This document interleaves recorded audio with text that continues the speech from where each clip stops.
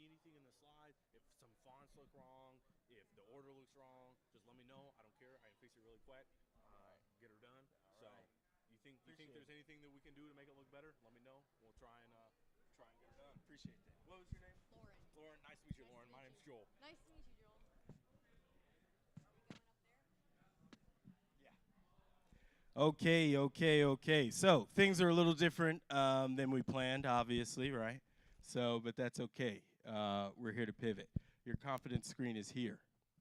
That doesn't mean that you're doing this, all right? So when you come up with your team, you probably want just a semicircle, right? There's a little green line here. And to this corner, spread yourselves out. When you're talking, move to the front, all right? Take your moment to shine, say your bit, walk back. Know where the microphone goes, okay? We don't want any fumbles or tumbles, and definitely don't drop the microphone. When you're talking in the microphone, you want to keep it kind of just like this, all right? We don't want it up here. We don't want it down here. If you are looking at the confidence monitor, you use your microphone as well, okay? Because if you do like this, no one's going to be able to hear you. And we are live streaming this, and we need the microphone for the live stream, okay? Amina?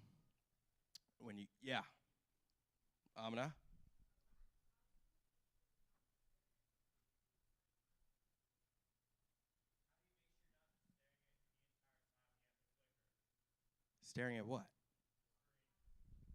Just don't look at it. You think you can't see the screen? You can see the screen from here, right? You know when you're supposed to click. I can see it in my peripheral, Amina, too. Okay? If you're looking for people to look at, your judges are right here.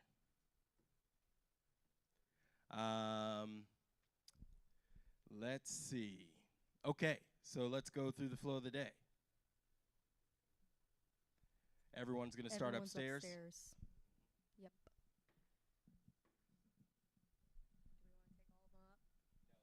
We'll tell them about it, then we'll dismiss and take everyone out.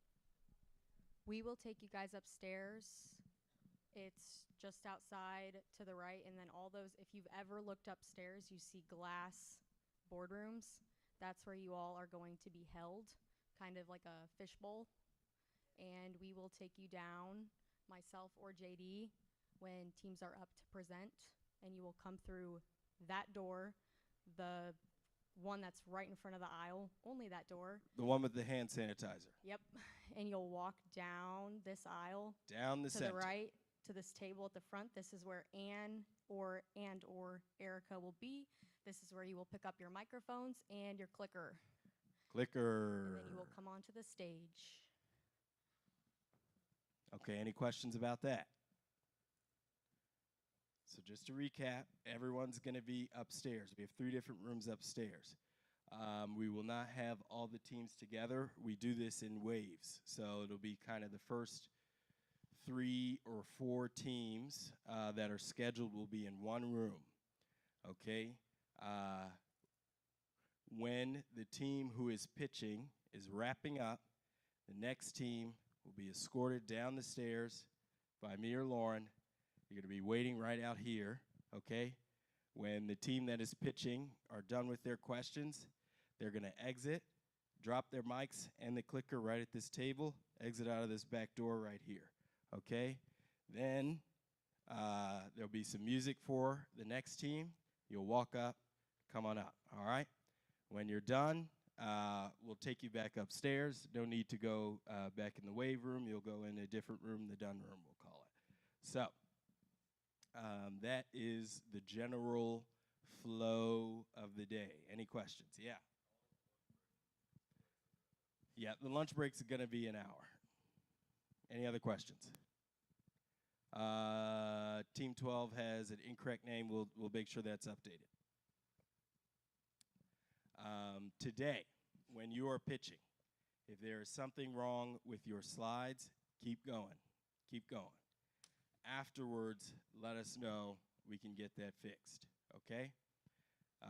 but keep going. The clicker, you'll get it in your hands when you're pitching today. It only has 2 buttons. Big green one, right, that says next, and a small red one that says back, okay? You are totally in control. So don't get fidgety and mess yourself or your team up pushing buttons all over the place, okay? By the time you are set up here on stage, the GSC logo will be up here, and then the next slide is whatever your slides are. Any questions on that?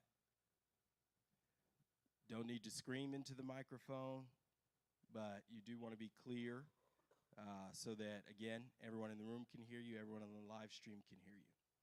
Know where the microphone's going, plan that out. Some of you, when you practice, I think you maybe practice in an order that probably isn't best, right?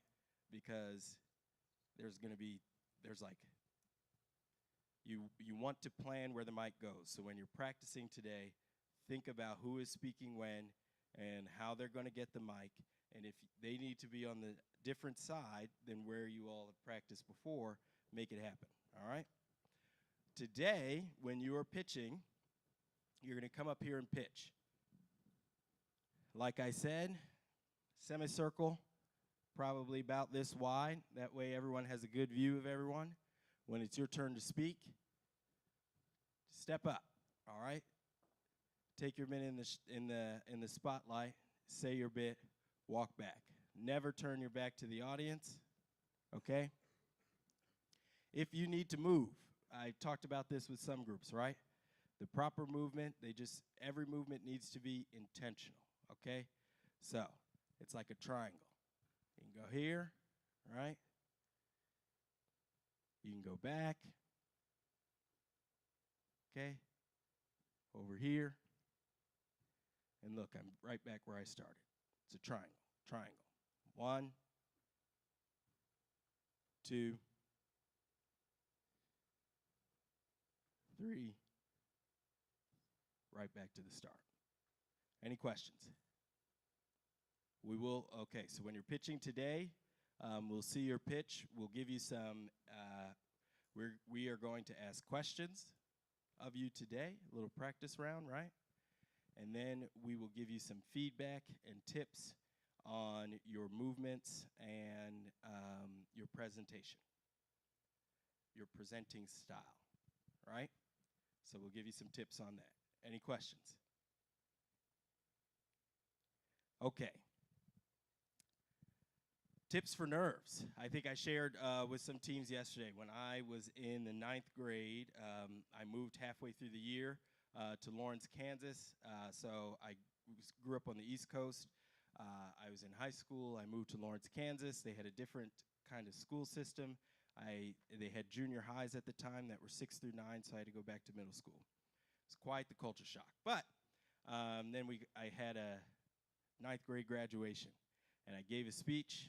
I was standing at a podium, and from the top up, everything was nice where it was supposed to be, even though I was gripping on the podium side so tight. But my feet were doing like this the entire time. Okay? Nerves happen. Nerves happen. The faster you can figure out how to manage your nerves, the better things will be. So, to help with that, so find your strategy, okay? I developed my strategy. I had a little pump-up song, okay? The Show Goes On by Lupe Fiasco always got me ready to go and in the mood, okay? Unstoppable. Find your motivation, all right? But for right now, I want everyone to stand up and do a little power pose, okay?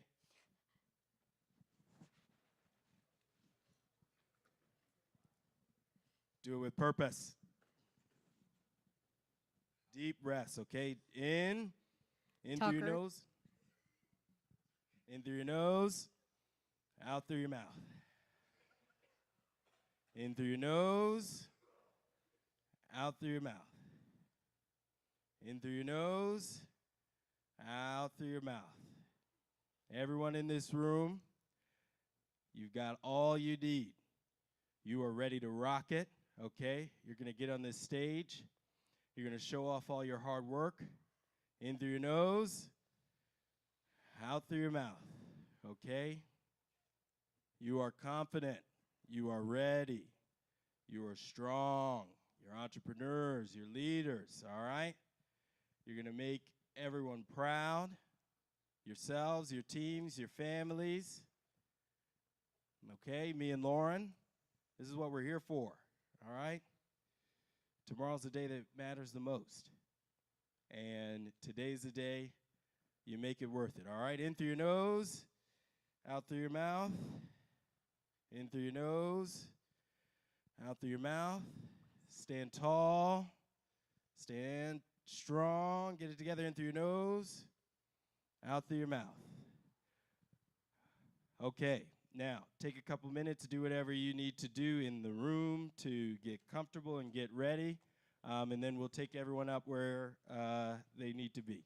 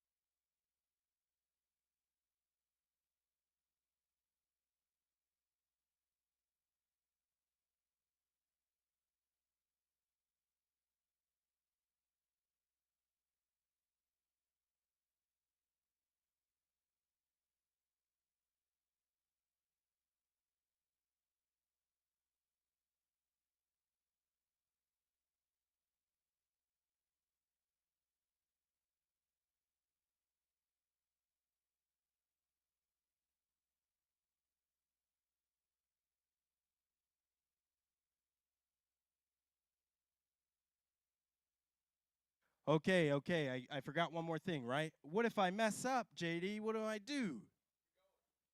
That's right. You keep going, okay? No one knows you messed up, okay? You keep going. If you need to take a minute, it's okay. The minute does not last as long as it does in your head, okay? You just stop. You take a couple deep breaths.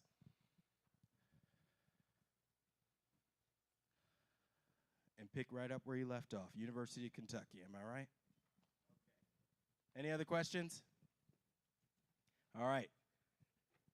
Get loose. Get ready, okay? Get ready to rock it.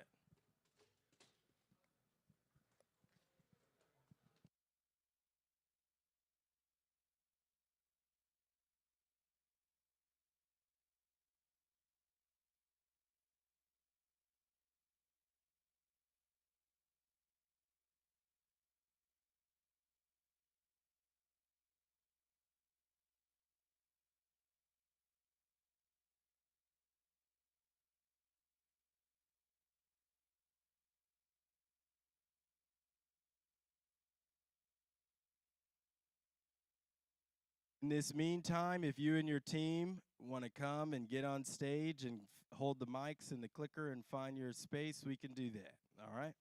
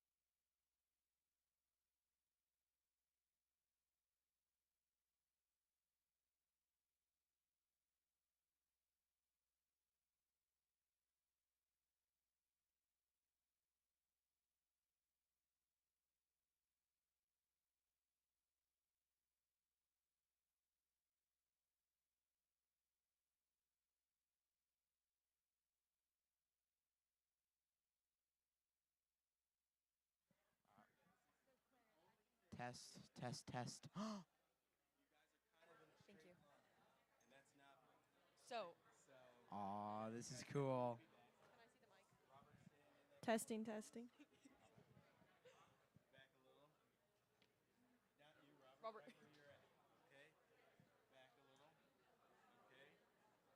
When I started, I didn't.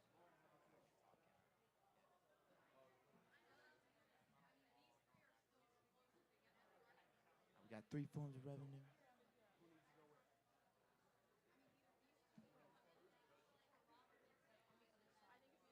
Yeah.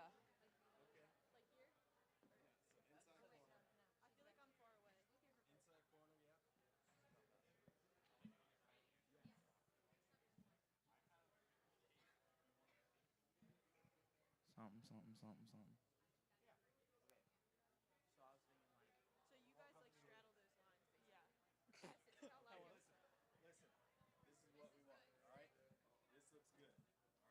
The number one.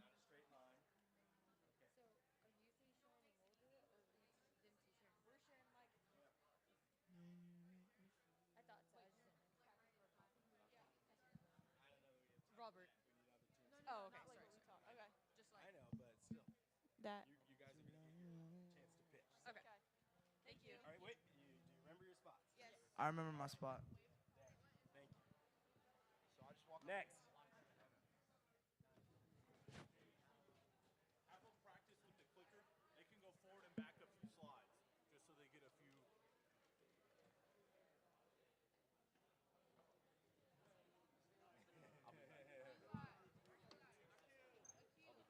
No, in the corner. Right here? Right here. Inside. You want to be in that box. Yep. Perfect. You guys are back. It's a semicircle. Okay, everyone, pay attention. Pay attention. When you get up on stage, we're making a semicircle, okay? One person is in the center. One person is in the corner of this box here. One person's in the corner of this box here. And we want to be equidistant, all right? You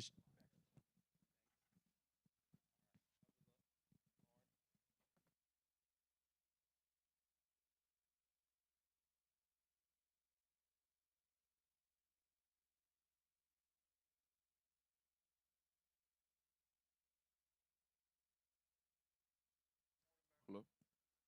Hello? Yep. Camp life skills. Wait.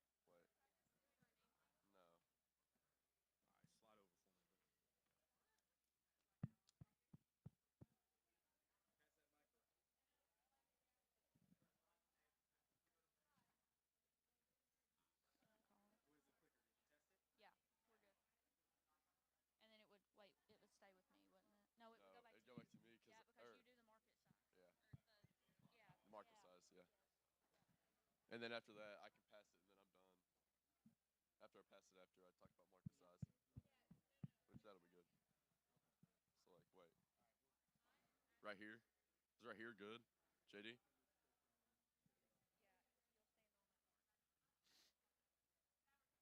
Is right here good? Right here is good. Not right here. Right here. Right here. Right here. And then when I turn, can't leave it. I gotta. Gotcha. turn with your body. Like that.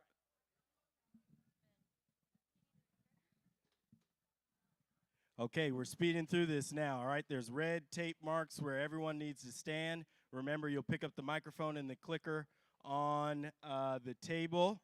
Who's got the clicker? Pass the mic around. Feel for it.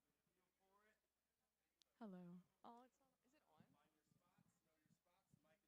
Find your spots. Know your spots. Mic is on. Blah, blah, blah. Blah, blah, blah, blah, blah. Hello. Hello. Come on, come on, come on, come on, come on. We're going quick. We're going quick. Here's Mike's. Who's got the clicker? Mike, Mike, Mike, Mike. Find your spot. Find your spot.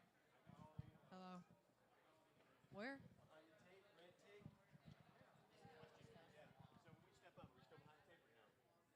Right here? Right here? All right.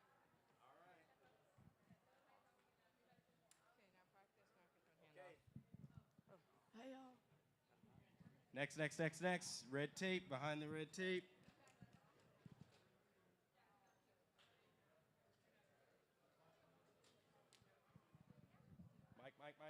Mike.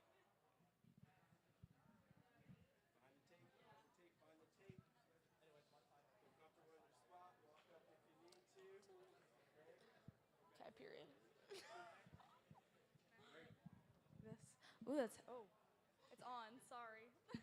Yeah, mics are on. Mics are hot. Find your spot. Red tape, behind the red tape.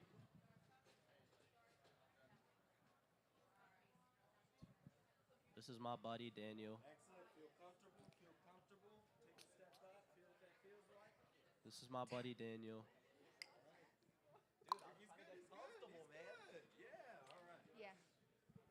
Next.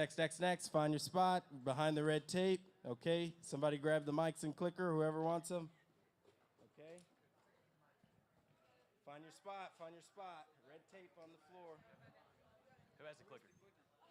Guys, you're not in your spots. You're not in your spots.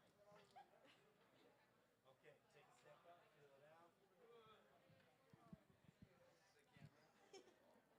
Exit. Thank you, Judge. Thank you. Let's go. Find your spots. Oh, okay. For you, we do want to do the same thing, right? But it's going to be small. That's good. Where you're at's good. Okay? Mike, clicker. I took a clicker. All right, feel it out. Step into the space. Yeah. Sadie's ready. Look at that. And then it would be me. Yeah, come on. Feel it out. Hello, my name is Ian. I hate Riley. Riley, I hate you. All right, exit. Yeah, where's the clicker? Thanks. Next. Come on. We got to roll through. We're ready to get upstairs and get moving, all right?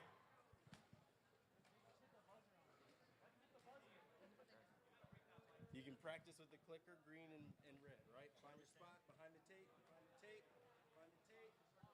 Feel this spot. This is where you're going to be. Step up if you want. Meet Ryan. Okay, yeah. I'm in love. Okay. Like this? far away does Right that- here?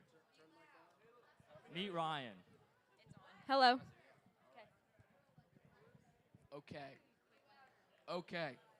What? Hi. Hi.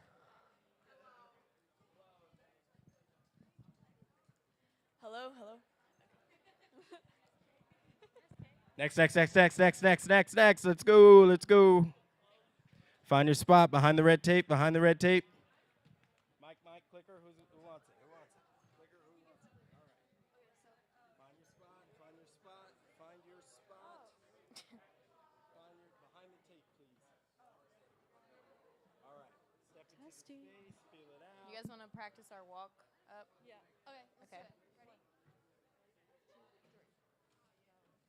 That's how we're gonna. Are we doing it? That's good. You want to be on the same line, right? Okay.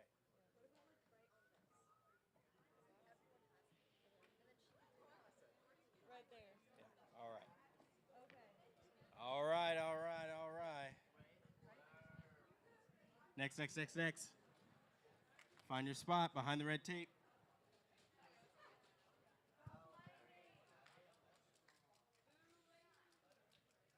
Who's missing?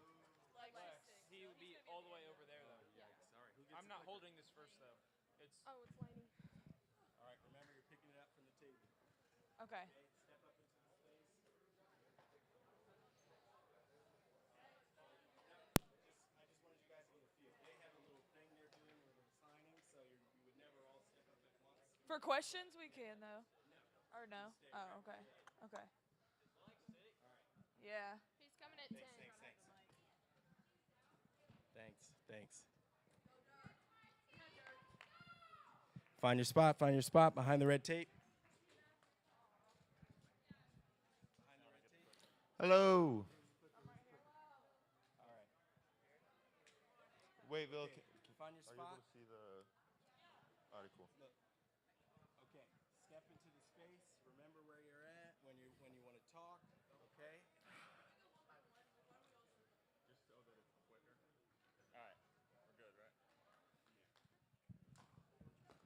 All right, let's go. Who's up next? Let's go.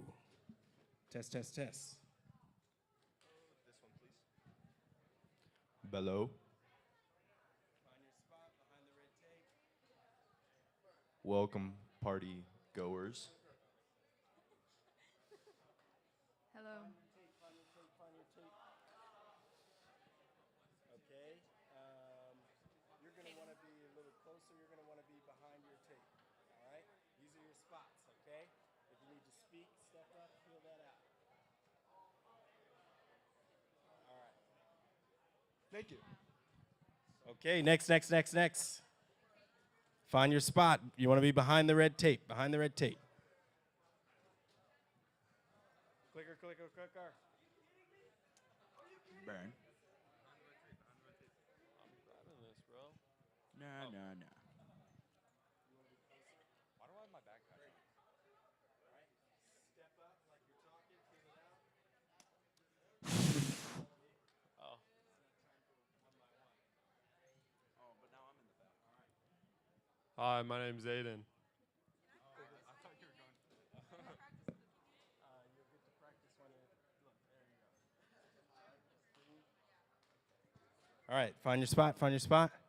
Okay, if you are done, gather your stuff and prepare to go upstairs, okay?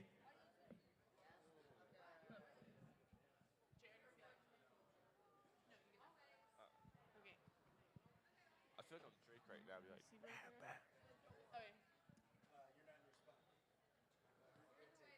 Gerber. No, we're not actually saying it.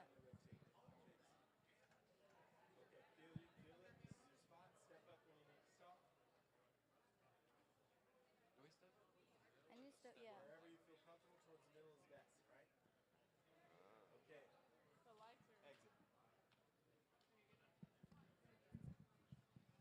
All right, Miriam. What are you so nervous for? Who wants a mic? There's red tape on the floor. Thank you. You want to be behind the red tape? So you can be closer to it.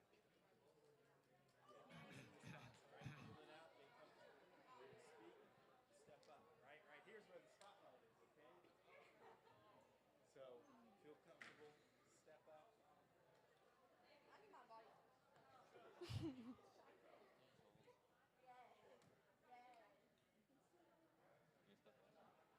Oh, wait. I thought we were doing an order. Oh, okay. Okay, grab your stuff. Lauren and the TLs will take you upstairs. Lauren? I need you.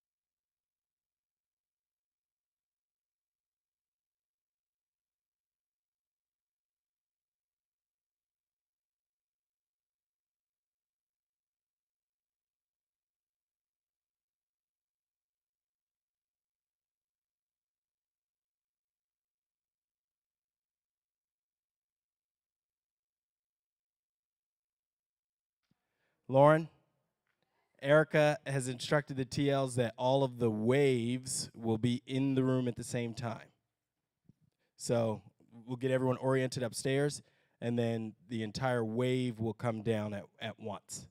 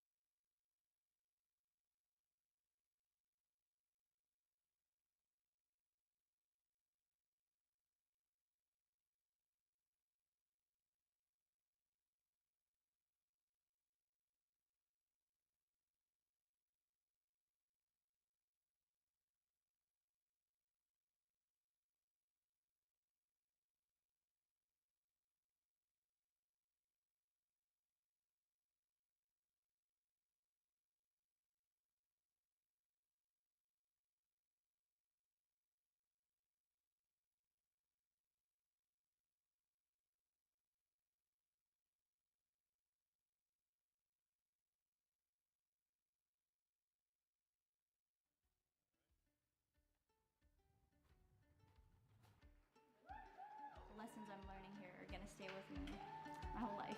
Before coming to GSC, I've been very scared of failure. Failure is like not. Yeah.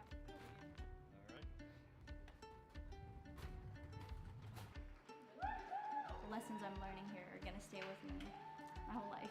Before coming to GSC, I've been very scared of failure. Failure is like not.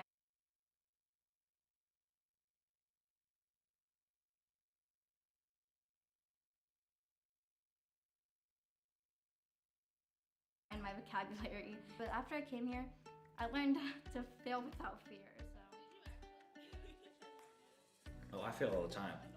No, I fail all the time. I'd say like 90% of the time.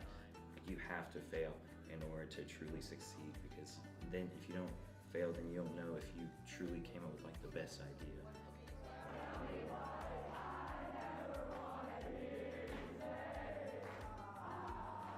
It's been an experience like no other.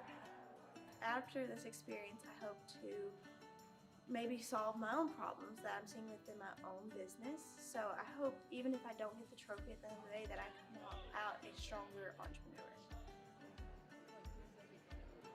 I think being an E is being someone who's preparing yourself to create change in the world. Being an E is someone who collaborates, listens, learns, and brings ideas to the table. There's nothing like this that I have ever been able to do at my school. It's never been this open. It's never been this supportive. We're all like competing to be better than we were yesterday. And I think that's like the great mentality about coming here. All right, team, we got it. We are gonna succeed. Like, I believe in us. We survived the 3 weeks. We did it. I mean, we're gonna do amazing at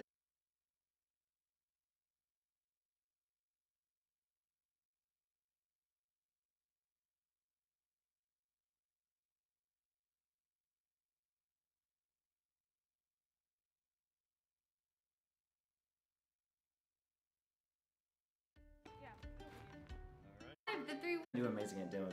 We did it, guys. Let's go. We did it!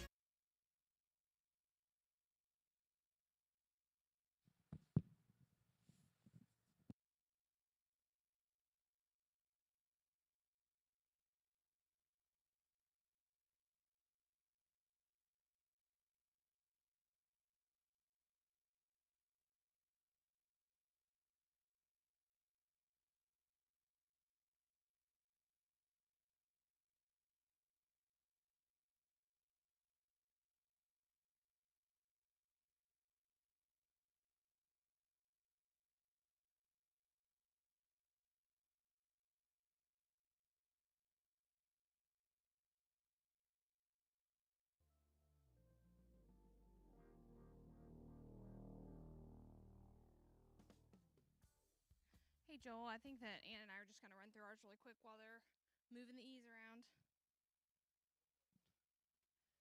Ooh. Clicker. Yep.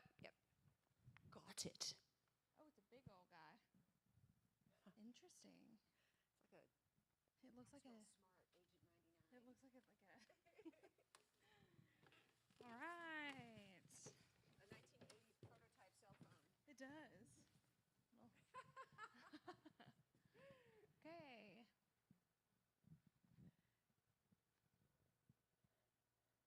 This is, I'm so sorry, I missed the first thing. Okay, there we go. All right. Yes, hello, welcome. My name's Ann Jewell, President and CEO of the Governor's School for Entrepreneurs. And I am Erica Russ Pennington, Program Director of GSE. We are so thrilled to have you all here with us today. We're going to tell you a little bit about our program. Yes, we are. Welcome, Ava. Oh, Ava's here. Hi, Ava. Hi. Yes. All right. So we, umbrella term for summer startup, collegiate pitch, the ecosystem. We're here for their entire journey. But today is the day we're going to focus on summer startup. Yes, today's the day that all of your students have been waiting for. We have Summer Startup Demo Day happening today, a 3-week program for high school students, and we're so excited to showcase all of their talents today. And what an amazing place to showcase them in, the University of Kentucky. We have to say thank you for hosting us for the first time ever on this amazing campus. It's been just wonderful, and here to tell us a little bit more about the University of Kentucky, we have the Dean of the Gatton College of, in fact, that should probably be the I know, logo. yeah, that's exactly what I was thinking. Okay. Joel, I'll send you an updated slide for UK. I'll send you an updated one. Please welcome the Dean, and we'll keep that up while he's speaking. But yeah, please welcome the Dean, Dean Simon Sheether. Yes. Woo.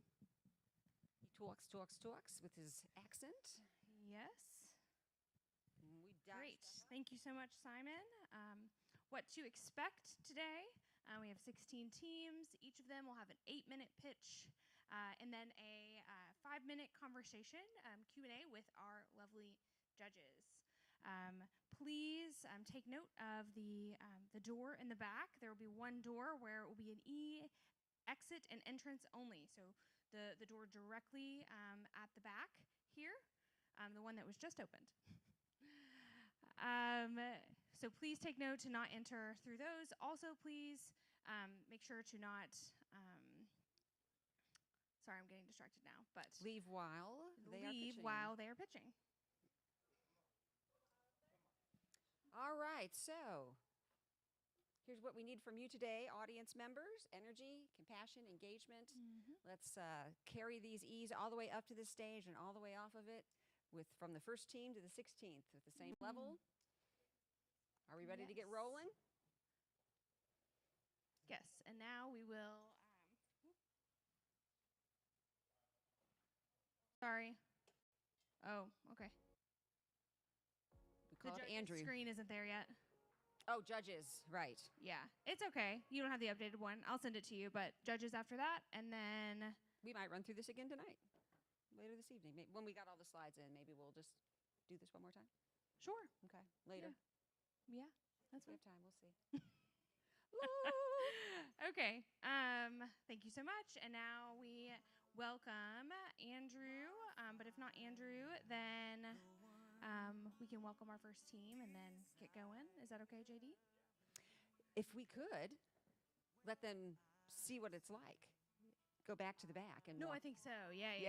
Okay. So just the first team up. If you all want to go team 2 all the way to the back.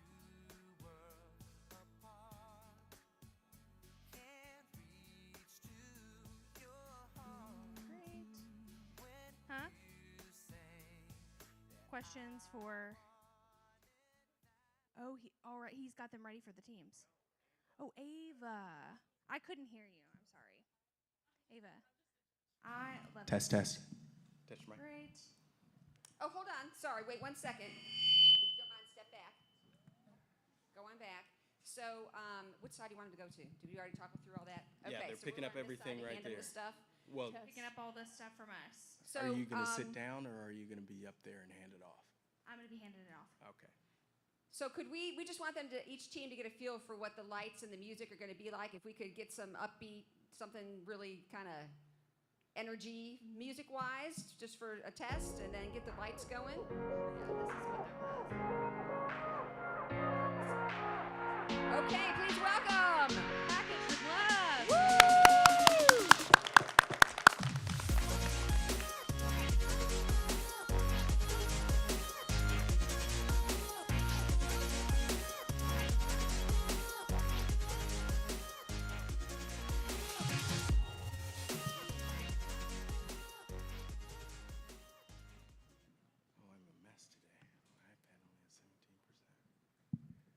Start when you are ready. Does someone have the clicker? All right, great big green button. Cancer. We've all heard of it. It's the uncontrollable divide of cells within a person's body. But what does this actually mean? What does it mean when a person you care about is diagnosed? When it's your friend, your aunt, or your mom? I learned what this meant 3 months ago when my mom was diagnosed with breast cancer. It was a life-changing event that left me feeling helpless. I had no idea what the journey ahead would entail. After my mom shared her diagnosis, friends and family rushed to our doorstep with gifts. The issue? Not all these gifts were beneficial. For example, we have to throw away bouquets of flowers because they're hazardous to her health. They affect her white blood cell count and can harm her immune system.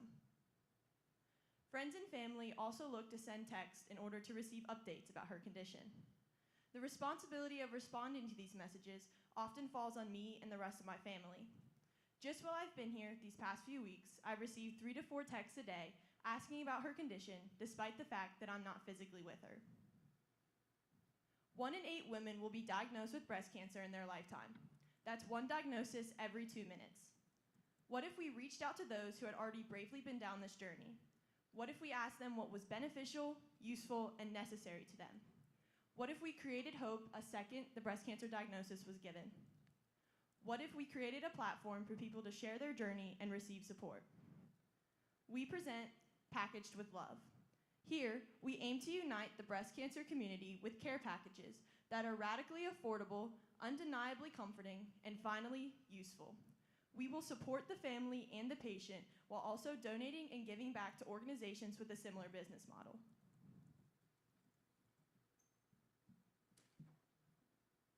Our solution is to create a digital platform that allows survivors to advocate their journey. This platform isn't just an app. It's a digital community that brings people together in order to support one another. Advertisers on this platform are also able to share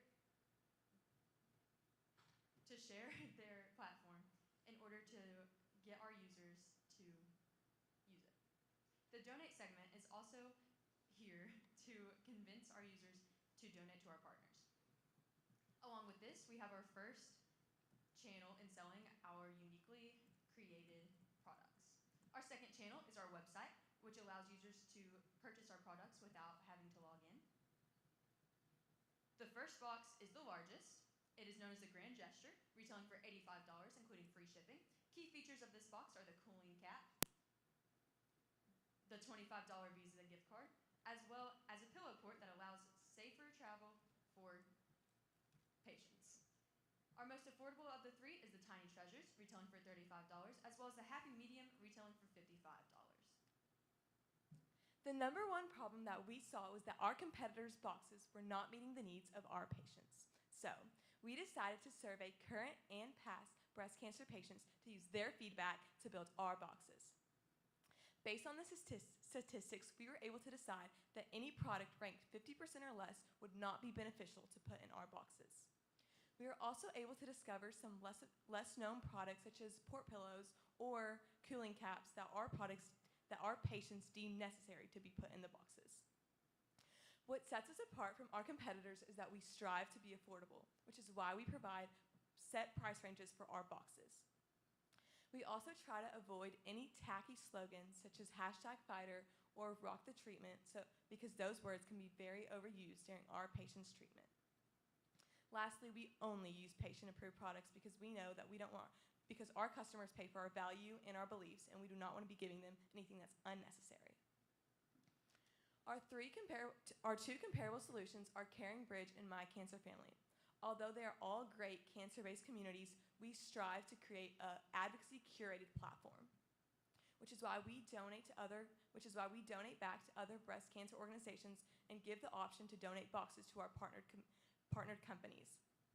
Lastly, we are accessible to all through our website and our app, and we have unique gift options. Our sales plan is to acquire, grow, and keep our customers. We plan to acquire our customers through our app, our website, and our Creekmore advertising agency, which will help us with social media and online advertisements.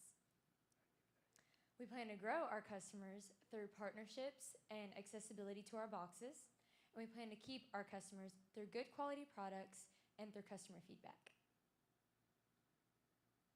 This is our marketing size. We start with 2.3 million total U.S. breast cancer diagnoses per year. We broke that down into our middle to upper class citizens, which lead us to about 1.3 million. We feel that we can reach about 3% of that and reach 39,000 people. The other market we targeted was our gift box market in the United States, about $2.1 billion spent every year. We feel that we can reach about 1% of that by targeting the breast cancer boxes, which go to at least $273 million per year, and that we can reach 2.7 of that million. Our partnerships are very important to our company. We partner with Gilda's Club and Kentucky Cancer Program, which are companies that help cancer patients by supporting them and giving them the resources they need. They will benefit us as well as we will benefit them by giving them back boxes at a wholesale price. We also plan to partner with Hope Scarves, which is a company that sells scarves that the proceeds go to breast cancer research. We will be using their scarves in our boxes as well as giving back. And during Breast Cancer Awareness Month, we will be donating free boxes to these companies as well. You know, before I came here, I didn't know a lot about breast cancer, but it's pretty important to me because, you know, I have a mom, I have a girlfriend, I have 2 grandmas, and it would kill me inside if they didn't have the support that they needed. That's why these boxes are so important to me. With that said, let's get into how the business works. We have 3 forms of revenue. Our first one is from direct sales. That's going to cover all of our startup costs. Second, we have the partnerships that Avery discussed. And then 3, we have sponsored ads on our advocacy platform. Those last 2 are going to be pure profit for us. We have over a little over $100,000 in startup costs. 50% of that goes to marketing because I'm guessing a lot of you have never heard of our comparable solutions. That's exactly why we need to spend so much on marketing. These are how many units we need to sell to break even over a 3-year period. That's one of our expectations. And this is our estimated growth plan, how much we plan to make each year, which is going to segue perfectly into our yearly progression. By year 1, we want to sell 1,500 boxes. By year 2, we want to partner with at least 5 charities. Year 3, we want to break even. Year 4, we want to get the extra profits from breaking even to be able to donate 1,000 boxes to people in need. And by year 5, we want to be able to sell at least 10,000 boxes. Customer feedback is very important to us. It allows us to put things in the box that cancer patients need and take out things that they don't. That's why we're going to make it super easy on our platform to give advice and feedback. I'm Avery. I'm Robert. Maddie. I'm Lucia. And I'm Claire. And we're sending love to your front door.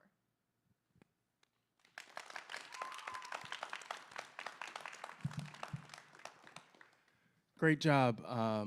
Breast cancer research and support is such an important cause. My question is related to your partnerships. Can you help me understand how that relationship works? It seems like you're exchanging a lot of merchandise.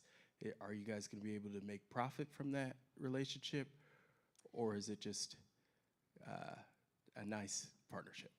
Yes, we will start with the companies will pay about $500 in revenue to be able to pay for the boxes, but that is at a wholesale price so that they're not too expensive. They will be paying that, and as we sell more boxes to them, the prices will vary. But it will start out at $500 and work its way up. Hi, have a question regarding what's in the boxes. I saw a slide mentioning some are tacky, some are too expensive, and what sets your boxes apart and the items in them and why they're better compared to some of those comparable solutions you mentioned. Thank you. That's a great question. Thank you. Our boxes stand apart because they are actually things that cancer patients would use rather than things such as #fighter on a tote bag that is just a little bit more obvious. So we have things like the cooling cap that can provide comfort, as well as a $25 Visa gift card, because who doesn't like a little sweet treat, right? And then the pillow port, which allows comfort during travel. Thank you. To add on to that, we also sent out a survey to current and past breast cancer patients to ask for their input about what would be most helpful within those boxes. Thank you. Hi guys. My question is, how do you plan to reach out to breast cancer patients and survivors?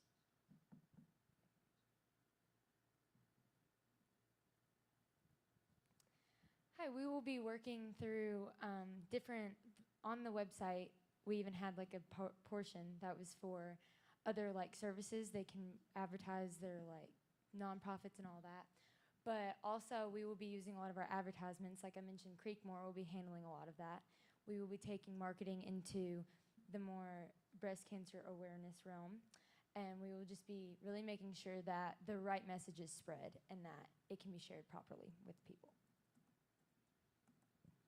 To add on to that, we're going to be investing a lot into search engine optimization so that when people Google how to help people with breast cancer, our products pop up so we can reach out to more breast cancer patients and families. Excellent. Give them a hand.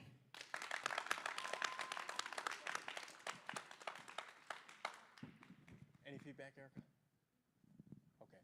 I thought you guys all did wonderful. One thing I wanted to say is Avery came up and completely blocked Lucia. So if that's happening, just move into her space, and then you can move back into her space. You don't want to be racing all around the stage, but just make sure everyone is visible and seen. Let me see the clicker. Did you have some issues? Yeah. What?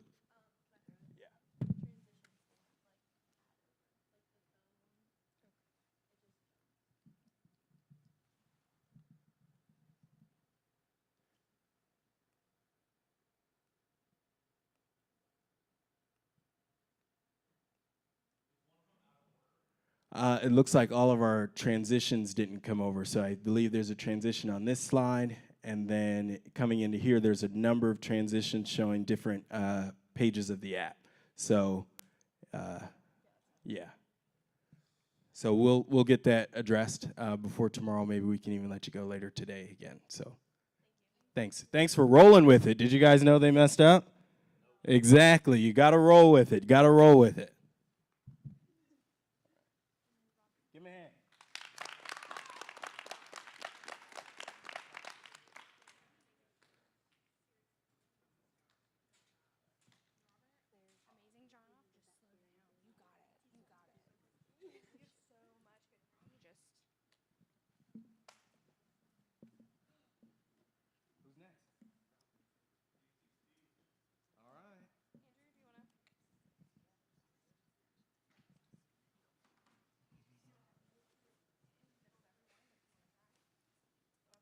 Which team do we have? 16's next. 16. Name?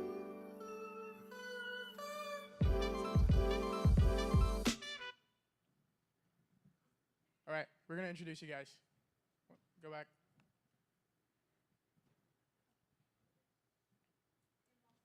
Inbox Intel? Perfect, thank you. All right, for the second pitch of demo day, Inbox Intel.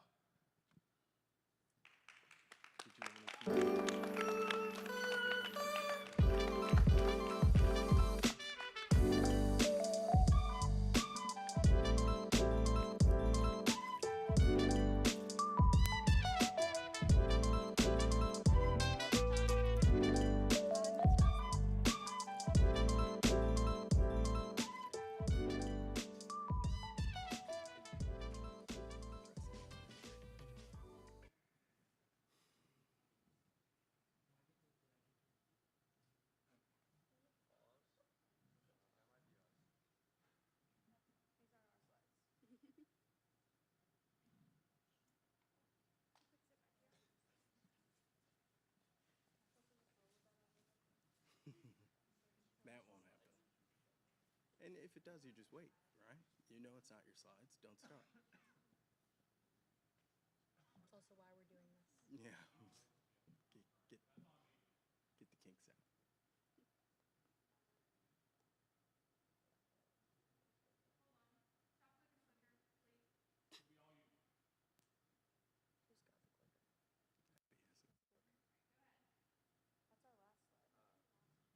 You can speak into the microphone.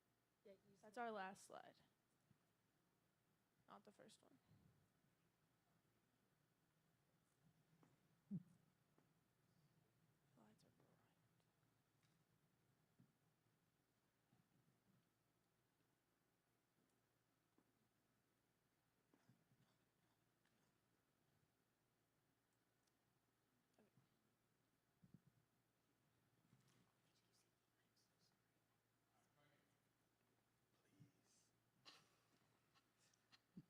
Picture this. It was a perfect summer day in Hawaii. The sun was shining, the waves were calling, and my family was ready for an epic day at the beach. But where was my dad? Camped out under a palm tree, glued to his laptop, duking it out with endless work emails. Classic dad move. And this wasn't a one-time thing. Every trip, whether we were hiking through lush mountains or exploring cool new cities, there he was, pulled away by his inbox. It was a total bummer seeing him miss out on all the fun. That's when the idea for Inbox Intel hit me. We needed to create a solution to rescue people like my dad from the email monster. Our AI-powered service automatically organizes and responds to your emails. It's all about giving you back your time to be with your family. Imagine a vacation where you don't have to worry about your inbox, where you can truly disconnect and enjoy every fun-filled moment with your family. That's what Inbox Intel does for you. Leave the emails to us, and you go enjoy every moment with your family without your dad's laptop stealing the spotlight. Hi, I'm Abby Seaberger. I'm Jared Brewer. I'm Dia Patel. I'm Tucker Hamilton. And I'm Zara Amitula. Imagine this. Employees spend about 4.1 hours every day reading, writing, and responding to emails. That's more than half of the typical workday. They receive about 121 emails a day, and that creates inbox clutter. The inbox clutter then leads to over 33% of the employees being overwhelmingly stressed out. In our survey, we found that 52% of the time in a workday goes towards emails, with 66% of those emails being spam. Those spam emails, distractions, and interruptions lead to a loss of over $20.5 billion loss in productivity annually. Meet Mr. Tom. Tom is your personal AI assistant. Tom goes through your past emails, reads them, and adapts to your writing style, so when you can't respond to your email, Tom does it for you, like you. Our weekly summarization feature is like having a data analyst. It goes through your emails, collects them all, and creates a personalized visual insight for you so you can see how productive you were throughout the week.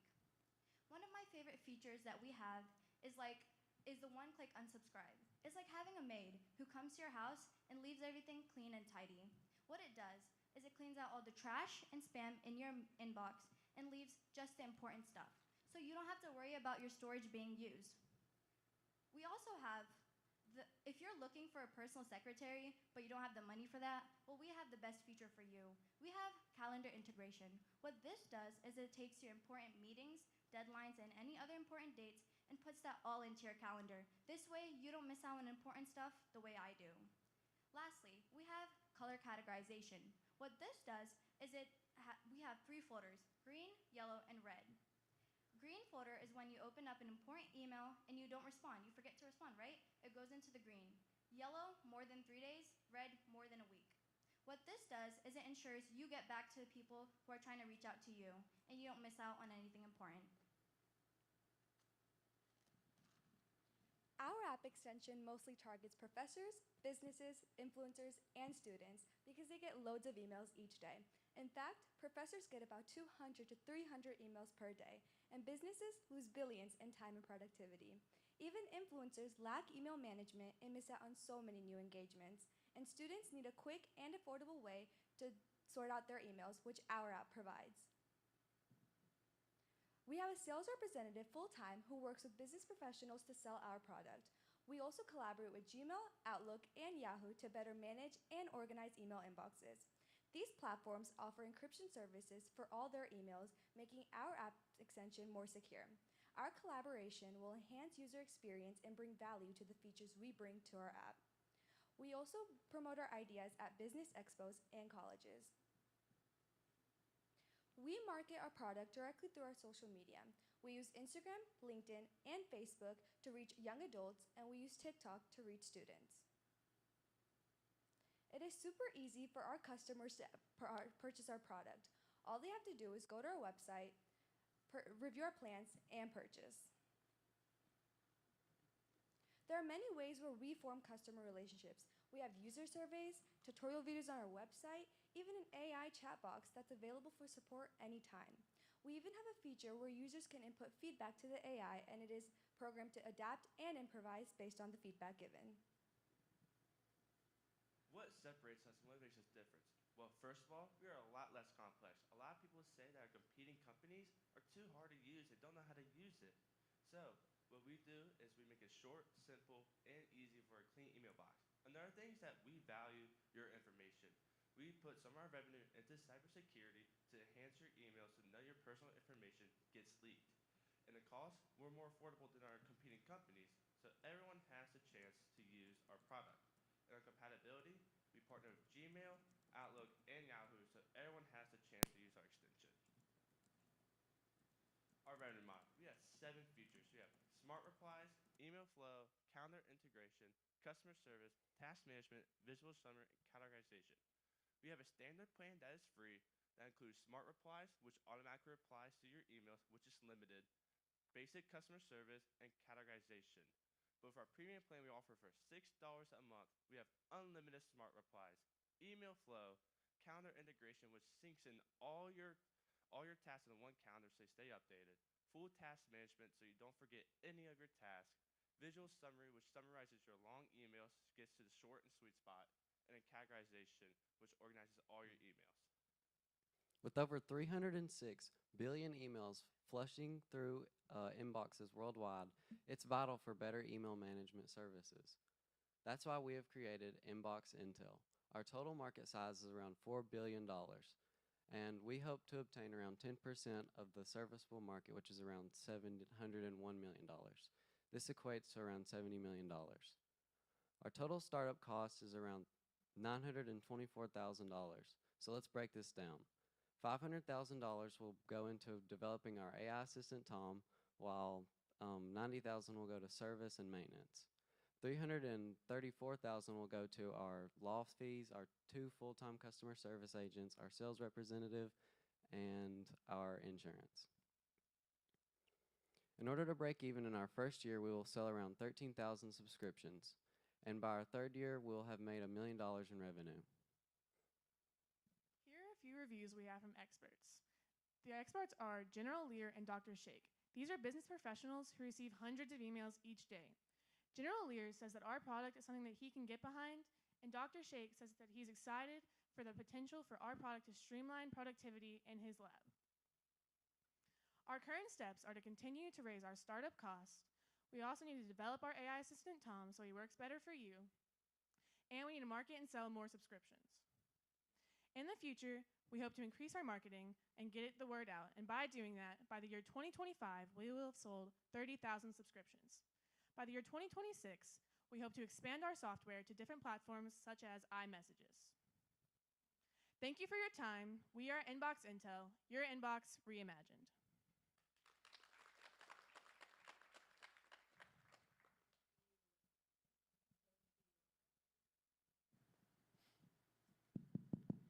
Thank you, guys. I have a question regarding your use of funds. So it looks like you're paying a lot towards law, employment, and insurance. Can you walk me through what expenses for law and insurance you guys are anticipating?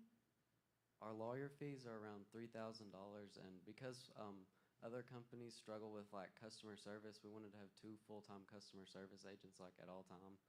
So, and our insurance is very expensive because we want to stay pretty secure, so it's around $200,000 a year. What are you guys insuring? or protecting yourselves from or your customers? Well, because there is a lot of data leaks, it's very important that we stay insured. So.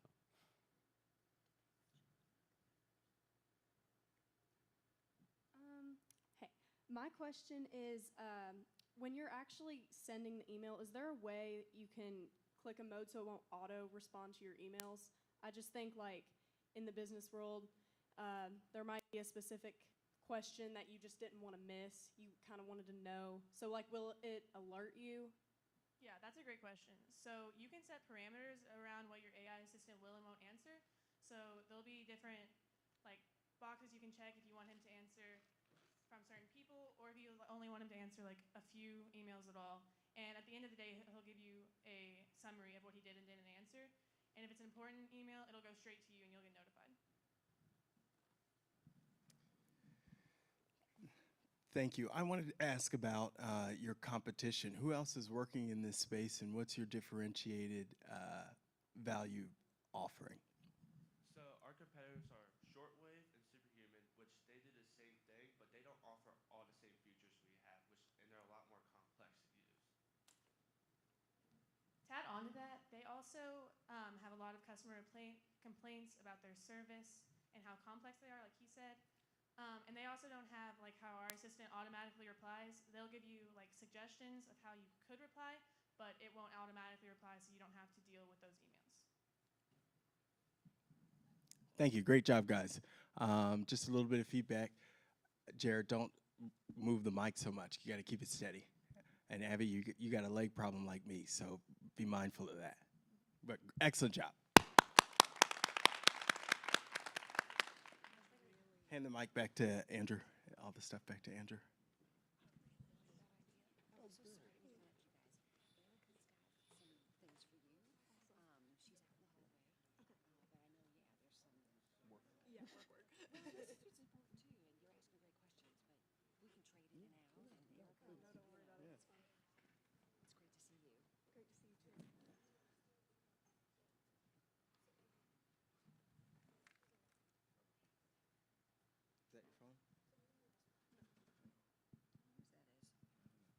Is that your phone?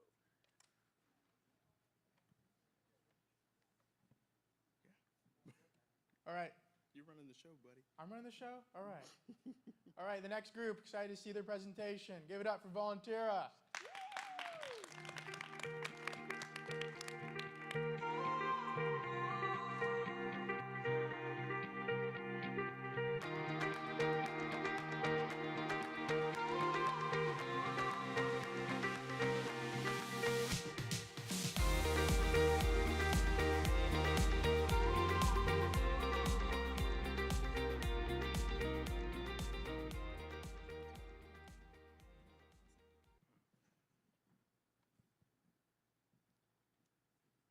Growing up, I always heard the brave stories of service from my Papa Dotson and Papa Moore, who both served in the Navy in World War II. This is why Honor Flight has been one of my favorite service experiences I've done so far. Honor Flight is a parade at my local airport in which veterans get the welcome home that they didn't get before. Volunteers set aside time to make posters, clap, and cheer as veterans exit the plane.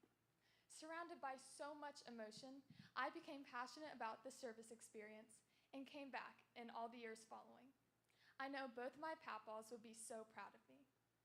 Looking back on this volunteer experience, I wish I knew about Honor Flight earlier and that more teenagers my age knew about volunteer experiences they were this passionate about. Being passionate about volunteering.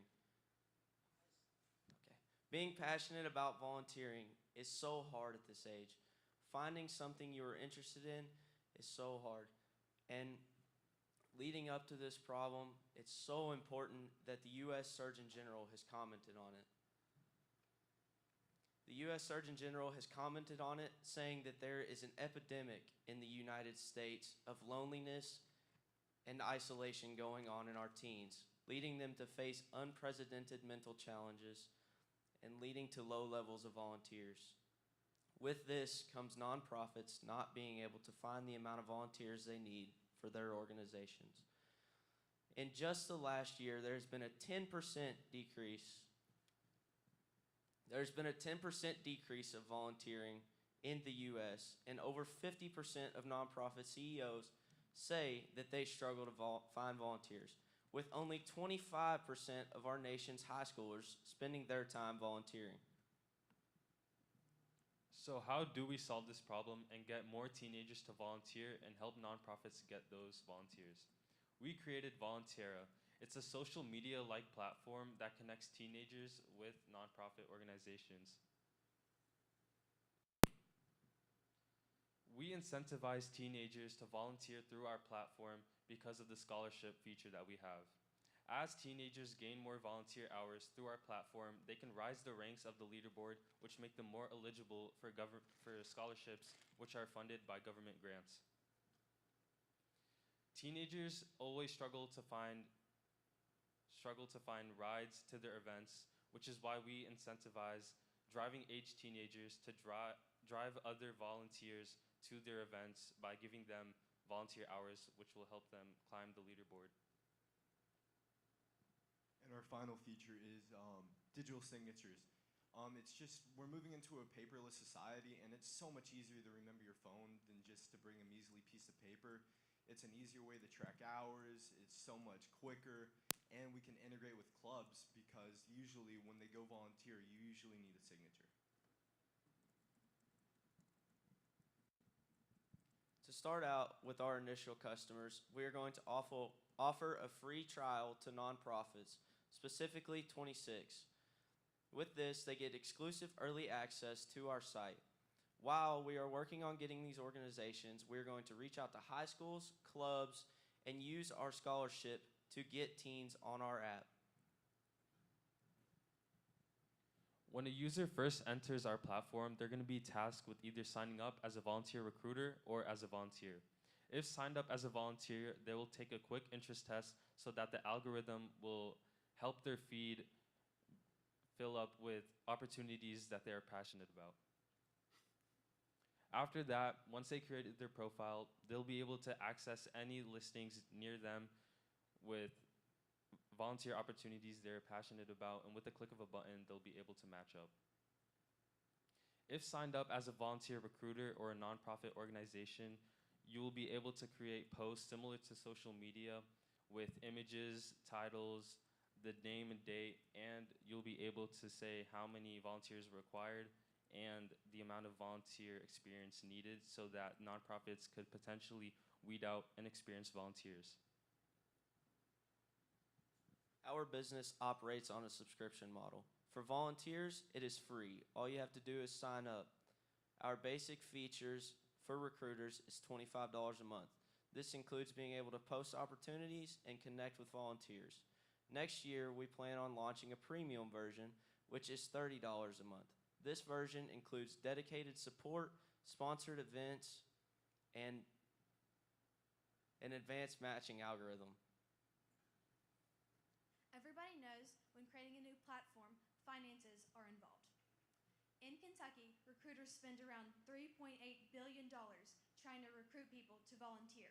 In Lexington, they spend around $3 million trying to recruit people to volunteer, and we want 10% of that.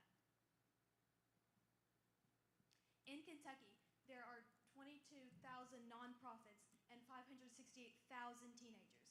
In Lexington, there are 260 nonprofits and 18,000 teenagers. We want 10% of that. The startup costs are around $22,820. The reoccurring costs are $14,360 per year. So now let's move on to our competition. So we have both Volunteer Match and Mobile Serve. Volunteer Match only has matching for volunteers. Neither have the ride sharing feature, and only Mobile Serve has where you can track hours digitally. Neither have scholarship opportunities, while Voluntera has all of these great features. In the future, we hope to expand to Tennessee, Ohio, and Virginia through marketing on social media, partnerships, paid ads, and directly contacting organizations through email. profit for the first year, we were negative. And by 2026, we hope to be up by just a little under $300,000. The churn rate would be 5%, and we would be breaking even by year 2.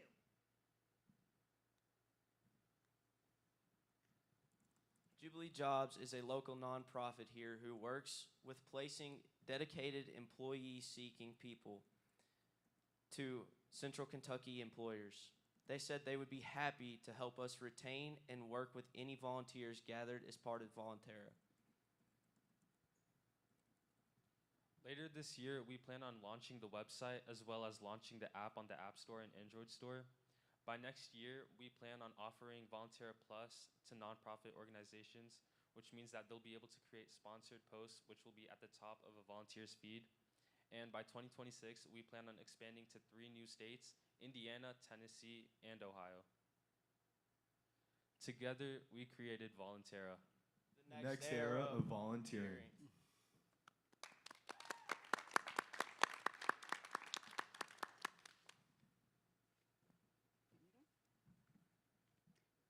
All right. Is this on? Yeah. Okay, great. Okay, thanks. Nice job. My question is about safety and about parental involvement with this. Is there any point where parents need to sign off, or that anyone, a guardian or anyone, is aware that a teenager is signing up for this? And also with the driving, the safety, getting into cars, the ride sharing and so on. What are your plans for ensuring the safety of your volunteers? Yes, ma'am. Thank you.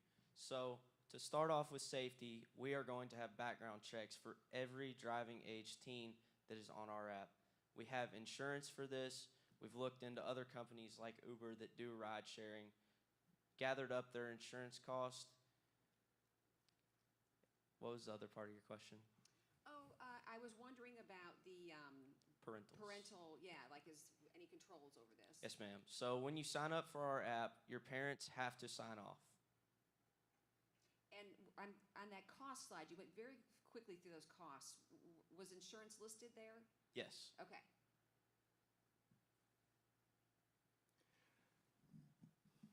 Thank you.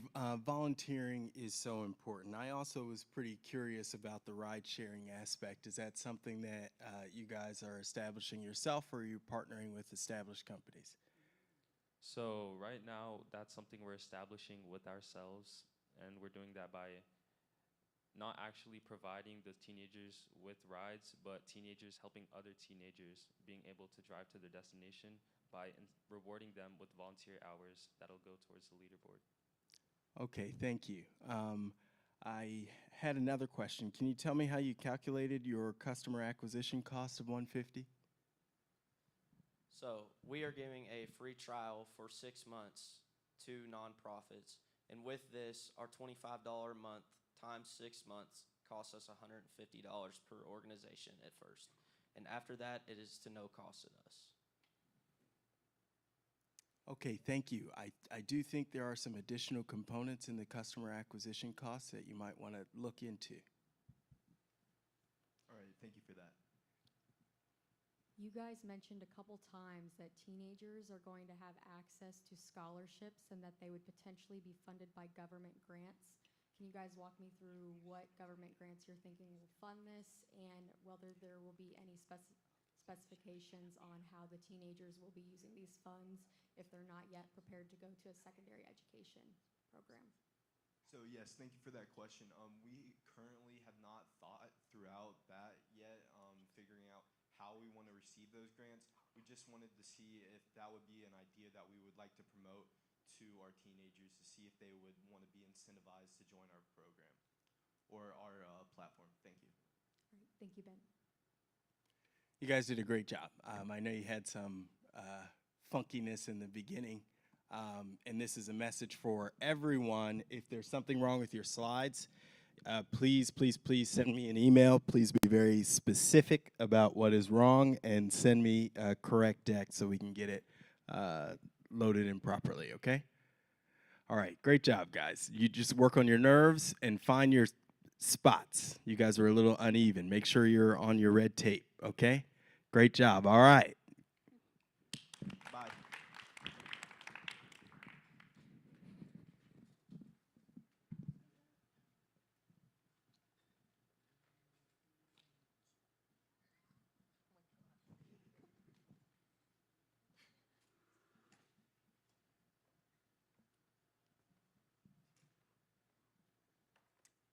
what a fantastic presentation. Now, I'd like to introduce to you a new team, Skill Nest.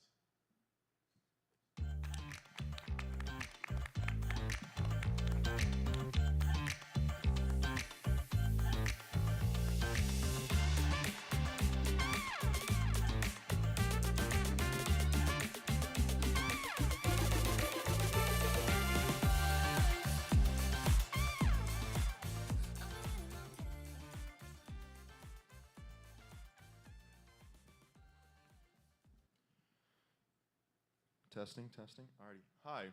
I'd like to introduce you to my sister, Aubrey. Aubrey just finished her freshman year of college, and she's going into the field of product design, and she also runs track and cross country. Now, I think Aubrey's a really dedicated athlete. She's a very intelligent student, and I think overall she's a great person. And she's my sister. I love her. But that does not give her an excuse, because when I went to her dorm to help her move out for the summer, I was shocked because of how disgusting it was. There were like 3 open jars of Nutella. None of them were finished. They were all rancid. There were clothes all over the floor that she either didn't wash or didn't fold or didn't put back in her closet. It was just all over the place. And she had a lot of old food that she definitely wasn't going to eat, just lying around her dorm. Instead of throwing any of it away, she would just put it in her closet or just like rest it on her desk. Now, Aubrey isn't the only person who faces this issue. 56% of young adults lack the motivation to clean up after themselves. Now, a messy room might not be that big of a deal until you're a first-time homeowner and you feel overwhelmed, stressed out, and confused about maintaining your home.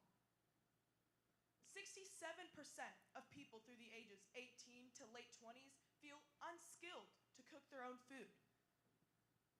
45% of emerging adults are left confused about maintaining their car, because maintaining your home wasn't enough, we also can't maintain our cars sometimes. And a whopping 57% of Gen Z cannot manage their personal finances. Therefore, we've identified 3 major problems. Gen Z lacks motivation, time, and knowledge, which is why we created Skill Nest. We're here to make adulting easy by empowering adults on their first flight to independence. Now, our app currently contains 4 categories. Starting off with Chef Skills, where we provide a customizable meal plan, resources to expand your knowledge through short educational clips and short articles, as well as basic nutrition tips.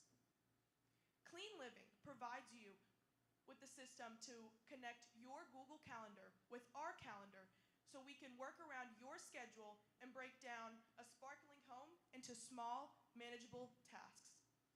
And of course, providing all the products and knowledge you will or may need. MoneyWise offers a unique budget management system where we use your transaction history and create a recommended budget so we can lower your spendings and increase your savings, as well as basic knowledge for investing and helping you understand taxes. And finally, Fix It Basics, your one-stop shop for all things car and home maintenance. In this section of our app, there will be personalized guides and reminders for your own home based on user input and what products you have within your home and car. Our app will have 2 pricing models, freemium and premium. Freemium is free, but does contain ads and has limited features compared to the premium model, which will cost $2.99 a month, contain no ads, and you will have access to all the features. Our market size for Skill Nest is 66.5 million people, which is the number of individuals in the United States ages 15 to 30. Of this population, 46% live independently and is the target of our app. We hope to capture 5% of this market, or 1.53 million people. We will get this 5% through our marketing plan, which is budgeted at $56,000 for our first year, and primarily revolves around in-person outreach, where we will travel to the largest 20 universities in the United States and personally pitch our app to students, parents, and faculty. We will also hire Creekmore Advertising, a local marketing agency, to run our Google Ads and social media accounts. These social media accounts include Instagram, Facebook, and TikTok. And on these platforms, we will post content such as meal plans, recipes, how-to guide videos, and entertainment content centered on the self-help industry. Thanks to this marketing strategy, we've been able to predict our downloads for the next 5 years. For the first year, we hope to attain 15,000 downloads, and through projected growth rate of 105% per year, by year 5, we will have 250,000 downloads. Here you can see our first year in startup costs. We're looking to heavily invest into marketing and then app development and maintenance, and then we'll also have app publishing and legal fees. Here you can see our continued costs that we will continue to see throughout the years. Again, we're continuing the trend of heavily investing into our marketing, and then we'll also have app maintenance and some legal fees. Here you can see our sales plan. You can see how we're projected to grow over the next 3 years with our 105% growth rate year over year, and then we're looking to have a 25% retention rate. We're also looking to have a 60-40 split between our free and premium users. You can see we're going to make money through ad revenue, our monthly subscription, and through affiliate marketing. Here you can see our cost and revenue chart. Year 1, we're looking to spend a little over $100,000 and looking to make $60,000. But by year 3, we have a plan where we will be spending $60,000 and making almost $300,000, leaving us with a profit margin of $212,000. Here's our projected profit along our months. You can see by 20 months we're looking to break even, and then by 30 months, once we've grown, we're looking to make $150,000. Now, Skillnest is like no other app out there right now due to the sheer scope of content that we cover. We have life skills for anybody from all walks of life, whereas our other main competitors like Toady and Home Skills only offer one specific section of our app. We also consider life coaches to be a valid source of competition in our market. However, they are outdated and obsolete and inaccessible for the average person. Skillnest also offers an engaging cash incentive, which works through our affiliate marketing to provide you with coupons so you can shop at different places for less money depending on the amount of engagement you give our app. Which brings me to our future steps. The first thing we want to do is expand the reminder feature. After launching our app, we hope to collect customer feedback on what customers need from our app. What things do they struggle remembering? The second thing is a first aid category. Since our age group tends to be a little bit more adventurous, a quick, easy-to-go emergency help app that'll allow you to help you if something goes wrong is perfect for them. And last but definitely not least, our AI chat box. We hope to have a quick overview feature if you need a quick search or something like that with our app. And speaking of AI, in the future we hope to expand to global markets, and we're going to use AI to help translate the app for us. So behind these incredible ideas is our company core, starting with... I'm Vilciana Chahaya. I'm Dirk Hay. I'm Camden Killian.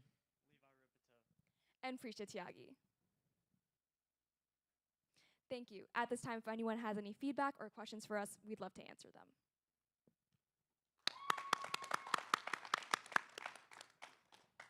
Okay, my question has to do with the incentives, the rewards. This is behavior that's hard to change, pretty ingrained in folks. Could you tell me a little more about how you know if the coupons and all that you referenced are going to be appealing enough to help people change this behavior?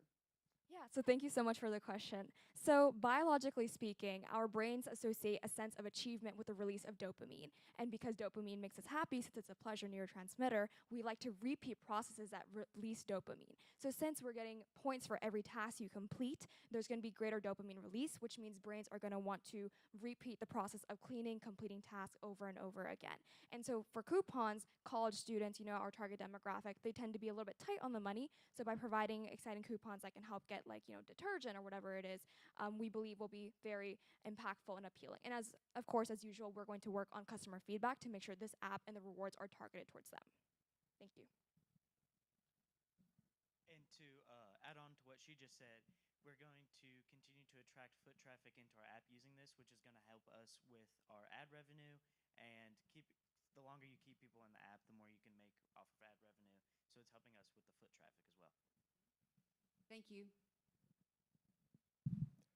Thank you. I think it's a wonderful idea. You mentioned a pretty broad age range for your customer segment. Can you explain your strategy for making sure this project is useful for 15-year-olds and 30-year-olds? Yes, so thank you for your question. We will make this app useful for each individual, whether they're 15, 20, 25, or 30, through our personalization. So a 15-year-old will just not need the car maintenance guides that the 30-year-old might need, but 15-year-old probably doesn't have the discipline to make sure their room is cleaned that a 30-year-old might have. So the 15-year-old, we might push more for the cleaning your room reminders in your guides, versus the 30-year-old, we will push more for like the car maintenance stuff and those things that they will struggle with more. I'm just looking at your continued costs. Marketing makes up 93% of those costs, and legal fees are only $400. So I'm just curious how you guys tackled that and what the thought process is there for your marketing and legal. Yep. So we were able to find a company that would charge us only $35 a month to do our legal fees. So that's why we were able to do that so cheap, just by extended research and finding them to work with us. Marketing, we're looking to heavily invest into it. We really believe in our marketing. We're like with our outreach program, we're looking to go out. I think that in-person contact really makes a difference on how people view your company, and they're able to really relate with you. And I think we'll get way more people on board with that. We're looking to invest into some Google Ads, and we're looking to use Creekmore advertising on our social media platforms. Like I said, the more people we can reach and the more people we can help, the better. All right, great job, guys. Just some feedback. You got to figure out what you're doing with the microphones. So practice that today. And then please, everyone, remember to use the microphones properly, okay? 'Cause we can't hear you if it's too far away or if you move your head. So move the mic with you. Levi, you got to say those total costs, man. So just make sure you say the total cost, and then everyone's speed. But great job. Sounds so much better than even yesterday. So great job. Give them a hand. I'm going to use the bathroom while we're transitioning. The wave should be outside.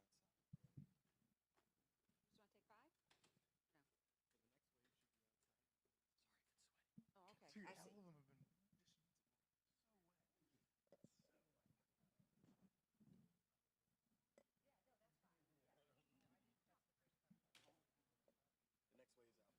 Next wave's out front, so they can leave. All right. Yep, let's go ahead and switch to get the next wave in, and then you guys can head out. Sorry, gotta go practice now. You'll get to see them when they pitch on demo day, but on the live stream, hopefully. What's up, bud? What? What's up, bud? Oh, you do have like a shirt on. Wow, like you actually tried. Dude, can you let that open hands, please? I cannot. Thank you. It's not open. Oh, it didn't open? It might not open. It might not open. Dude, these microphones are just ripping. She's sweat. What were you going to say?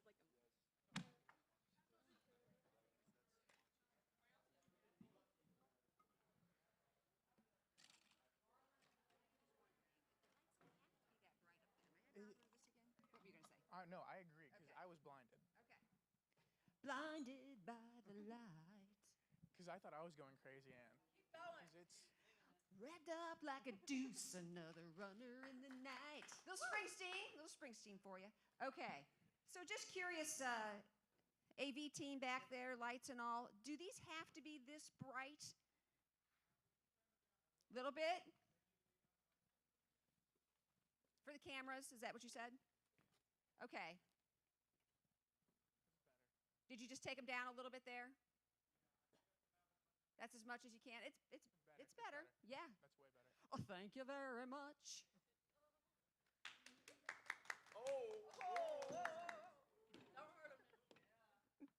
All right. Is everybody in here? So. The new teams? Okay. Let me grab the mic. Sure. Thanks. Thank you. JD gone through mic procedure and clicker with everyone. How it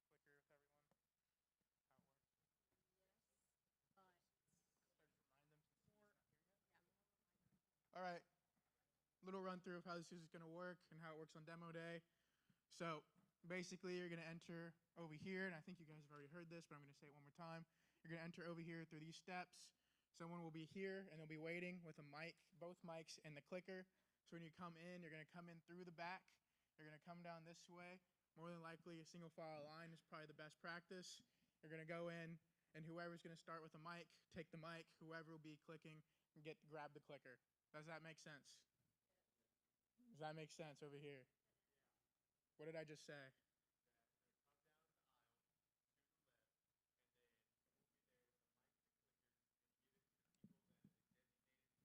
Correct. Amazing. All right, Lauren. Thoughts? Ready? Only other thoughts, when you guys file off down here in the front, make sure it's cohesive and smooth. I wouldn't bunch up, and if you're fifth in line, I wouldn't cut ahead and walk out of order. Try to walk off neatly and orderly. Yes. Libby? Yes, you're gonna exit back down this way. And so how it should work, you should have it in order. Whoever's gonna be standing all the way on this side should already be the first one in line.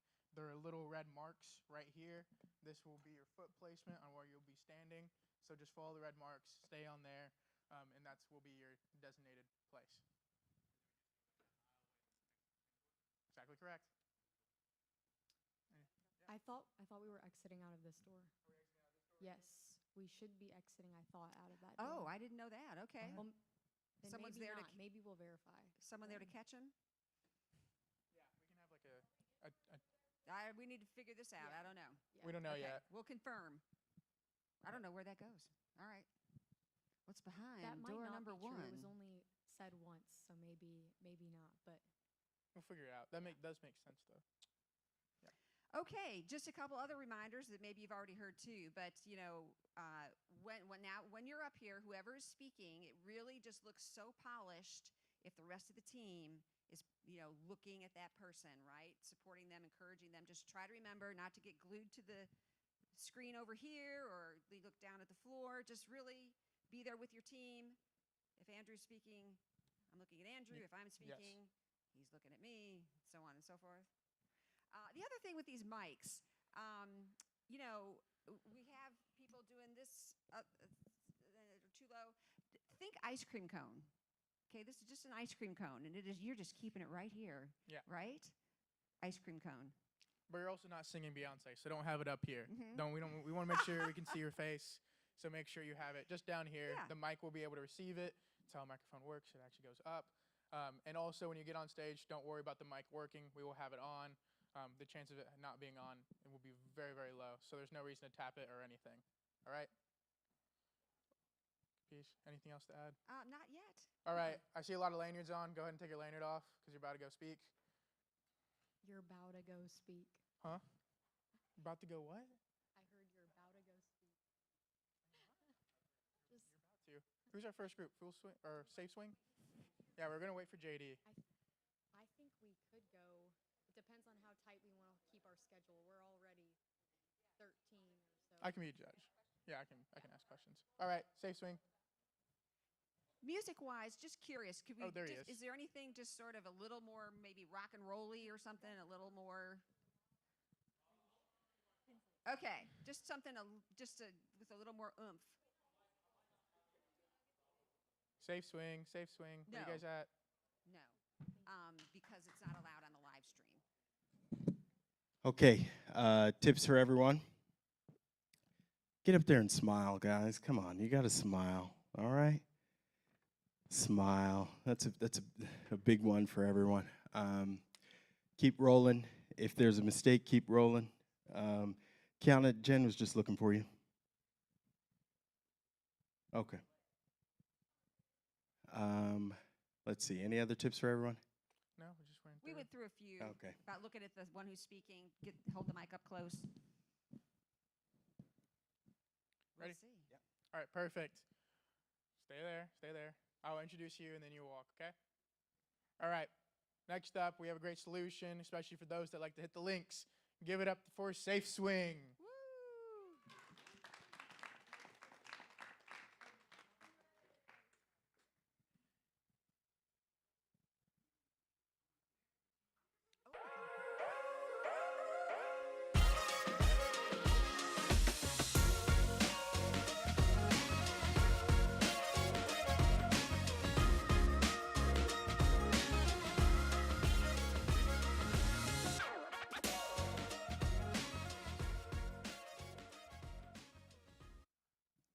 Hello, my name is Tinsley Nagel. Golf has been a part of my life for as long as I can remember. My journey started when my grandparents moved to the PGA Village in Port St. Lucie, Florida. I had my very first golf lesson here, and this is where my love started. My favorite golf course is the Pete Dye Golf Course in French Lick, Indiana. The feeling I had on this course was unforgettable, and I want all players to be able to experience this. Hi, my name is Raina Mandati, and I've been golfing since I was in middle school. I was on the middle school golf team, and I was the only girl there, and that made it tough to enjoy the sport. But as soon as I walked onto the green and then hit the first tee shot, I was in love with the sport. This made me want to enhance the experience of golfers around the world. Hi, my name is Harrison Foster, and I too love golfing. I've been playing since I was 14 years old, and I'm now on the varsity team at my high school. But my experience is a little different. One day I was out on the course, and I was on a tee box, getting ready to take my shot with the beautiful scenery to my left, water hazard to the right, when all of a sudden I was hit with a golf ball in the chest. That got me thinking, there's a problem here. There's a lack of safety precautions on the golf course these days. I'm not the only one thinking this as well, because 26 million Americans step onto a golf course every single year. That is 8% of the American population. Of that 26 million, 40,000 go to the ER every single year due to errant golf ball injuries. That's why we founded Safe Swing. Myself, Tinsley Nagel, Brooklyn Hilliard, Raina Mandati, and Logan Taylor created our solution. Our solution is a GPS tracking software that allows users to look at others' locations on the golf course in real-time location. SafeSwing software comes with a large array of accessibility features and user-friendly login systems to provide protection for all of our users. Here's our shop where you may check out the leaderboards, play with your friends, check out our AI caddies, and you can check out all the hole layouts. Here's our shop where you can buy food, beverages, and equipment while also letting the managers advertise and they can do product discounts. Here are our AI caddies who are fully customizable. They can give you basic and advanced techniques and lessons. You can choose between Fairway Fred or Caddy Kate. Looking at the market size for our business, we found that there are over 38,000 golf courses worldwide. When we looked at the number of golf courses in the United States, we found that there's just over 16,000, and this makes up our serviceable market. And finally, whenever we narrow it down to the golf courses in Kentucky alone, there's just under 300, and this makes up our service obtainable market. So this means that of the total market, we are targeting the 1.8%. We wanted to get the word out about our product through golf magazines, online sales, and social media. Our customers can reach us directly through our phone number if they have any questions. And each year, we will be having marketing campaigns to reach out to new potential customers. In the future, we even hope to create our own merch line, introducing Safe Swing Swag. We will have golf towels, golf balls, and even golf shirts. Our solution compared to our competitors is top-notch because we offer that enhanced luxury experience. Unlike iPar and Tag Marshall, who have GPS tracking that can only be seen by golf managers, our GPS tracking can be seen by all players on the golf course. Additionally, we even offer AI caddies to help guide players through holes. And finally, our commitment to our service with our 24/7 phone assistance helps distinguish us among our competitors. From personal experience, I love getting out on the golf course and using these digital screens. This is exactly what our digital screen will look like, and it can be placed on golf carts, golf bags, and even golf push carts. With our luxury and our features, our solution is preferred for customers seeking a top-notch golf round. We have created a 3D model in order to demonstrate the size of this tablet, and it will also help to demonstrate how it will go onto the golf carts, push carts, and golf bags. Our prices are divided into 6 subsections: software, maintenance, salaries, delivery and travel, accounting and legal, and advertising. This all adds up to a total cost of $350,000, meaning that we need an initial investment of $350,000. Each device will cost us $15 each month. This includes both the tablet and the software maintenance costs. Then we will sell this device for $30 each every month to the golf courses. This would mean that we have a 50% profit margin of $15 per device every month. This is more cost effective than our competitors and will allow us to go to multiple different golf courses and allow them to purchase as many devices as needed. Safe Swing is happy to say that we plan to sell 200 devices by the end of our first year, which equates to about 5 golf courses. We're even happier to say that we plan to break even after selling 753 devices between our second and third years. And lastly, we're happy to say that we plan to sell 600 more devices by the end of our third year, which equates to 15 golf courses. We plan to start off in Lexington with our 12 in-city limit golf courses and 19 in surrounding areas. From there, we plan to move on to other major golfing regions within Kentucky, such as Owensboro, Louisville, and Bowling Green. Once we have spread out across Kentucky, we plan to move on to the rest of the nation and potentially make Safe Swing into a mobile app. Now, with all this in mind, let us reiterate what is so important. Harrison was lucky to not become one of the 40,000 that takes travels to the ER due to errant golf balls. So allow us to make your next experience of golf top-notch with our revolutionary golf GPS tracking software. With that in mind, let me just say, stay safe and use Safe Swing. Thank you.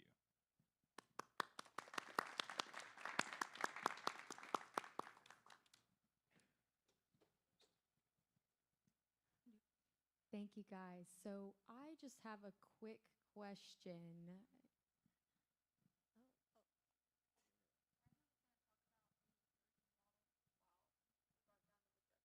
Okay, you guys are going to have to figure out how to do that better. We'll help you. Well, our 3D model is the size of a Samsung Galaxy tablet, and there's a clip on the back. Unfortunately, it broke, but that is meant to clip onto the golf cart and golf caddy along with the push carts, and that's just like a nice, easy handheld device for the golfers.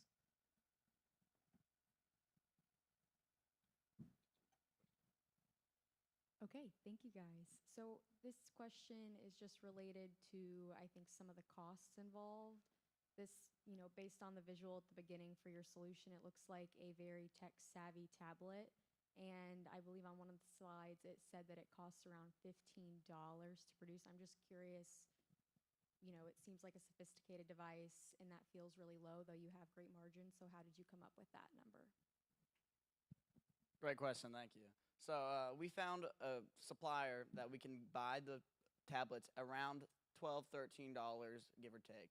Then our maintenance fees add the $3 every month to keep track of our software fees. Thank you. And how much does it cost to create the 80 models? We're working on that to get the shaved out, and we'll get back onto you for that. Thank you. My question is also on pricing. You said that your product is more cost effective than your competitors. What's the average cost of these products in the market, and are you potentially limiting your earning potential? So compared to like iPar and Tag Marshall, they cost around $40 per month. So we're saving you around $10 per month per device on every single one. I thought that was great energy, a good cohesiveness between the team. I'm curious to learn more about the operations and the cost of your phone center, so to speak. Could you tell us a little bit more about that? This is a high-tech product, but you've got, sort of the kicking it old school with a human being actually answering a phone, it sounds like. So tell me more about how that works, the hours, the cost of that, the training.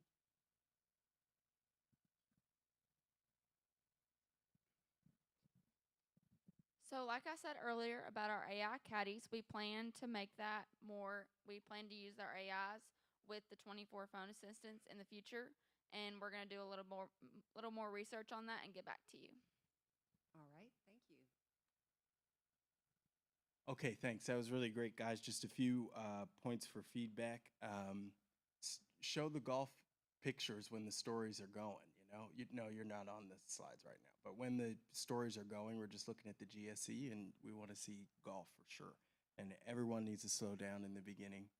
All right, You have your guys moment. Have the time to slow down. Yeah, have your moment. Tell your story, okay? And particularly Harrison, as you're getting into it, slow down. The 3D model, I made a note that needs to be emphasized more. You just kind of flashed it when you're doing it. That's a great time to do what you plan to do, right? So just come down. Actually, so when you're starting, if you're the model, show it to the audience, bring it down to the judges, and then you can leave it here and go back to your space and then do that part then. All right? All right, great job.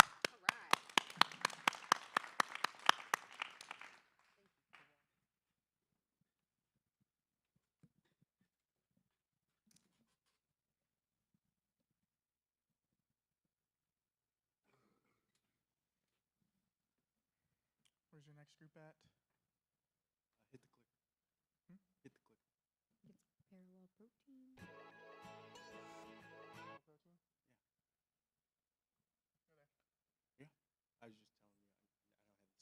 Oh, okay. It's all good. Just hit the clicker.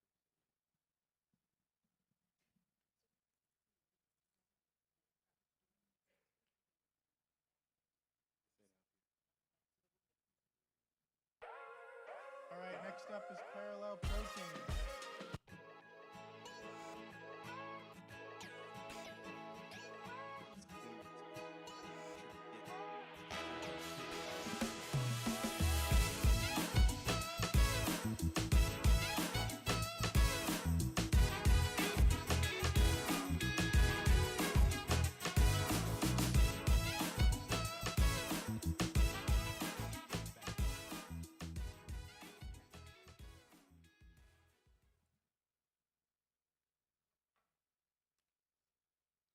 Invasive Asian carp are a huge problem in Kentucky, but not just Kentucky, along the whole Mississippi River and connected waterways. If we don't stop this problem, they will even spread to the Great Lakes, which can have negative environmental effects. You might be wondering, what are Asian carp and how did they get here? They were imported to America in the 1970s from China.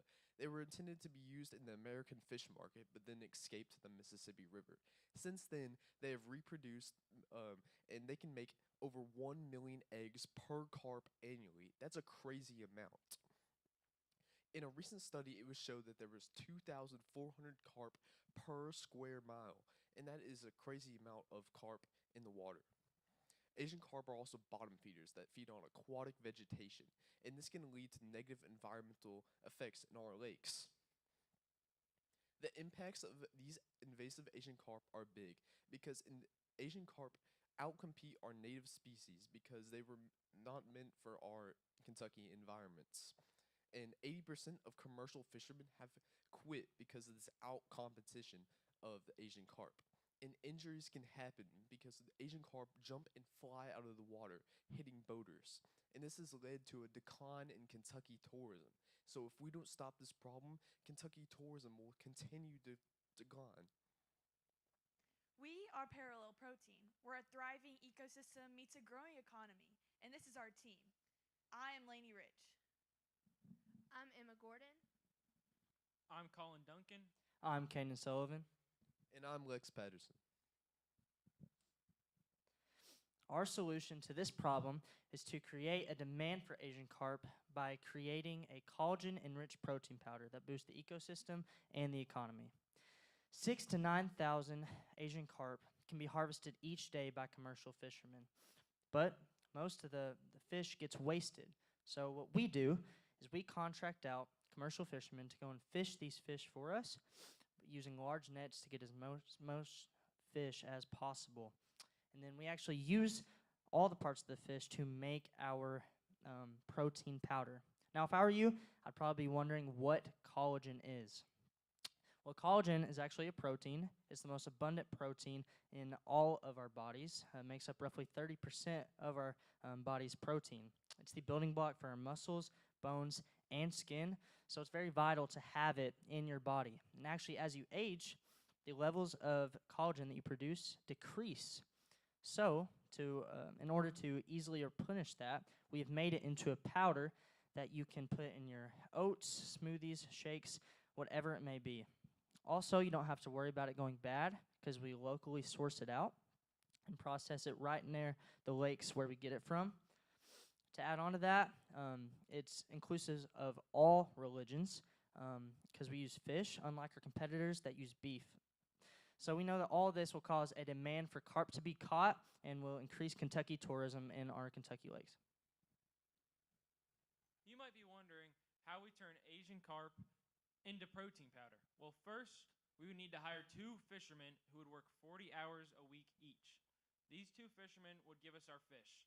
We would then use the fish scales and bones and put them through a wet grinder to create our protein. Since we don't use the fish meat, we would donate the said fish meat to local food banks throughout Kentucky.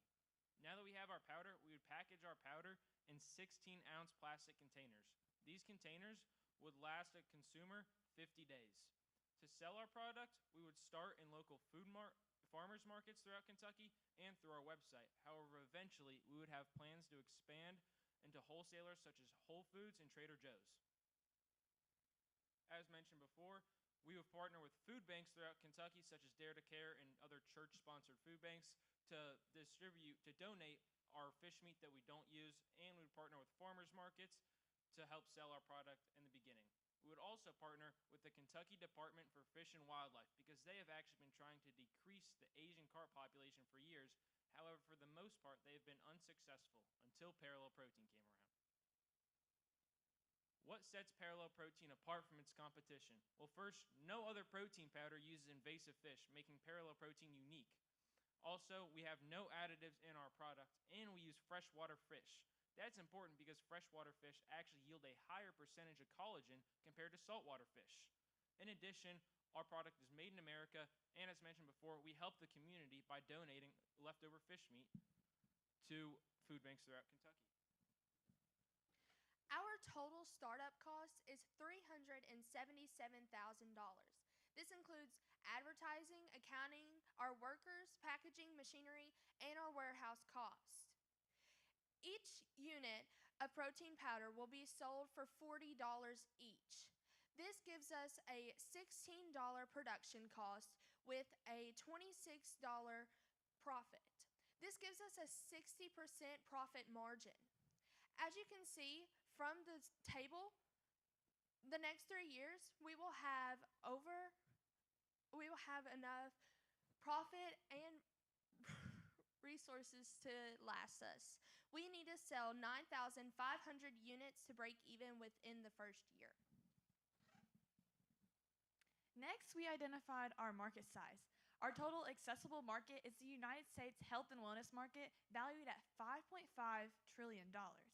Next is our serviceable available market, which is the collagen powder market at $10 billion. Finally, we found our serviceable obtainable market, or our target market, at $200 million, which is about 2% of the market. We believe we will be able to obtain this because our product is locally sourced right here in Kentucky and solely uses the natural ingredients from these invasive fish, harming our Kentucky ecosystems. Our target market has 3 main components.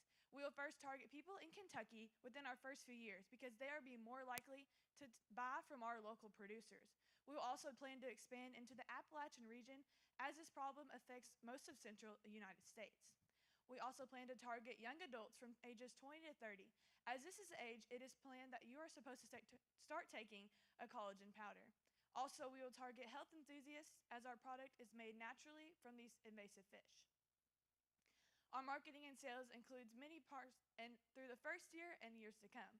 We plan to open multiple social media accounts and use word of mouth to get our company into Kentucky communities. This shows an example of our website where customers will be able to buy product, learn more about our company, and ask any questions they may have. We will also set up an email system to further customer relationships and plan to implement a reward system to incentivize returning customers.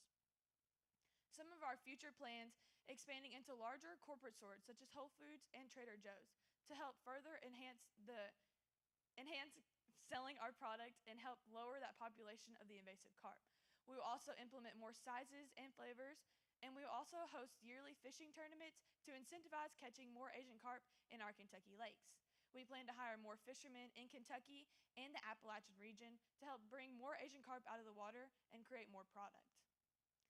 now that you know the devastating effect these invasive carp have on our beautiful Kentucky ecosystems, how can you idly stand by and watch our home fall to ruin? Parallel Protein will help combat this issue. Thank you.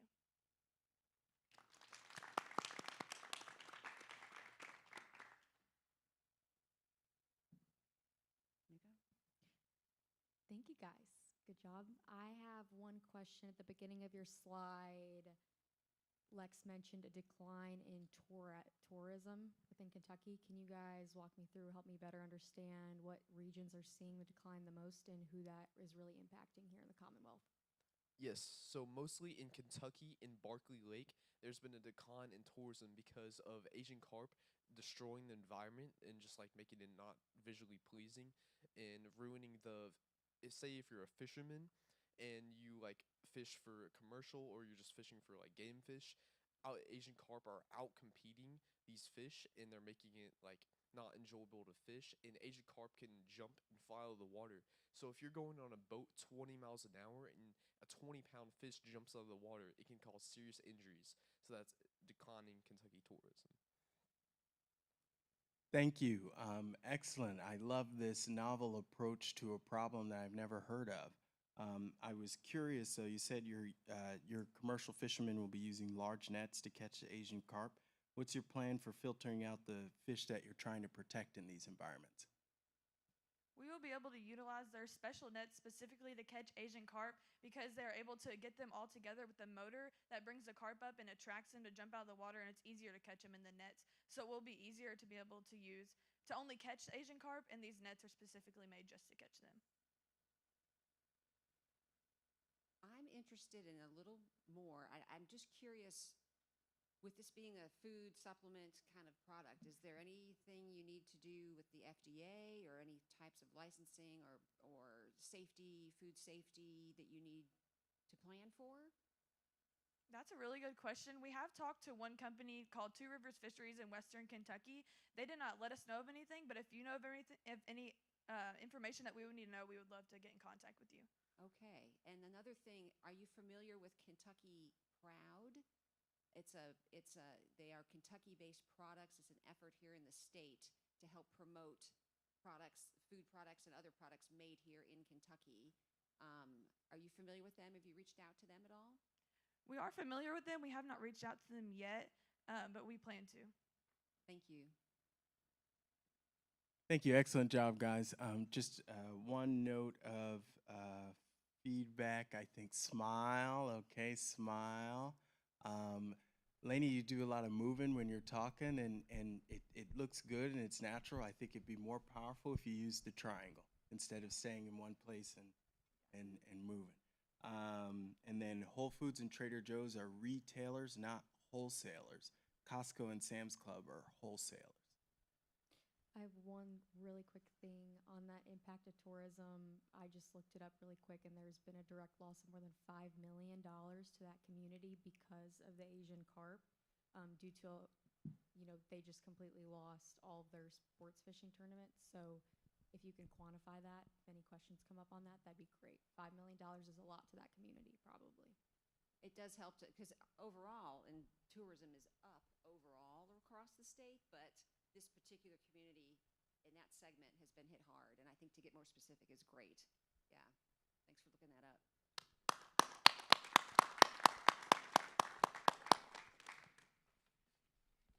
Were there anything wrong with those slides? Were they out of order, or was it missing something? No, they were good. Okay, cool. Thank you.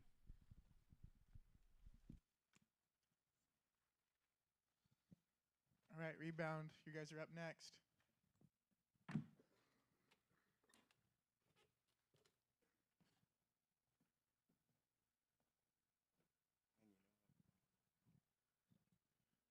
All right, I'd like to introduce you another team that's worked very hard. Introducing Rebound.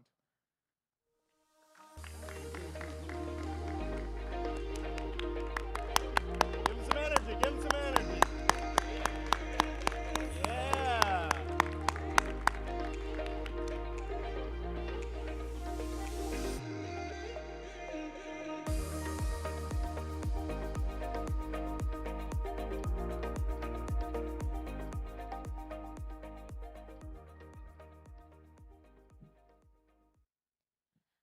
Let me introduce you to Tim Tucker. Tim is a formerly incarcerated individual who served 11 years in prison for nonviolent crimes. Growing up with parents who both were in and out of prison, all he knew was a life of crime and addiction. At the age of 21 years old is when he committed his first crime, burglarizing homes so that he could afford drugs and alcohol.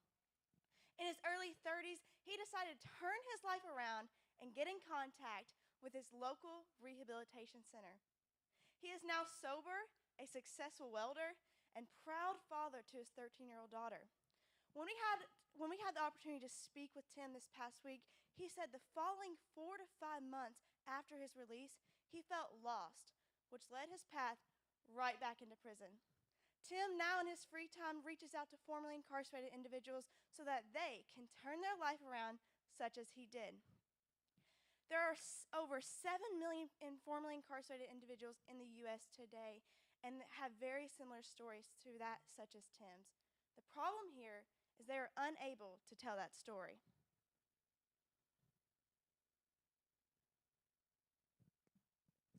The problem here is recidivism. But what is recidivism? Recidivism is the tendency of a convicted criminal to reoffend. Millions of prisoners, just like Tim, get released from prison and go straight back in. The recidivism rate in the U.S. today are higher than ever. The United States national average for recidivism is 82%. Let that set in for a second. Over 82% of formerly incarcerated individuals are going back into prison, and the Kentucky average is 33%. The problem here is the two biggest barriers, the two E's, education and employment. There are over 68% of prisoners without their high school diploma or GED, and less than 1% has their bachelor's degree. And for employment, over 60% of formerly incarcerated individuals are unemployed. When we had the opportunity to speak with Tim, he said being released without education, jobs, or skills is a ripple effect. When he entered the justice system at only 21 years old, he went in for a nonviolent crime, and there are over 72% of people in the justice system today that are in for a nonviolent crime. Now, we had the honor and privilege of talking to the governor of Kentucky, Andy Beshear, about our problem, recidivism. Now, what he had to say is that there are many gaps and holes within recidivism. Now, what is that? Now, what are those gaps and holes? Well, those gaps and holes are in the solutions out today. Where they fall short is in education and employment. They only provide entry-level employment that is barely sustainable and basic education such as a GED. But with our solution, Rebound, we provide a centralized platform that's easy and online and accessible for everyone. We are Kingston Daly. I'm Brooks Wolf. Sadie Young. And I'm Ian Blackburn. Pictured above is our website, which will be the interface for all of our users to use. We offer them statistics, activities, user support through weekly checkups, and courses. Speaking of courses, our three-pronged framework is the main focus of our organization. Our users will first start by obtaining their GED or their general education diploma, which majority of ex-convicts do not even have. They will then move on to explore employment opportunities through our partnerships. They can then have the opportunity to get a college diploma. They start with prong one, which is obtaining their GED. Over 65% of ex-convicts do not even have their high school diploma. So giving them the opportunity to get their GED would open up many doors and many opportunities. As you can see, on our website, we offer them many courses for them to get this GED.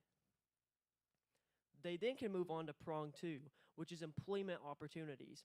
We are planning on partnering with second chance employers such as Dave's Killer Bread and Deviate Kitchen in Lexington, which provide jobs specifically for ex-convicts trying to reintegrate back into society. We also plan on partnering with blue-collar employers, since we've noticed that there are a lack of blue-collar jobs in today's society. As you can see, on our website, we offer many jobs. They then have the opportunity to move on to prong 3, which is the most ambitious thing our company is offering, which is secondary education or college education. We're planning on partnering with trade schools and community colleges since we've noticed that there are a lack of students than there prior to now there were. We believe that through our program we can offer them student loans and partner with them to offer ex-convict scholarships.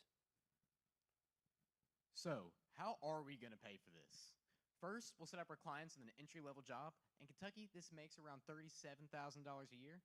We're going to take just 1% out of their paycheck, which will be roughly around $370. Now, on to cost. Our total cost is going to be $223,000. $23,000 of that is going to go to marketing. So we're going to be on billboards and signs everywhere. We're going to be on every single social media platform from TikTok to LinkedIn.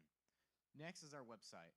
We're going to be spending $10,000 on that to make sure we get the best developers to help our website be as accessible and user-friendly as possible. Next, we're going to be spending $185,000 on employees, so we have the best of the best counselors, mentors, and teachers. We're going to break even at year 3 with 988 clients. We're going to use this as a catalyst to project us even further, where by year 5, we're going to have 2,000. There are 7 million formerly incarcerated individuals in the United States. 311 of them are in Kentucky. We're going to take at least 10% of that market and help them turn their lives around for the greater good. Now, how are we going to reach our clients? Well, first, we're going straight to the source of the problem at prisons and talking to parole officers because they know our clientele best. Then we have social media platforms and online advertising. Third, we're working with reentry centers, and they refer their clients to our program. And fourth, we go straight to them at halfway housing and sober living and meet our clients where they're at. Now, how are we different from the other solutions on the market today? Well, we are a centralized, online, accessible platform for everyone, and we provide not just jobs, but careers that can turn into professions.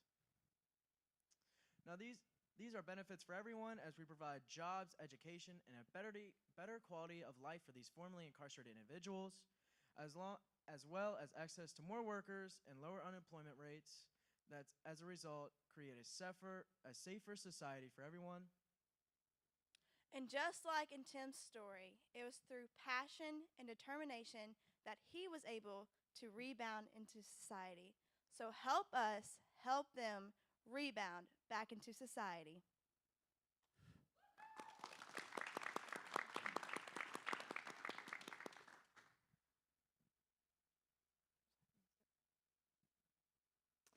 Thank you, guys. So I just have a quick question on the beginning. The U.S. rate for formerly incarcerated individuals re-entering back into the prison system looks like 82%, but for Kentucky it's only 33%.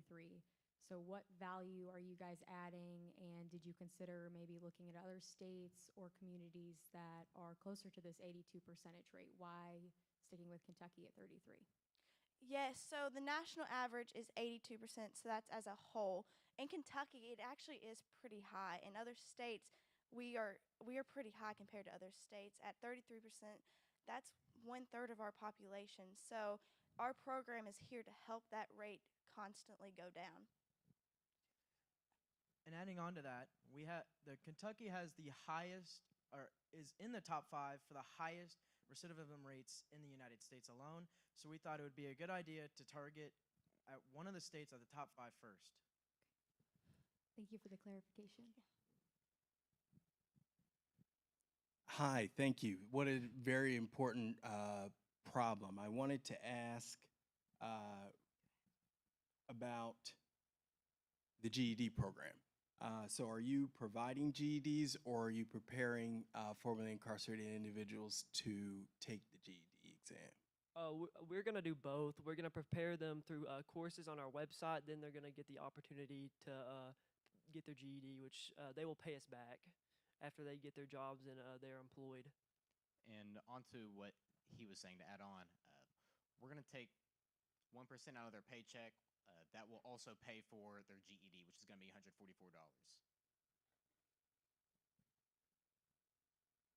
I think there is no charge for the GED in Kentucky. We looked it up. There are free online courses, but there is a $144 charge for the GED test. Okay. That might be worth looking at again. Check with the lieutenant governor. I believe she was involved with, at least for the first time that you try to take it. Maybe you get reimbursed, but it might just be worth double checking on that one. Thank you. I'm interested in the time frame of, like, how long do you think this takes? Do you start this before they're actually released? Or have they already been released for a while? Is there like a window where it's too late for them to do this? Well, we try to target them right as soon as they come out of prison with parole officers. And when they get their GED, it's just a couple-month process, about 3 months. And if they want to go on to their secondary education as trade school, that goes from 8 months to 12 months, depending on what they want to do. And we try to target them right after prison, but there is no one that's too far gone for our program.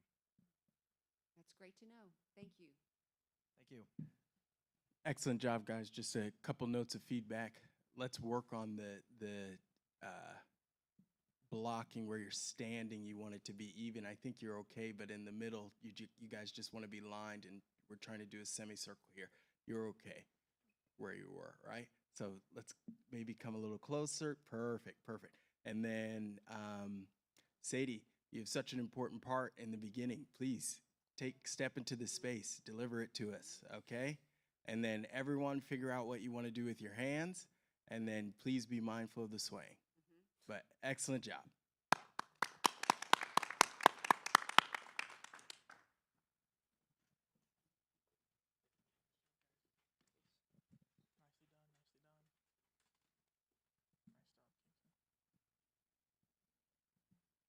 All right, Snooze, you guys are up next.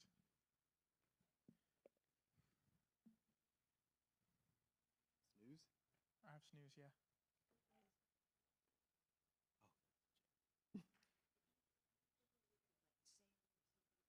Oh, yeah, I'm working on it. Yeah.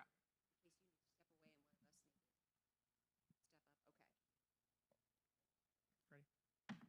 All right, next up is Snooze.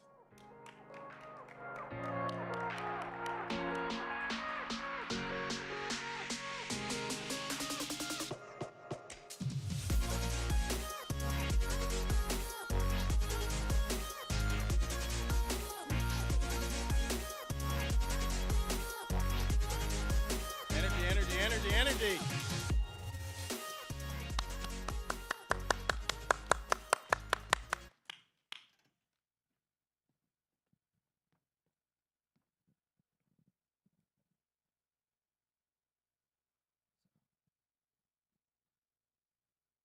This is Fatima. Fatima is like any other normal 9-year-old girl. She loves going to school, she loves being with her friends, and she loves to eat candy. Fatima, like any other normal girl, slept in her parents' bedroom till she was 7 years old. She recently got the freedom of her own room with her own phone and laptop. Fatima's parents are concerned, though. How much sleep is she getting every single night? They want her to spend the youthful years of her life building good sleep habits. These good sleep habits can lead her to living a healthful rest of her life. Like any parent, they want her to live a healthy and long-lasting life. Here's where we step in. We want to help parents just like Fatima. 58% of children sleep less than the daily recommended amount of sleep a night. This is concerning since the NIH stated that children that receive less than the daily recommended amount of sleep struggle with mood, thinking, and brain function. This is especially concerning knowing the demographic is even larger, knowing that 38% of children report having a low quality of sleep. And with the addition of technology, this problem is only further affecting our youth. 52% of children under the age of 10 have access to some form of technology. Fatima is one of them. Fatima is my little sister, actually, and I have struggled with this issue in the past before. I also have to watch TikTok every single night to go to bed, and I bet my parents would have loved an app like this when I was little. I'm Amina. I'm Eli Lee. I'm Libby Daw. I'm Akil Mariapa. And I'm Alex Love. And with our app, Snooze, we are revolutionizing the way both parents and kids think about their sleep health. Now, upon downloading our app off the Apple iOS App Store or Android Google Play Store, the user will be greeted with a login screen. And once they register a Snooze account via an email address, the fun begins. Next, we have the home screen with the user's customizable bedroom and character. Now, if we click the backpack on the home icon, we enter the user's inventory with all the cosmetics and collectibles that they can buy in the sleep store. The user can buy stuff in the sleep store using sheep coins. But what are sheep coins? Sheep coins are the online currency that you can receive by completing the daily tasks that are input in the app by the parent function. The examples of the tasks are setting your room's temperature from 65 to 68, journaling, and meditation. All three of these tasks have been proven to increase your child's quality of sleep. With the parent function within the app, parents can see how many tasks your child has completed, choose which tasks are available inside the app, and see when they are logging on and off their device with the Activity Center. And by pressing the bedroom icon, you can also see how your child has decorated their bedroom. We had the opportunity to speak with a social media marketing company and together have devised a plan to advertise with Google, influencer sponsorships, and social media pages such as Instagram, TikTok, and Facebook, where we will maintain and uphold our reputation as the first ever sleep app between parents and their children. Now, our premium version is only $3.99 monthly and offers customizable tasks, monthly bonuses, and exclusive cosmetics. But if you're anything like my parents, you're going to want the free option, which has preset tasks and all the basic app features. Although all of our competition helps children to sleep and Moshi keeps up with us with their sleep enhancing activities, we are the only app with dual account capabilities, meaning that you can track your child's sleep within our app. As of 2024, the global sleep industry has reached a projected value of $585 billion. Our product falls within the U.S. sleep aid market, valued at $65 billion. We hope to obtain 1% of this market at $650 million. Our startup cost came out to $102,000. The majority of this will go towards app development. However, some will be used for social media management, ads, and legal fees. At the end of our first year, our company presents a net loss of $97,000. However, as our app gains popularity, our company is projected to generate $259,000 in revenue by the end of the third year. Our revenue starts out slow, but grows quickly as our user base expands. This leads to our break-even point being around the 31-month mark. So where do we see ourselves? We see ourselves launching the app by the end of 2024 with updates and bug fixes because of people reviews, consumer reviews, and lots of bug fixes that we will include within the app. After breaking even in 2027, we see ourselves contacting other companies and establishing partnerships by 2028. And by 2030, we plan to bring Snooze to the global market. Snooze, rested kids, happy parents.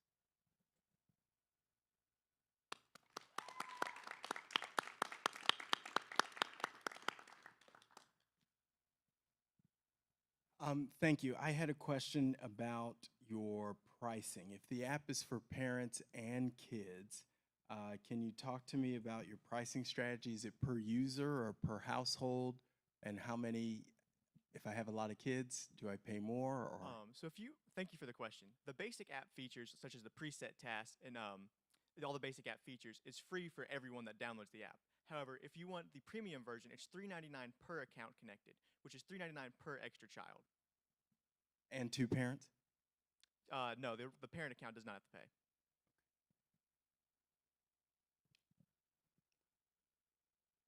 As a parent, or if I were a parent, I'd have concerns over, maybe is my example daughter Elizabeth friending other people on this app? How do interactions beyond your family circle work for the solution? Yes, thank you for the question. Parents will be able to track everything that their child does on the app. They can see literally everything they do. Thank you, Libby. How did you settle on the pricing? Did you talk to folks about what they'd be willing to pay, or? Or you mean the pricing of the premium? Yes. Mm-hmm. We researched how, like, what other premium versions, how much they cost, and we found that people were willing to pay around $7 to $20 for a premium subscription. Since our app was not as popular as those, though, we decided to lower it to $3.99. Adding on to that, I think one of the things that plays a part in this is as we get more consumers to be involved and a lot more consumer reviews, we see ourselves either raising or lowering the price based on the market. Excellent job. Just a couple notes of feedback. Alex, find your mark and make sure you get there. Please, please, please slow down. You have plenty of time. You have plenty of time. You guys got to work on the microphones and what you're going to do. I don't know that it makes sense that it goes from Akil to Alex. Takes a while. Libby's got one right here. Might be quicker, you know? The sheep coins. I didn't even get to see it. It went so fast. And Libby, on the mic. On the mic. All right? Great. It was a great job, guys. Great job.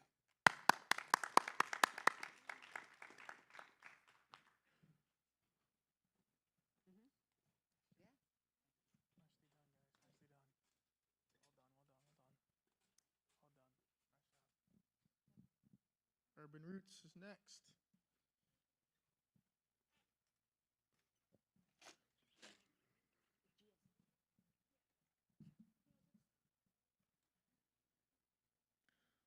Alrighty, I'd like to introduce the next group, tackling a big issue and something that we could take for granted. Give it up for Urban Roots.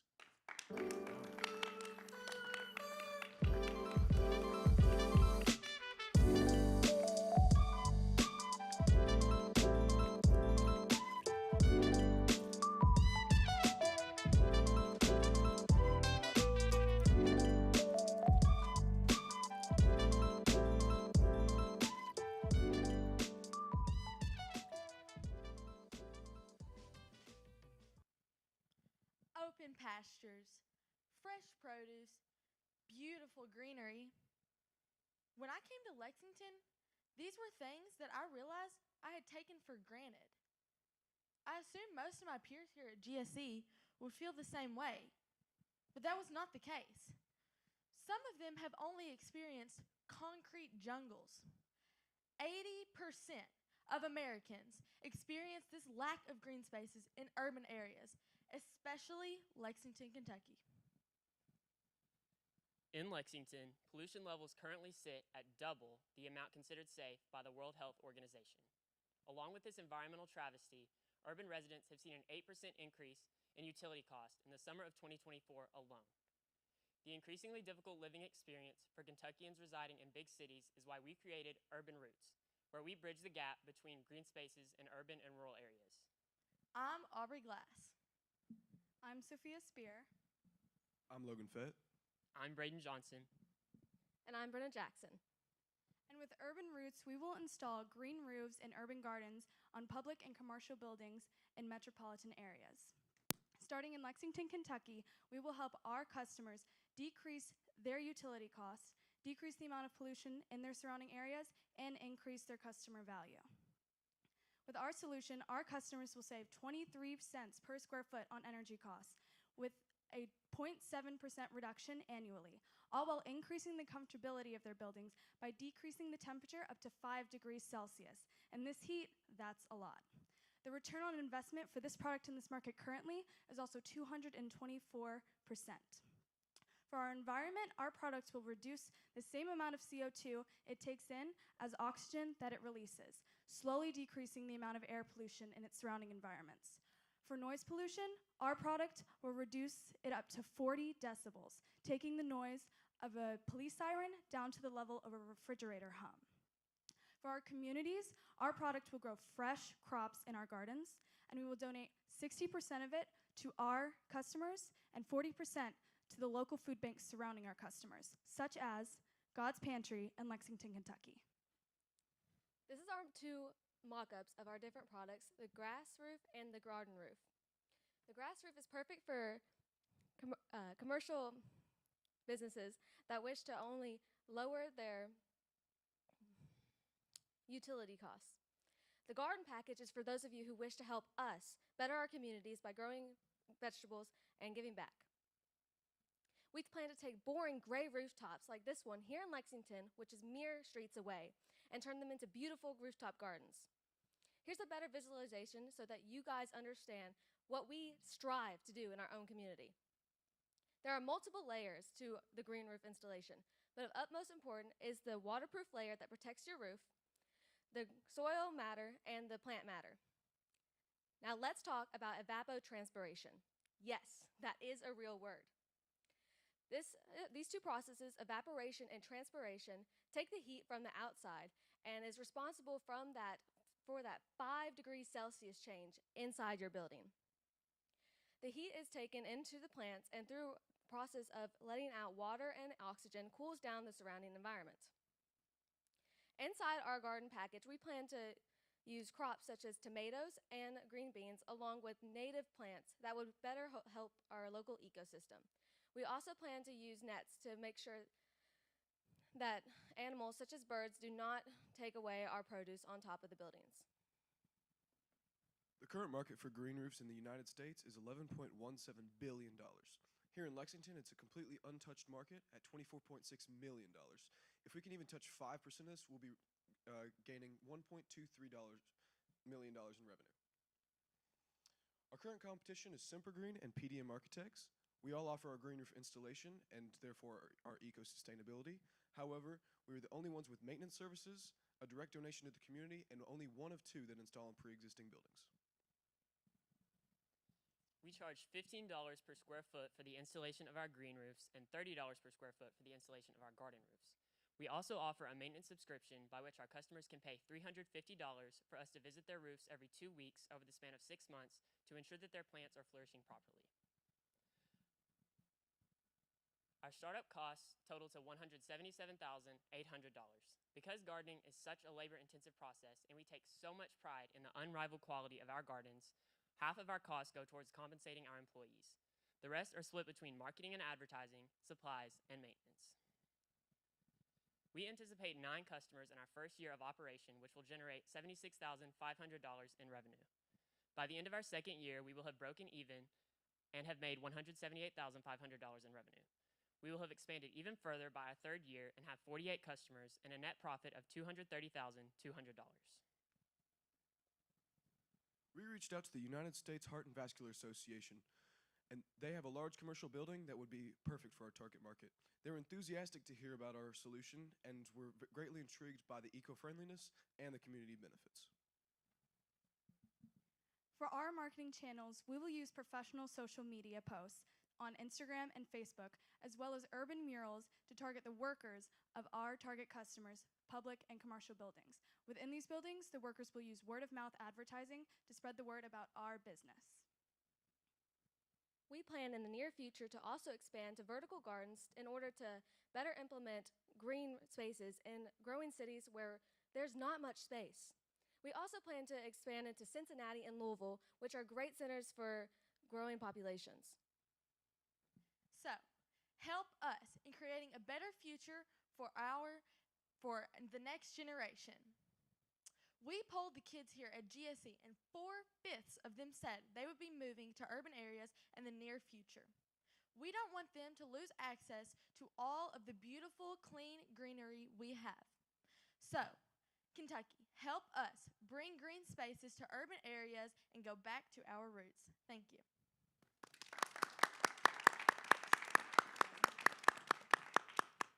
Great job, guys. In the beginning of your presentation, you cited an 8% rise in utility bills in summer 2024. Lexington has recently adopted a budget that includes increases in their utilities of 13%. Were you all able to identify how much of that was due just to standard surcharges and increases in utilities, or what was due to the environmental impacts that we're seeing? We have, thank you for the question. We are not quite sure about that, but we will research it and we can get back to you on if that's the reason of the utility costs. I do know that the heat this summer has caused a huge jump in the bills, and that's why it has increased so much, but we'll get back to you. Thank you. What a wonderful idea to bring to urban communities. I'm very supportive, but I'm thinking about if I were a business owner, could you walk me into kind of your sales strategy and what that conversation is like as to why I would want to spend the money on this product as opposed to just retaining our profits for a space that my customers likely won't see or interact with? Yeah, of course. That's a great question. So we mentioned earlier in our slides that we have a 224% ROI. That's for the actual price of the roof to the save in utility costs. So that actual utility cost price, I believe it was $0.23 per square foot, adds up cents per square foot, adds up very, very quickly considering how much you'd be saving. And throughout its lifespan of about 40 to 60 years, you'll be getting that return of investment of 224%. And to piggyback off of that, our green roofs will expand the lifespan of your roof. So instead of having to maintain your roof every 10 or so years, ours lasts for way longer, about triple that. Interesting. Okay, I have two questions. One is just a point of understanding for me, where you said that Lexington is an untapped market for this, which I take to mean that there are no roofs like this yet in Lexington, right? Okay. And then you said that the slide had 24.6 million as the market. Could you just explain to me what that represents, the $24.6 million, if there's nothing here yet? Of course, that's the subsection of the green roof industry here in Lexington. That if we could touch 5% of that, we'd be making $1.23 million in revenue. But that is just a subsection of each of the larger cities that we would be targeting. And once again, to piggyback off of that, we looked into the green infrastructure market size, and that's how we got these numbers, and we made sure to include the green roof costs in this. So you looked at the roof, sort of the number of so roofs it here wasn't in the number. Lexington that you could put it on top of. Yes. So it wasn't the number of existing green roofs, but rather the amount of roofs that we could implement our gardens on in Lexington. Okay, and that's just sort of like the square footage of the rooftops in Lexington. Interesting. Okay. And so that leads me to my next question. Knowing that there are, some historic buildings and such in a city like this, a historic city like this, what about building codes, permits, construction? Can older buildings handle this kind of thing? Have you looked at that at all? Of course. So during our quote, which is a 3-step process, we have our quote, our installation, and then our maintenance. Inside the quote, we evaluate any and potential flaws with the structure, any codes, things that we need to abide by, and then we tailor that green roof to that building. For the project planning, we will consult with the local planning agency in Lexington or any other city we move into. And we plan to consult with structural engineers just to ensure that the building will properly hold the green roofs on it. Thank you. Excellent job, guys. One thing, Brenna, when you're talking, you said visualize what this could look like, and then we moved right on. I didn't have a minute to visualize me and my friends in that space. So just consider your speed, control the microphone, speak into it, and slow down. This is, we're inspiring people. So give us time to be inspired. Excellent job. Thank you very much. Thank you.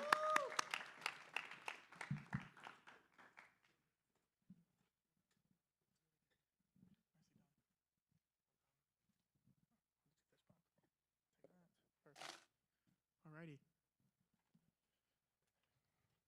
That should be this wave done. It's 12:05, so let's go ahead.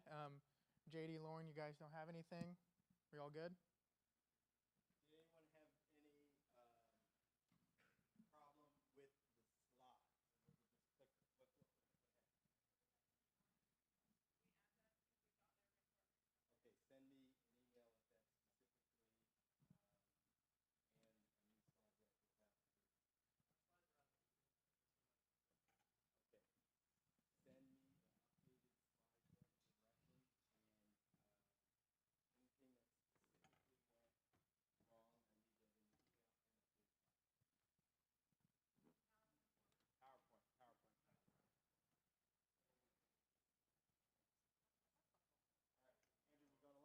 Yeah, we're going to lunch. I think Christina and JT are here. If one of you could take the E's to lunch, and the other one let the other E's know that they can come down to head to lunch as well. And yeah, if you need to put stuff back in the rooms, just ask your TL. Nice job, guys. Well done.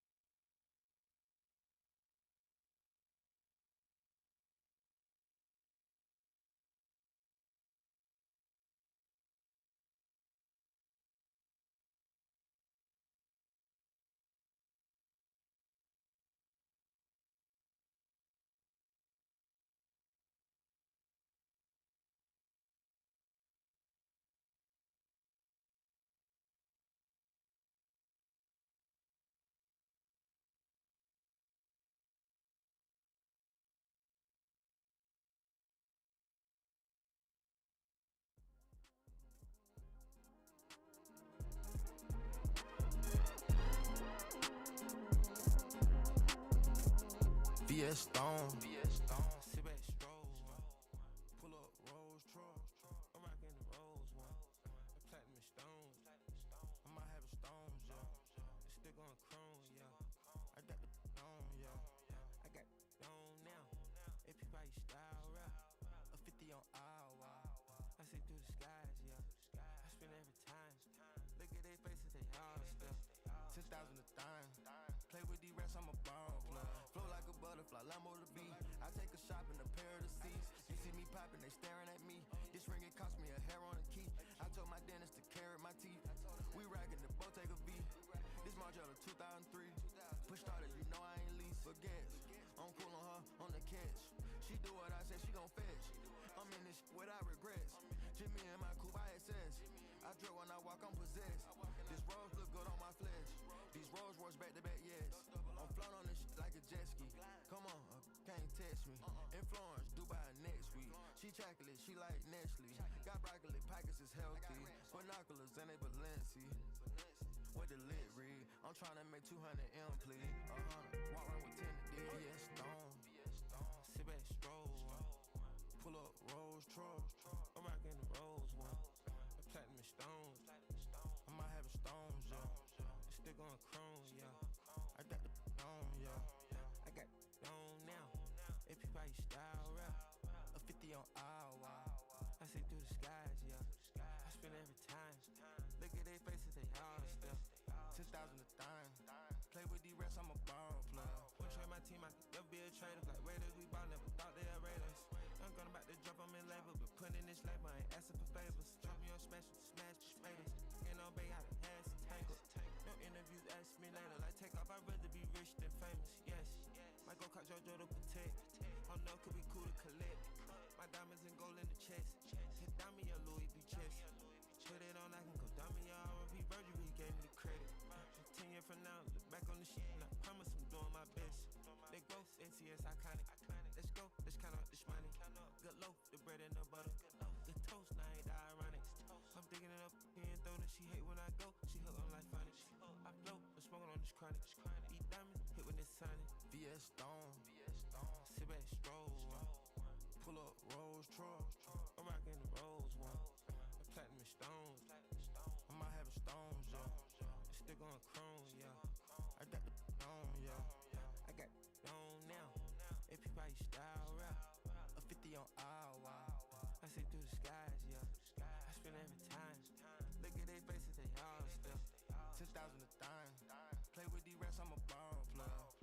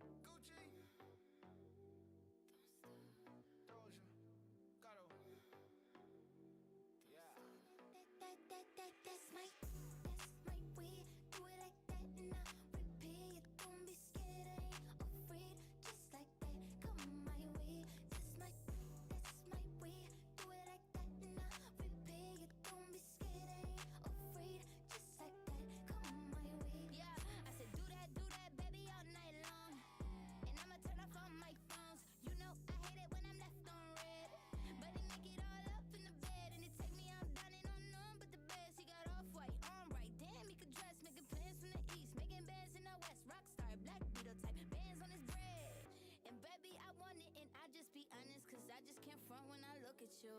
Just keep it 100 when I throw these hundreds. I hope that your work don't know what to do. That's my way, do it like that and I repeat. Don't be scared, I ain't afraid. Just like that, come my way. That's my way, do it like that and I repeat. Don't be scared, I ain't afraid. Just like that, come my way. Gucci El Dorado, we in Rome, I'm a model. Gucci Man and Doja Cat, call me El Gato. I'm the big boss and I got big bread. I'm getting big-headed and I like good hitters. I'm not cheap, baby, and I'm sure not selfish. Shaking like Elvis, down that broke my pelvis. Jumping off the top rope, got them tag teaming. Putting on the show, I got the whole crowd screaming. Bougie with the bread, I'm like a top-notch freak. Act like I'm a treat when a dog see me. Like a thief in the night, like she stole my green. Got me walking off the scene like a hole in my jeans. Gucci. That's my way, do it like that and I repeat. Don't be scared, I ain't afraid. Just like that, come my way.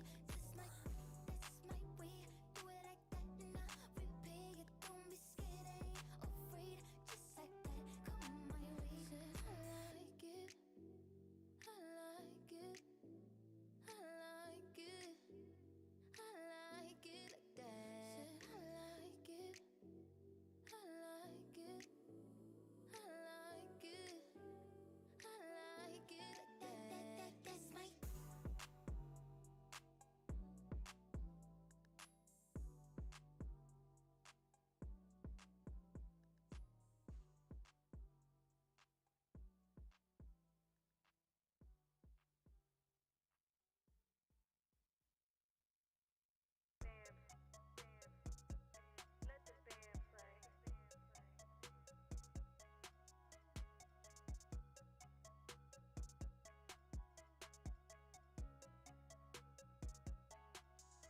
Hey, these diamonds, they shining. Came from Johnny. It ain't never been too hard to find me. All this ice got me changing my climate. Bought this Cardi to switch on my time. And these niggas that's just a reminder. Stay away from the snakes cause they slime. Stay away from the faces, they grind me. Not teaching no lessons, I'm just being honest. 600 the block, the label, the set. Roll the dice on me, place your bet. Name a nigga that's harder than me that you met. Get your body hit out in the valley like rent. I've been ballin' so hard, I done worked up a sweat. Vicky Valancourt, water my neck. I'm a dog off the leash, I ain't nobody pet. Soldier boy, all these stacks on deck, pour a four in the soda that came from exotic. I really been feeling too modest. I'm the hottest. Wasn't enough throwing ones before you whip came and got me. The show still rocking, the label can't drop me. I get sloppy topping from through top, but still in they bonnet. Really the one who they watch. I ran up this like Rocky. Left out the streets, coulda went vegan, cause these really ain't having no beef. Spent the house on my teeth, baby Ray sauce. Man, all of these the sweet. Johnny iced in my piece. Teach a piano. Hey, I really been playing with keys. Young man on my feet. Cut out the leeches. Now these really ain't without me. Hey, these diamonds they shining. Came from Johnny. It ain't never been too hard to find me. All this ice got me changing my climate. Bought this Cardi to switch on my time. And these that's just a reminder. Stay away from the snakes cause they slime. Stay away from the faces they grind me. Not teaching no lessons. I'm just being honest. Okay, let me come pop it. Went to the top and I shot the Masaki. Counted me out, but I do it for Rocky. I took it on the jet to the traffic. Post on the block with the work coming shop. Hit the flame, make it rain, make the come and mop it. That snitch for his pick, hit the docket. Wrist got a lisp and it's spitting out awkward. Dig up his grave if you reach for my chain. I ain't never been named, let that chopper go bang. Hit the drilling, we pop his head off like champagne. Green and white forges, this Notre Dame. Double our color and then brick of cocaine. Mental illness, the cool got no brain. No filter, I'm trying to fuck on your frame. Made sit on a dog, how she trained. Put her in Prada, she told me she proud of me. I'ma on the ones that had doubted me. I won't let a broke boy get no clout on me. I'ma let a hot boy get this 30 piece. Try to call, but they can't get no reach. I'm in Malibu, Noble up on the beach. White diamonds, albino up in my teeth. Feel like Pac, I've been praying for my enemies. Diamonds, they shining. Came from Johnny. It ain't never been too hard to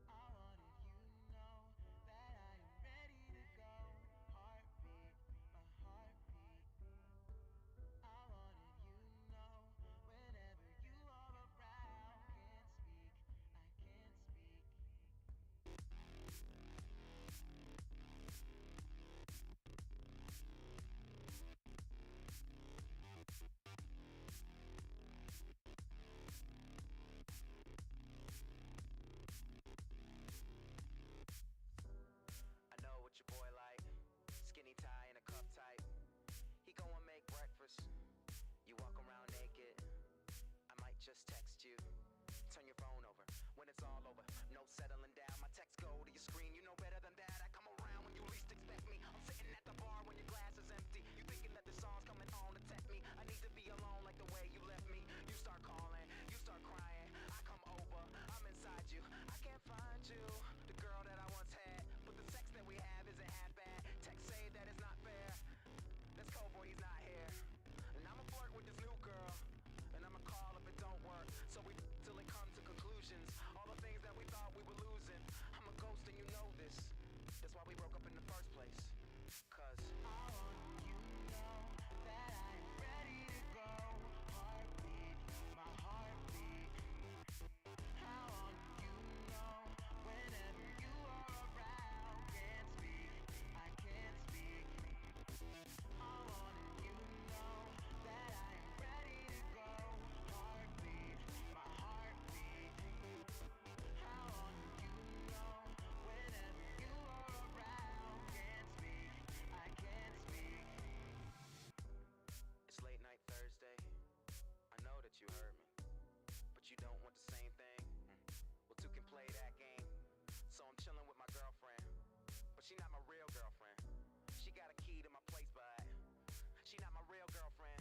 Stupid, so dummy. Say the wrong thing and wrong girls come running. I'm paranoid that these girls want something from me, and it's hard to make a dime go 100. And my dude freaking out over her worst fate. She on time, but she late for their first date. Cause he went and tried out a new condom, slipped off in a threesome. Good problems, right, wrong. Asking them if she wanna play games. We the Super Smash Brothers, but none of them you. I miss the sex where you kiss whenever you through. 59 is the only dinner for two.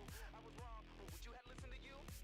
You were crazy. I got a heart, but the artichoke is only thing girls want when you in that smoking like. I want you to know that I am ready to go.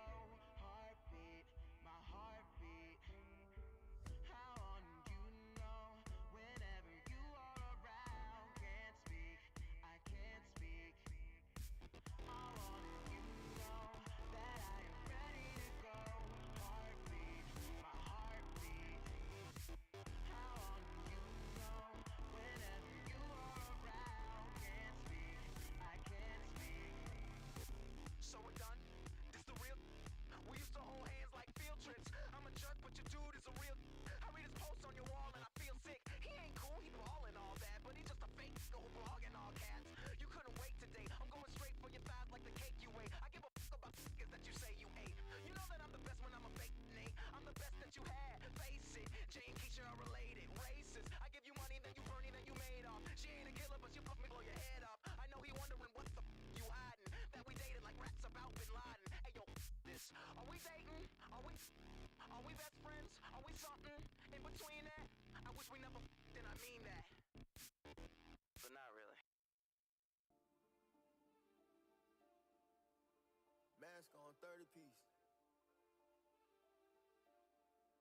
Yo, Nick, pass, make it slap. Mask on 30 piece. Mask. Got it out the mud, we was serving peas. If you from the streets, you probably heard of me. Yeah, certainly. Catch a body broad day, shoot him in the hallway. Corner one, call away, dump his body in the lake. Go on my off day, I've been ballin' all state. Me and Brody made a play like the NCAA. I'm having no clearing $200 day. Ducked off on making my millions, you in the way. I tell the going shot with it, hit go by 20K. I know she kinda buy with it, but scared to say she gay. Oh God, forgive my sins, I've been really trying to win, yeah. I keep a cool killer look, my be mad cause I don't grin, yeah. Bully put me over trying to profile. They can't catch me, I'ma keep the dough right at the dope house. So in the land in 5 hours, now we ain't got no pounds. It was raining, money showers, bet I bring you up. Money bring a lot of power to the money go down. I was knocking at the door and then I kicked the door down. 100,000 10 times, $1 million program. I don't pick a side, dick rhyme. Mask on 30 piece. Got it out the mud, we was serving peas. If you from the streets, you probably heard of me. Yeah, certainly. Catch a body broad day, shoot him in the hallway. Corner one, call away, dump his body in the lake. Go on my off day, I've been ballin' all state. Me and Brody made a play like the NCAA. 30 piece on me, I got my new Chanel mask on. Rap didn't work, I be hood rich, get my roll on. Soon as that right price on your head, you get on. Free my straight from out the Fed, one got told on. Rap niggas up, kidnapping, murder in a broad day. For a little cash, you can get it violated. All red Atlanta, chinchilla, okay. Feet kicked up like a big killer, okay. I got a real poppin' G6. Chopper go rock off a reflex. I'm with all the savages and heathens. Try that dope and I cleavage. Murder squad gon' murder, that's all I know. All I got is shooters, no friends like V-Longs. Put an NCAA gym in my home. 75 North, my money that long. Think I'm wrong like a stone. Mask on 30 piece. Got it out the mud, we was serving peace. If you from the streets, you probably heard of me. That, certainly. Catch a body broad day, shoot him in the hallway. Corner one, call away, dump his body in the lake. Go on my off day, I've been ballin' all state. Me and Brody made a play like the NCAA.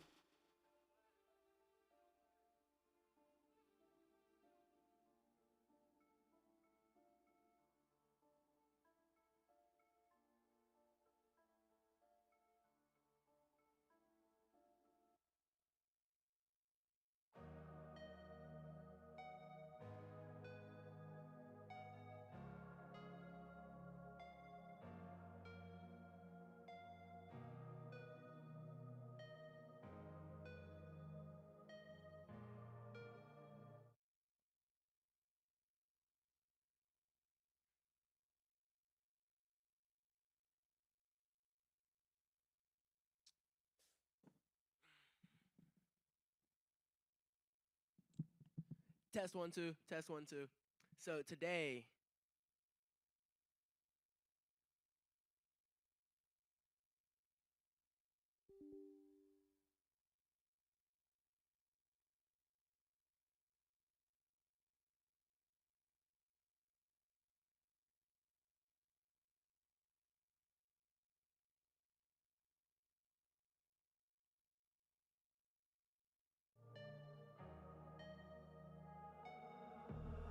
Look back at it.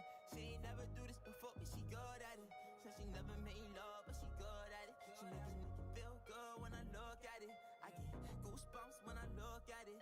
Oh, girl just wanna have fun with it. Oh, the girl just wanna have fun with me. These girls ain't really no good for me. Yeah. Da da da da da da da da da da da da da da da. Yeah, got a new biz that I ain't promoting. Yeah, all of my friends love money doing. Da da da da. Let me tell you something about my life. In every single chain, in my diamond rings, the way you walking, the way you talking, it's all because of me. And the way I'm all on you, girl, you know it's true. The way I speak is my melody. Don't you ever think it's another me, girl, on everything. It's a lot on me. I cannot be seen. I cannot be taking apologies. Yeah, they plot on me, cause that bag on me. Yeah, they after me. I got racks on me, got the stash on me. Think they gassing me, yeah. Hoodie on low, but I stay focused, yeah. It's hard to stay low and everybody know this, yeah. Look back at it. She ain't never do this before, but she good at it. Said she never made love, but she good at it. She make a nigga feel good when I look at it. I get goosebumps when I look at it. Oh, girl just wanna have fun with it. Oh, the girl just wanna have fun with me. These girls ain't really no good for me, yeah.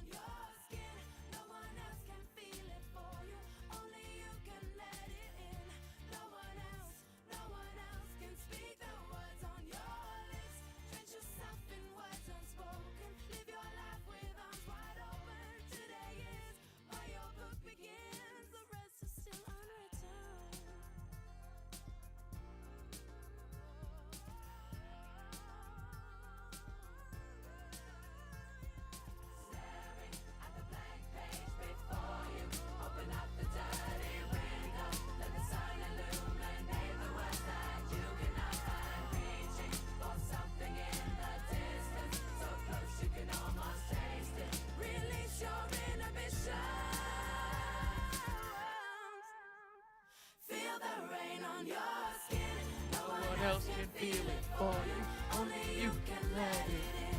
No one else can speak the words on your lips.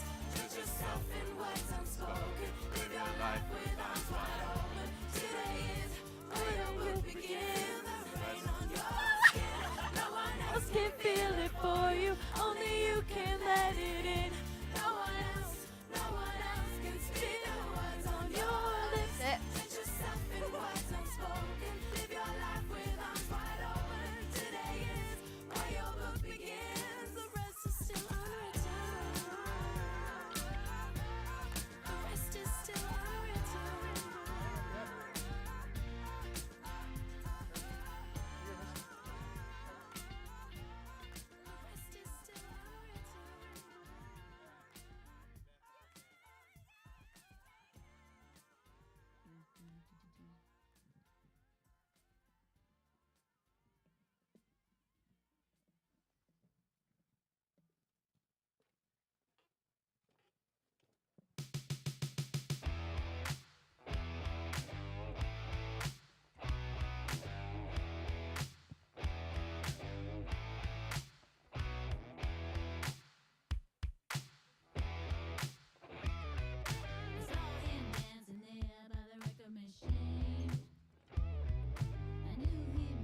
Been about 17.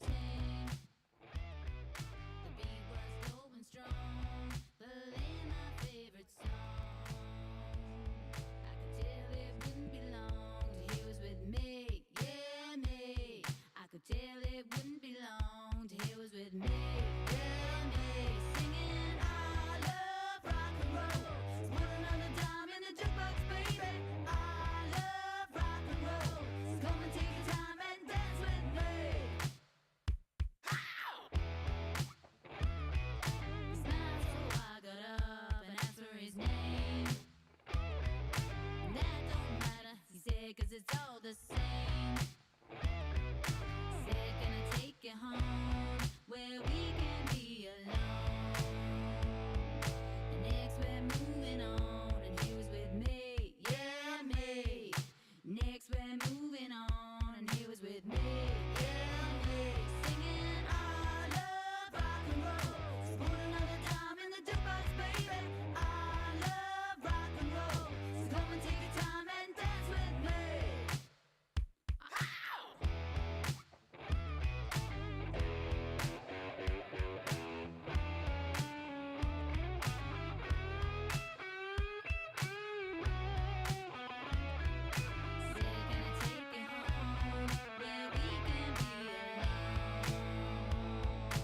Next we're moving on, and he was with me, yeah, me.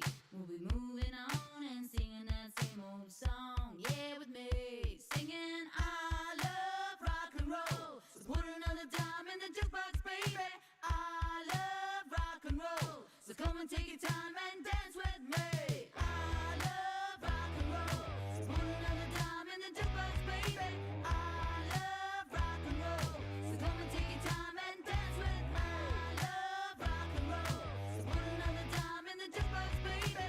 I love rock and roll. So come and take your time and dance with me. I love rock and roll.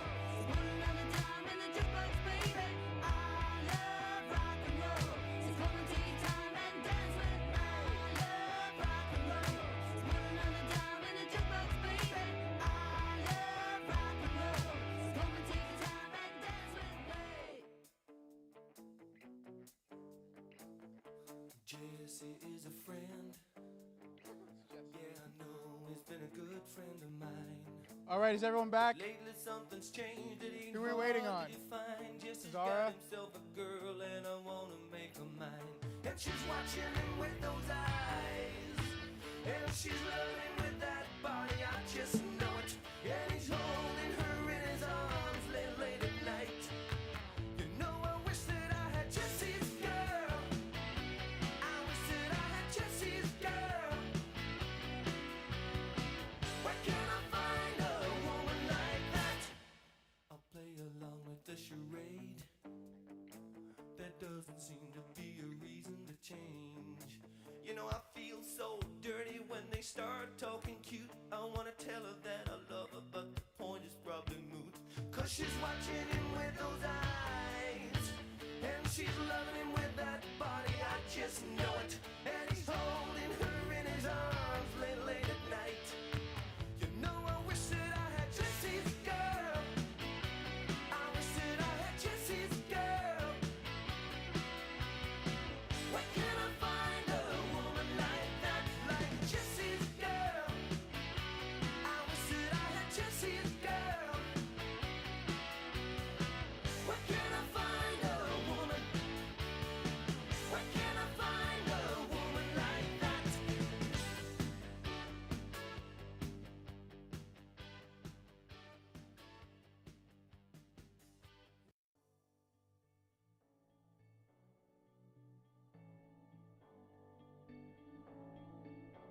I've been reading books of old, the legends and the myths, Achilles and his gold, Hercules and his gifts, Spider-Man's control, and Batman with his fists. All right, we're gonna go ahead and get started. Wild Side Wonders is up first.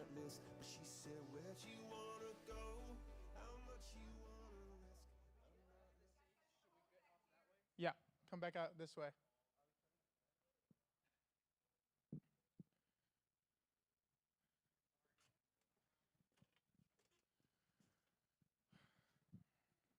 All right. Quick thing, Russell just reminded me, make sure that you come on this side of the stage. You also exit the same side. That's where I'll be here, and I'll have the mics and the clicker for you. Sound good? Sound good? All right. You guys ready? Perfect. All right. Now introducing Wild Sign Wonders.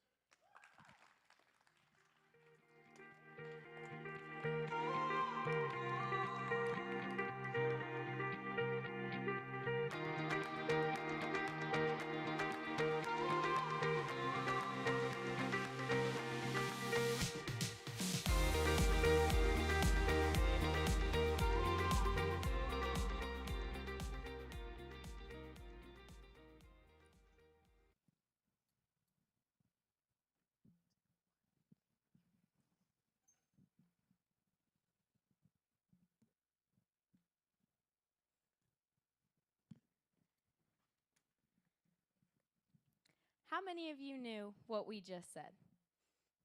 Not many, right? Well, welcome and good afternoon. Imagine living every single day like that, no one knowing what you say. This is Reagan. Reagan expressed to us the feeling of isolation and fear of never being connected with the hearing world again. She stated, "I cannot fathom how isolated children in the deaf and hard of hearing community feel if this is my experience." We hope to bridge that gap between the deaf and hearing community so that no one is alone. I'm Ava Dupuy. I'm Audrey Tate. I'm Lillian Clayton. I'm Avni Yadav. And I'm Russell Johnsonville. Only 1,000 out of 131,000 students, public schools in the U.S. teach ASL. That's less than 1%. This leads to a big problem of only 2.8% of Americans knowing sign language. This leads to a lack of communication and a language barrier in the deaf and hard of hearing community. This is why we created Wild Sign Wonders, an interactive game that teaches kids kindergarten through 3rd grade American Sign Language with a zoo-themed storyline. Wild Sign Wonders helps teach ASL in a fun and easy way. ASL has been shown to improve cognitive abilities such as critical thinking and problem-solving skills. What parent wouldn't want that for their child? We also hope that our students grow a passion for speaking ASL, which can strike down the stigmas surrounding the deaf and hard of hearing community. Here is a look at our website design. We include video recordings to teach each sign, which optimizes student learning. We have activities and questions to test the students' new skills. We also included a question button in case they need direction on where to go next. As they complete questions, students can earn tickets. These tickets can be used to buy accessories for their chosen animal companion. This feature motivates students to keep on with their lessons. Our website is so easy to use. So easy, it's only 3 simple steps. First, you create a login. Then you begin learning. Lastly, you complete the program. Simple videos help educate the kids effectively. 12 core lessons follow up with simple lessons inside them. And last checkpoints help review what they have just learned. Our total market size is 330 million Americans. That's how many people live in the US. And there are 16 million kids, grades kindergarten through 3rd grade. It is proven that kids that learn a language at this age group are much more likely to retain the knowledge they've learned, and it teaches them lessons that they can use later on in life. We hope to capture 10% of that market at 1.6 million kids, grades kindergarten through 3rd grade. We advertise to our customers through Instagram, TikTok, and Facebook, and we aim to move from business to consumers in a direct attempt to spread awareness of our app, Wild Sign Wonders, where we will hire a sales representative to go visit local daycares. We have already designed fun and entertaining advertisements on Instagram and on Facebook that will catch the eyes of both kids and parents. There have been many other ASL websites and apps made to combat the issue of the language barriers between the deaf and hard of hearing community. For example, Lingvano, a website that teaches ASL through video lessons taught by deaf teachers, and ASL Kids, an app that teaches ASL to the younger community. Although both of these apps and websites teach ASL, they don't provide the conveniences that we offer. Our app, Wild Sign Wonders, is a fun zoo-themed storyline meant for kindergartners to 3rd grade, and we provide an accessible website. Our simple, uncluttered, and fun website makes it easy for younger kids to navigate through. Our total cost to make our business is $75,000. $50,000 to build our website, $20,000 to market it online, and a $5,000 yearly cost for website maintenance and taxes. We offer 3 main plans. There's an individual plan, which you can pay either monthly or yearly, a family plan, which can support up to 5 users, and a classroom plan sold to daycares and other school-like experiences. We hope to educate over 2,000 students and break even in just 2 years. Here is our 3-year plan. In year 1, we hope to sell 750 plans. In year 2, we hope to sell an additional 1,250 plans and break even. And in year 3, we hope to sell 1,750 plans with a total profit of $65,000.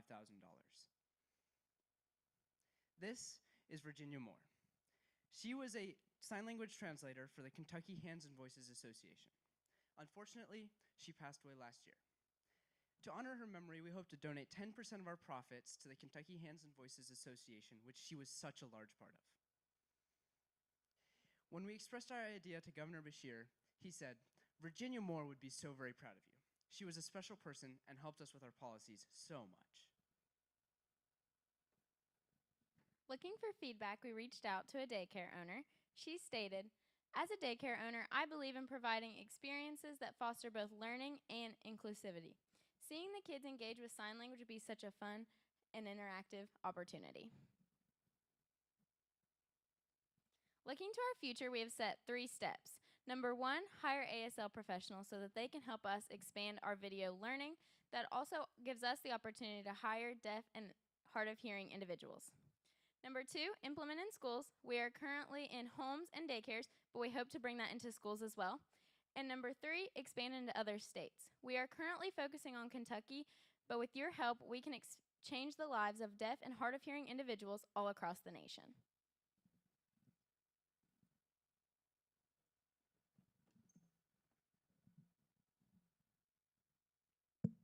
Explore the world of ASL through Wild Sign Wonders.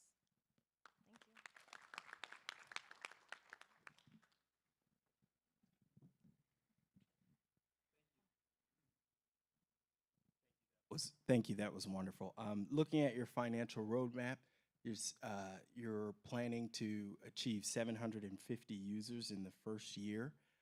My question is in two parts. Is this individuals or daycares or a combination of both?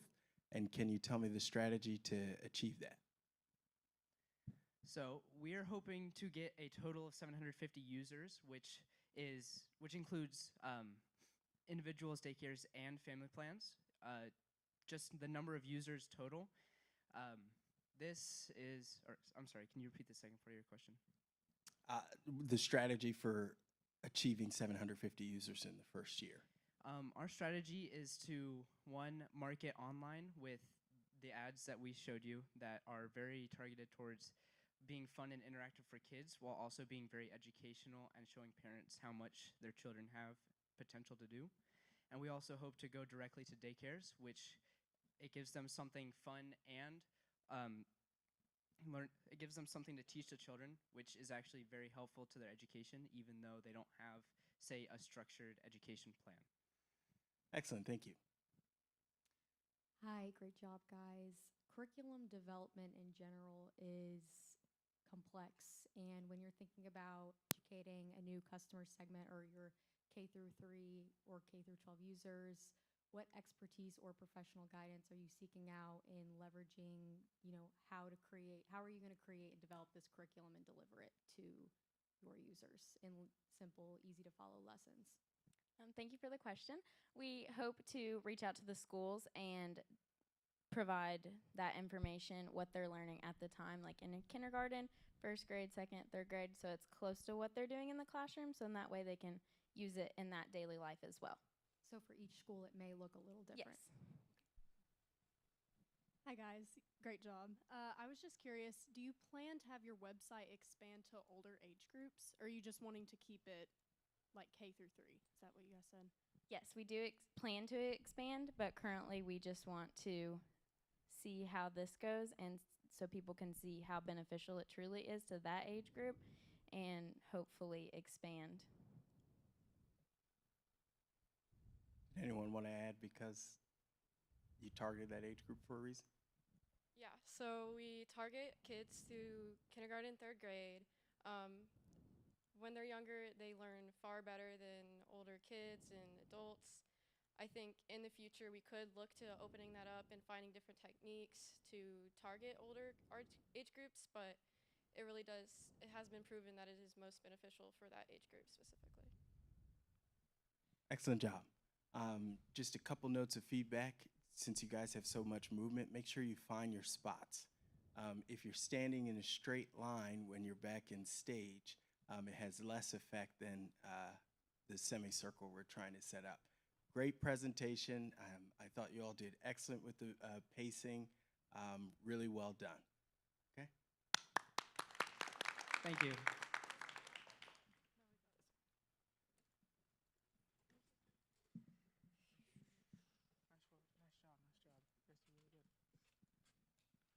All right. Hey, Max, is it called signed or signed? Like, what's the, just signed. All right, perfect, thank you.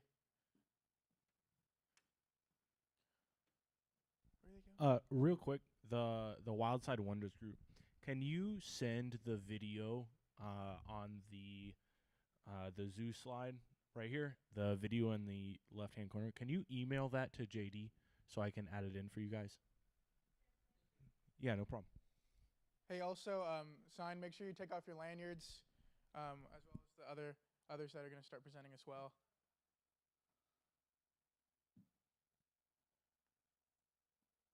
All right, stay in the room, stay in the room. Yeah. All right, now introducing Signed.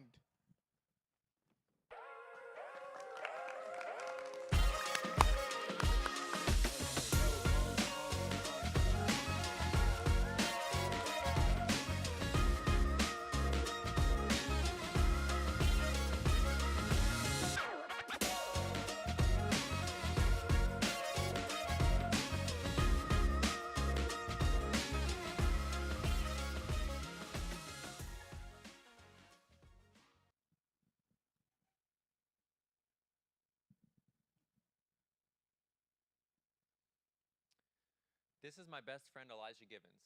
He is 18 years old. He is 18 years old, and this past summer got a job at a local Kramer's Market where we live in northern Kentucky. He signed his employment contract without reading it, and within 2 weeks was required to work late nights without pay. When he went to talk to his boss about it, he found out it was explicit within his contract that he must work late, uncompensated nights. He quit his job and couldn't get a reference for his next one. So why didn't he sign his contract? Probably because why didn't he read his contract? Probably because it looks something like this. Contracts can be extremely dense and confusing, leaving many young adults signing negligibly. 97% of people 18 to 34 don't read their terms and conditions or privacy policies before agreeing to them. 68% of people don't read their lease contracts before signing their name. 67% of people don't read their employment contracts before signing their name. And 83% of people don't read their subscription contracts before agreeing to them, leaving them vulnerable to financial exploitation and unfavorable terms. Which is why we have created Signed, where we synthesize contracts, provide basic law education to future adults, and promote volunteerism. So how our app works is you'll upload your document into the app, and then from there on, AI will synthesize it through 4 different components. The first thing it'll do is summarize it for you, and then it'll list bullet points, and it'll also highlight keywords or phrases that you need to know. And then after that, it'll also provide footnotes on legal jargon. Right after AI synthesizes the document for you, it automatically sends it to law grad students from University of Kentucky and University of Louisville. This takes about 2 to 4 business days. This here is an example of law grad students from University of Kentucky that are willing to help us out within our app. Also, at Sign-In, we have the education segment part, which start off with the question of the day, just ask you some basic law question. And then we go on to the terminology matching, which is basically a matching game. And then we have lecture video, which are video that's being recorded by the law student at UK and U of L. And then we have mock contract, which are contract that we send out for you to read to see different kind of contract they are. And then we have a quiz me feature, which just quiz you on some basic law quizzes. And then we have our personalization part, which you can get to meet your volunteer and to get direct message from them. And also you're able to leave a review on how well they have synthesized the contract. Next up is our size of market. Legal technology market is 9.8 billion. The market for AI contract synthesizing is 1.2 billion, and we're looking for 1% of that share, which would be $12 million. Our financials include paying for ChatGPT, insurance, cybersecurity, the app, upkeep of the app, and advertisements, which bring our startup cost to $250,000, and our annual fixed fee is for each year, which will be $200,000. Our sales plan includes memberships for the app, like our users pay $10 a month for the app, or if they just want to use the app one time, they pay $20. And through all the data we've collected, we estimate that we'll break even in 2 years, which is 24 months, and we will need 1,500 subscribers or 3,000 one-time users. For marketing, we have incentivized referrals for our users, which will give rewards to them for the more they use the app. And we have social media, which will get our app and bread more widespread through photos and videos. And we're going to partner with 3 local businesses here in Lexington, which are Joker Business Solutions, Kentucky Biz Info, and Commerce Lexington, which are all 3 companies that help other businesses grow and protect, so it'd be perfect for our app. These are our competitors, Legly, Kira, and Zuva. While they are all effective, they are not as effective as Signed. Right now, we are the only app on the market. All of our competitors are website-based. We implement AI. We are the only platform that provides an education segment. We offer a one-time fee option, whereas our competitors are subscription-based. And most importantly, we provide that human check in addition to AI. Unlike our competition, AI is not our mission. We believe that AI is a short-term fix for a long-term problem, and we simply use it to help signees better understand what they're agreeing to. And at Signed, we have a vision to break down the barriers to a law education, provide equal access to a background in law for future adults, and connect volunteers to the layperson. Our customer feedback. This is Aubrey Foster, a young adult. Aubrey is an early customer at Signed. Aubrey is so eager about this new app. She believes that it will serve as a wonderful resource to her as she enters the world of contracts. She is interested in law, so she is eager to widen her knowledge with our education segment. Our key partners, ChatGPT, our enterprise subscription. First, ChatGPT is responsible for first synthesizing, highlighting, bulleting, providing footnotes with legal jargon, and offering a language translation. Once ChatGPT does its job, we will be partnering with law students from UK and U of L, and they will be providing the human check for the contracts. In addition, these students will also be responsible for creating basic law content for our lecture segment of our app. We will be helping these students fulfill their volunteer hours through this.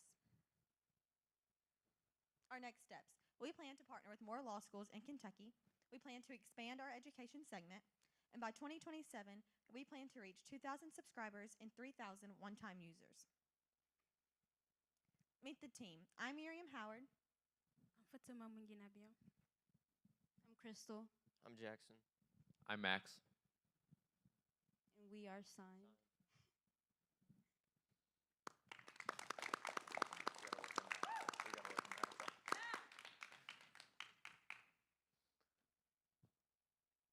Thank you guys. Great job. I just have one quick question on sort of the process that Signed has. So the 2 to 4 days, does the AI itself take 2 to 4 days in order to synthesize the contract, or is there sort of a background period where you're waiting on your law students? Do they get assigned to the contract and you wait? What does that look like? Great question. So we are going to start out by having one of our volunteer law students from U of L or UK read over a contract and get in their mind what is within it. And then we're going to run it through AI, and that'll be rather quick, but then we run it back through the lawyer to ensure that AI, which is still in a very early form, is still developing, gets the right information through to the customer. That'll take 2 to 4 days. Thank you, Max. Hi guys, great job. So kind of playing on what Lauren said, so you are using both a human checker and AI. Is there a way you can just select to use AI just for like a speedy summary of kind of what the contract looks like, or do you have to use the human checker? Great question. We currently have you must use the law educated person check, because we want to ensure that there are no slip ups in the AI's synthesizing, and we want to ensure that it is precisely what we say it is for the human to sign to better ensure that we are providing our customer with what they need. Thank you. My question is on data security. If I'm uploading contracts to this app, how can I be sure that my contracts are not stored and or shared with people to have information about me I don't want? Another great question. So cybersecurity is over 1/4 of our spend. We're going to ensure that the only human that has access to your contract is the one it's assigned to. And you'll be, with our personalization feature that you saw, you'll be able to see who has your contract, how long they've had it, when it should be back to you. So it'll run through one pair of hands. That is the volunteer that work for us. Thank you. Excellent job, guys. Just a couple notes of feedback. Energy, please, please, please, please. Energy, energy, energy. Smile, smile. I need smiles out of all of you. And make sure your movements are intentional. Okay? Great job. Thank you.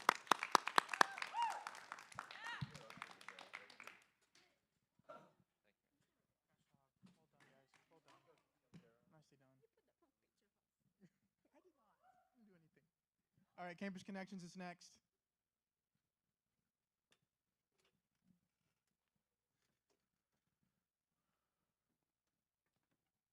Ready, judges?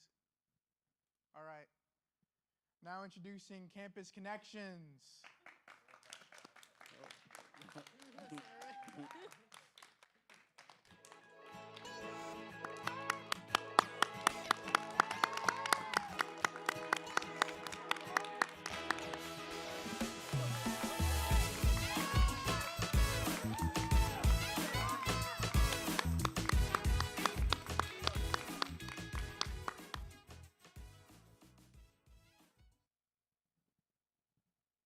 Meet Ryan. 2 years ago, Ryan was a high school senior with dreams of one day becoming a lawyer. When we talked to Ryan, he said he spent over 30 hours looking through various college websites, trying to find accurate information about the programs, scholarships, and details about campus life. After all of this extensive research, he thought he finally landed at the perfect college, which was Loyola Chicago. However, this was far from the truth. Despite their great academic reputation, Ryan found that the student life, community, and traditional college experience was not at all how he thought it would be. Despite all of the hours he spent on these college websites, none of them gave him a true sense of what it would really be like to be a student there. So, because of this, after just 1 year at Loyola, he transferred to Notre Dame. And this all comes down to a lack of information. Because of this lack of information, 80% of college students change their majors, 61% would choose a different major if they started over, and 33% of college students transfer colleges. Which is why me and my team, myself, Caleb Jackson, Emma Haynes, Nick Wilson, Nathan Kneep, and Kate Solon created Campus Connections. We realized there was a major problem within campus tours. Families are spending $300 to $500 traveling far away to visit schools, when in reality, they were far from the actual picture. Here you can see some dorms that you may see versus what they actually look like once you arrive to campus. As well as, in our 3 weeks here, we noticed the food was much better on days where there was orientation versus other days. Because of this, we will create a website consisting of 3 main aspects. First of all, we have the information. Our information will be accurate and authentic, unlike any other website on the market. Next, we have the values. We will showcase values similar to the student so they can find the best college experience for them. And finally, communication. This is what makes us unique. We will connect future students to current students to get their own authentic perspective. The first aspect is the culture. This includes student life, from athletics to fraternities, sororities, and so much more. Next is dining options, from the dining halls to restaurants and bars, both on and off campus. And finally, health and safety. Mental health can be important to students, as well as hospitals and doctor's offices nearby. Next is the curriculum. This includes the academics, such as majors and minors, which we will inform them about, as well as if students are interested, studying abroad can be very important. Next is classroom experiences. Many students are interested in lab and research opportunities, as well as the faculty to student ratios, and finally we have job opportunities. Many students want to co-op and intern during their 4 years at college. However, not all colleges are offering this. As well, job opportunities post-graduation can be very important. Finally, many of you are wondering, what is a connection? Well, here at Campus Connections, we are hiring and verifying student ambassadors. We will then match them with prospective students based off our Connections quiz and discuss their college experiences, build relationships, and overall enhance their college experience.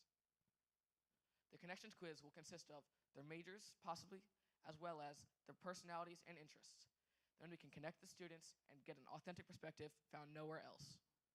we are partnering with Google Maps in order to provide valuable information based off of businesses, events, and restaurants in the area. This is important because not only do we want to connect our students with other students at the campus, but we also want to connect the students with their community to improve their experience.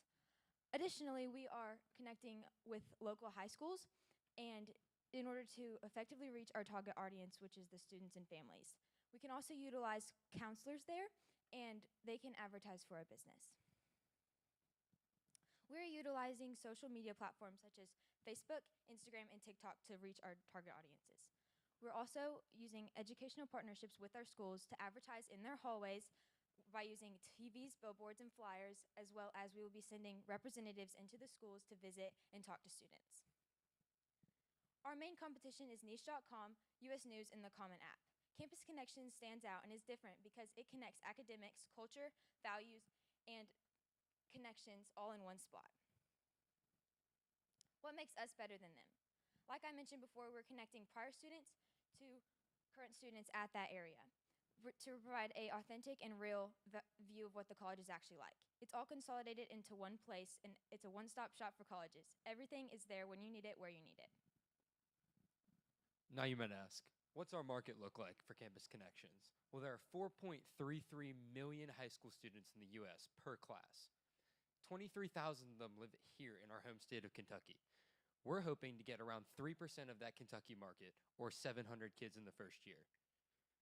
Our startup costs are $20,000 for our web development, just to get all the information in the websites, and to get all our features working correctly.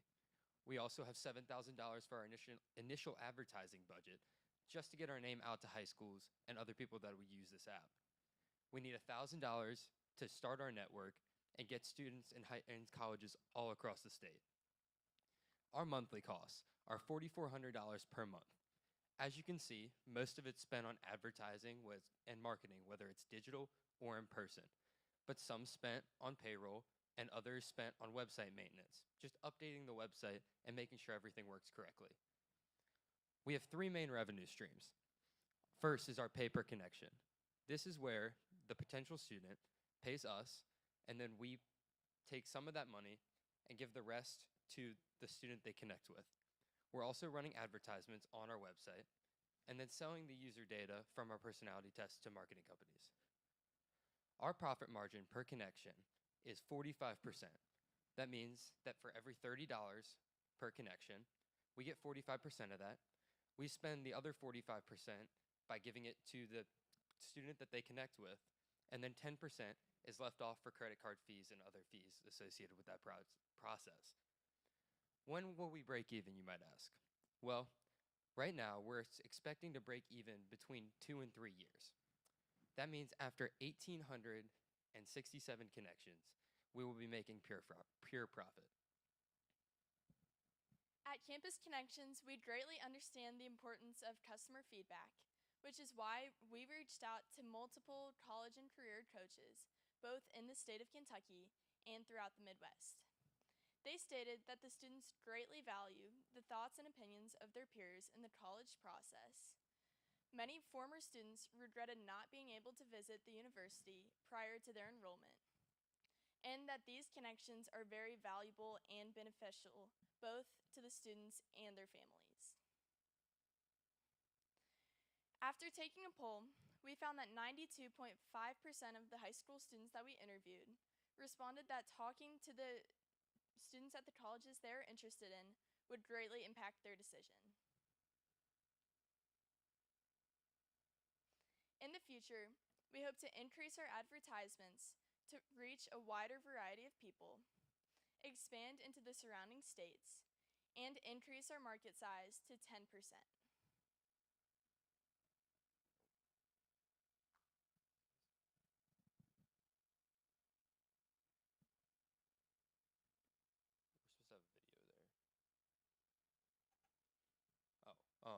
Well, our video is not working, but let's connect. You can connect with us through email, Instagram, or TikTok at Campus Connections. Thank you.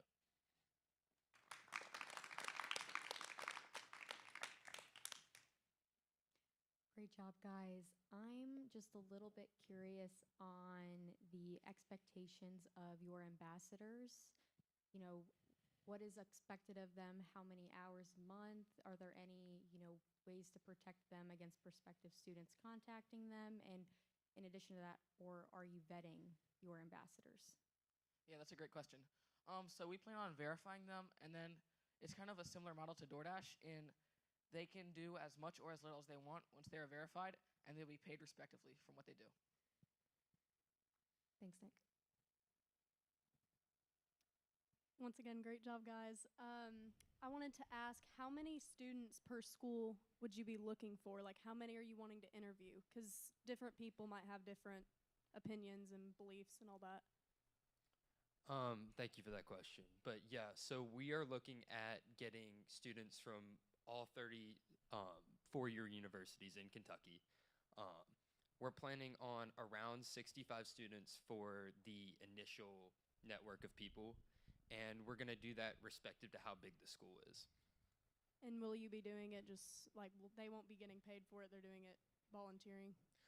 No. So of the $30 that we get per connection from the potential student, we pass 45% of that off to them, and then we also keep 45%.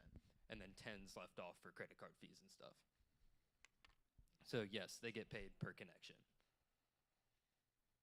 Thank you. What a wonderful idea. I'm curious, what is your expectation for how many students, how many connections students will want to engage with the platform on? So yes, we have talked to a lot of people, and us as high schoolers going through the college process have seen that the average amount of schools that people consider by the end of their process is around 3. So we're expecting for each student to get around 3 connections. So each student's going to spend $90.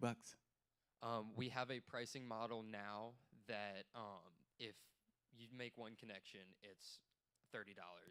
And then you get a sort of discount for making 3 connections, and that goes down to $75. And then it's $225 for unlimited connections. Excellent. Thank you guys so much. That was wonderful. Really well done. Just a little tip, remember to find your mark when you go back so that we have a nice, wonderful presentation for everybody in the audience and at home. Very well delivered. Speed, just be mindful of speed. You don't have to rush through anything, and then email me the video. We'll make sure it gets up there. All right, excellent.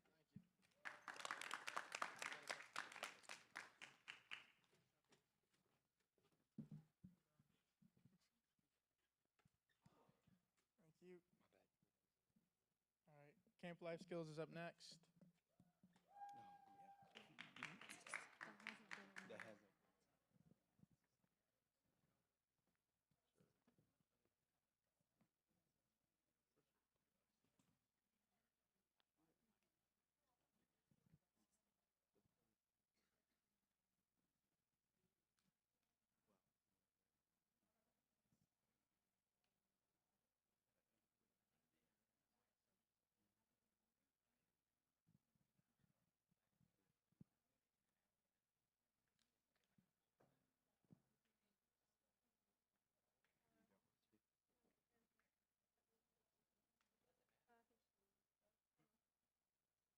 All right, ready?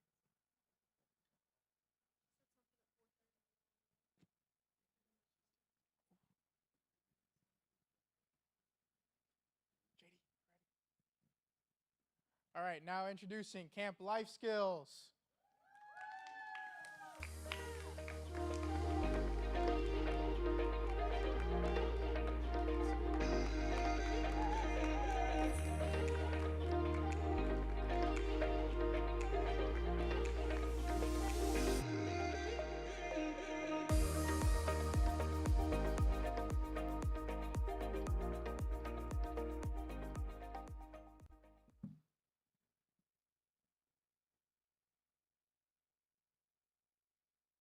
I was in the car on my way to the University of Kentucky, excited to start my GSC journey, when my mom in the passenger seat looked back at me and said, "Alex, you're going to have to make friends because I know you don't know how to do your own laundry."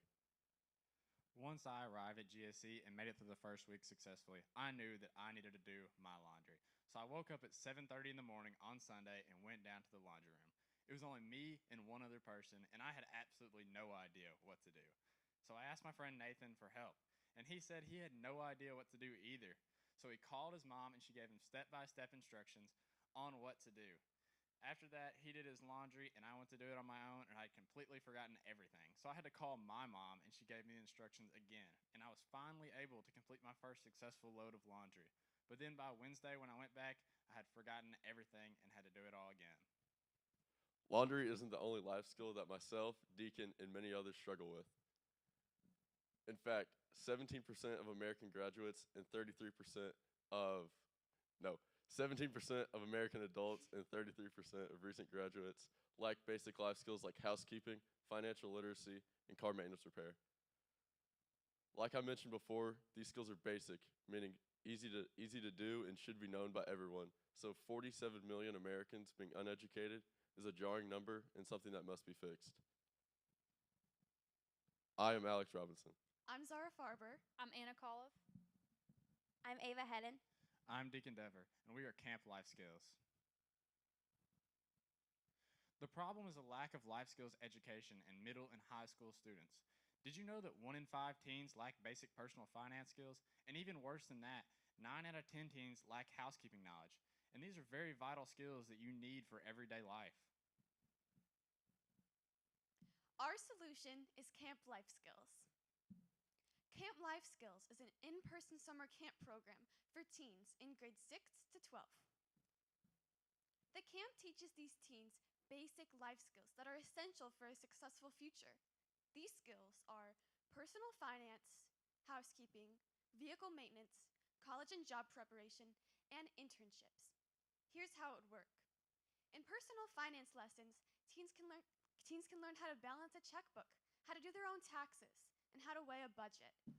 In housekeeping lessons, teens can learn how to cook nutritious meals with meats, vegetables, and pasta. The camp will take place at the Kentucky FFA Leadership Training Center. We will also hire experienced specialists like mechanics and accountants to teach classes with personal finance and vehicle maintenance. It's important that we hire these professionals because they might be more experienced in these specific fields than some teachers. We also want to emphasize that this is in-person learning. Did you know that 65% of teens prefer in-person learning than online learning, according to a Pew Research study? We also want to emphasize that this is a summer camp, something that is both fun and educational for teens. Along with the camp, Camp Life Skills has a website, which focuses on our 5 contents of area growth.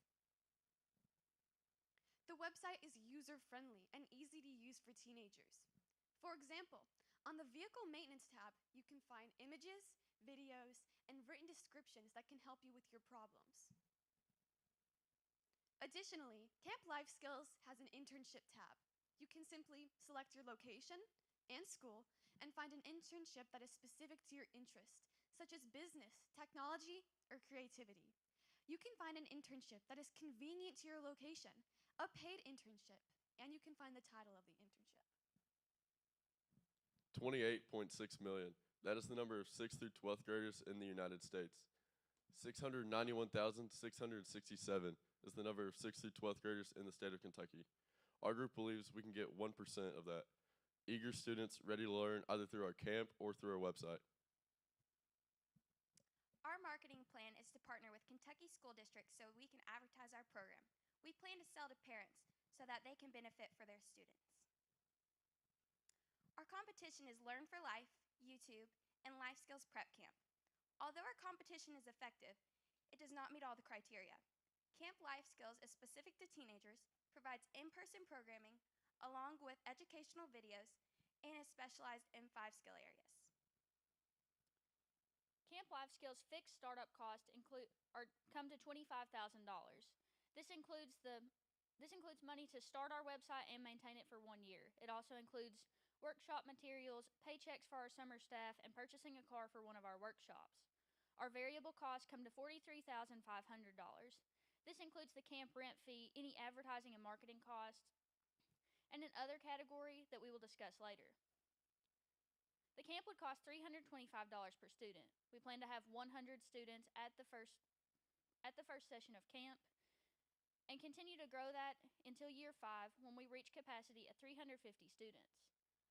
Our break-even point has been calculated to 186 campers, meaning it will take us 2 summer camps to break even. Our year 1 startup costs include $13,000 for other. This includes the one-time $3,000 to purchase a car for one of our 2 automotive workshops. The other $10,000 is allotted to legal and accounting fees, insurance, and a cushion sum in case any of our other fees exceed the budget. $3,000 of the set website fee go to the startup cost for that. That's a one-time cost. The other $1,500 is considered 1 year of maintenance for that website. $15,000 goes to the camp. That's $150 per student. That is our rent of the entire camp, food, housing, and any activities the camp may want to host. So that includes all of that, and that rate, $150 per student, remains no matter the amount of students we have at the camp. $9,000 go to salaries. We plan to have 10 summer staffers each one teaching a different workshop. They will get $900 each for their 2 weeks, 1 week of training and 1 week actually having a session. And then $2,000 will go to advertising in whatever ways that looks like, whether that be social media or in-school activities. Our year 3 fixed costs are shown in orange. Our revenue is shown in blue. However, variable costs are not shown on this chart. Our fixed costs, on average, are going to be, we have budgeted $25,000 a year in fixed costs, even if they don't touch that. Our revenue for year 1 is projected at $32,500.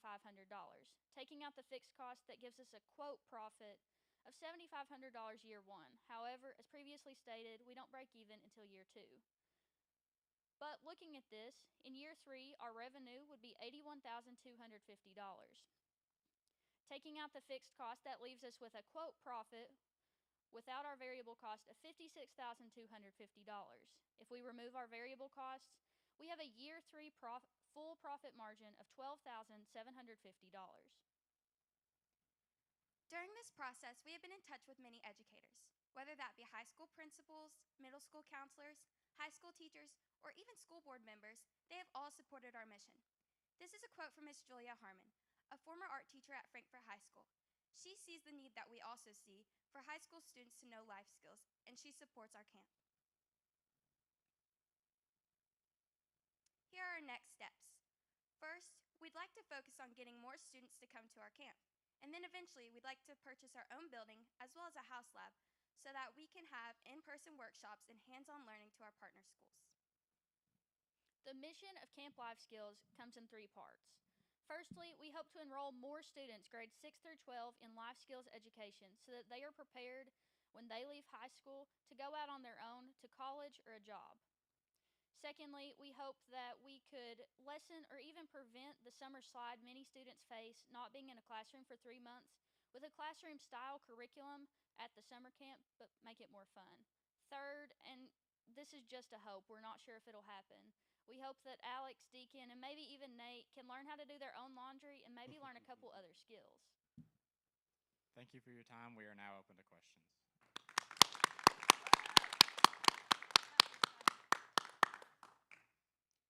I liked that bit at the end, Anna. Excellent addition.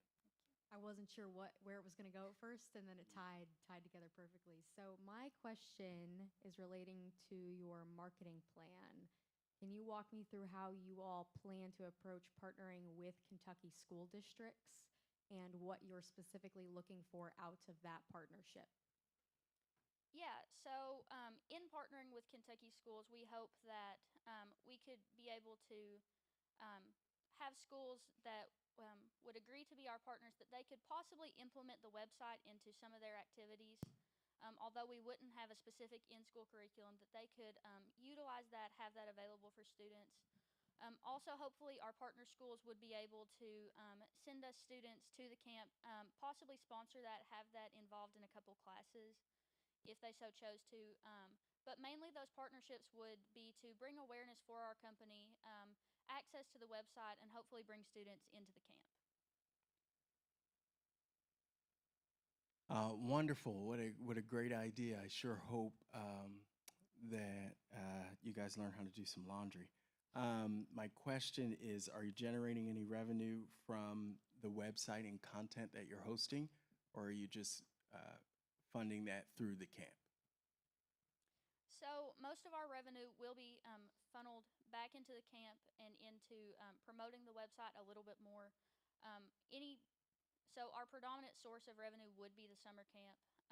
Any revenue received from that would first go to benefiting the website. We would make sure we had in budget for the website at all times.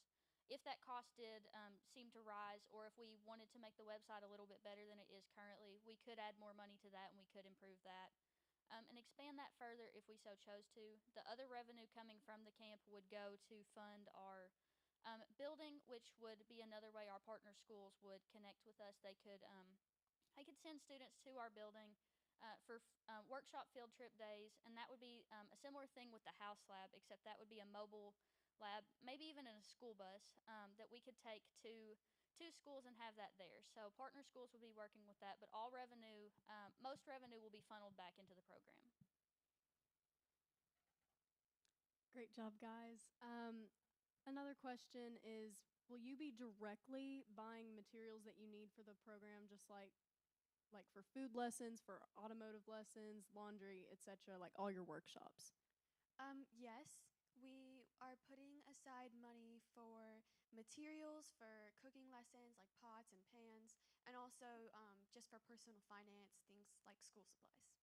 And we had additionally said that we would try to just buy locally, at least in the first year. So most likely getting in bulk from Sam's Club, Amazon, things like that, and then possibly in the future working with some more areas, working locally, and possibly even our partner schools, possibly in the future they could provide some of those materials for us. Thank you.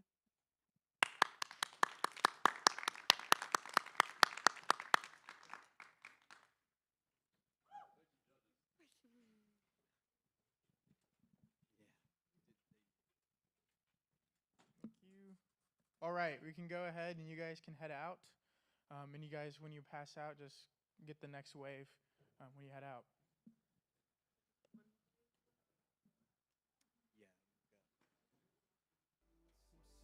Human gifts, some superhero, some fairy tale bliss, just something I can turn to, somebody I can kiss. I want something just like this.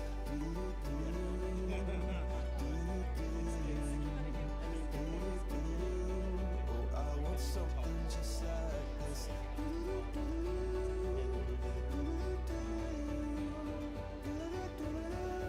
Oh, I want something just like this. No. I want something just like this.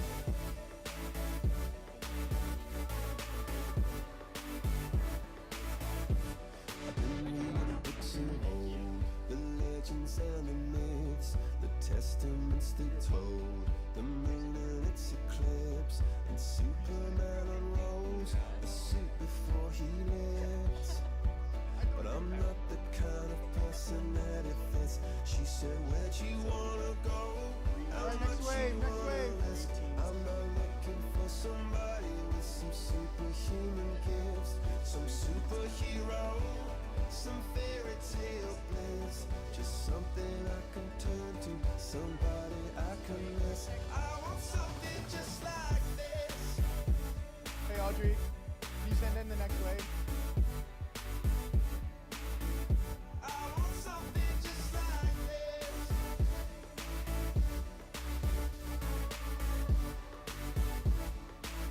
Oh, I want something just like this.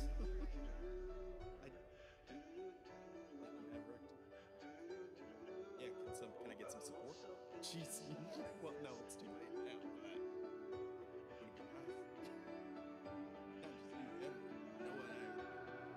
Where'd you wanna go? How much you wanna risk? I'm looking for somebody with some superhuman gifts, some superhero, some fairy tale bliss, just something I can turn to, somebody I can kiss.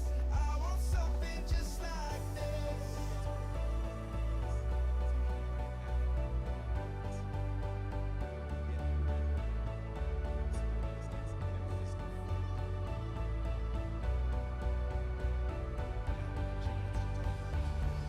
Oh, I want something just like this.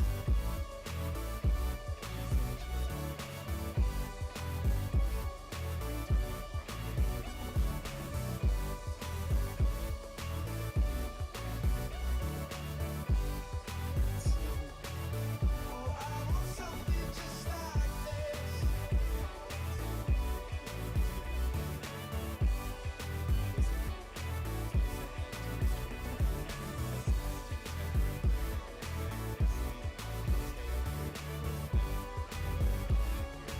Oh, I want something just like this. hopefully I'll have a chance to do that. Sounds good. Who's first? Who's first? I think it's Medi Ready. I think it's first. So. Ready for some Maddies. Mm-hmm. Start in the back. Start in the back. You're gonna Yeah. walk all the way down the center. Don't go center aisle. outside, but just Tips stay back there. people, remember to smile, bring the energy, know what you're doing with the microphone. If you don't And- smile, I'm gonna snatch you off stage.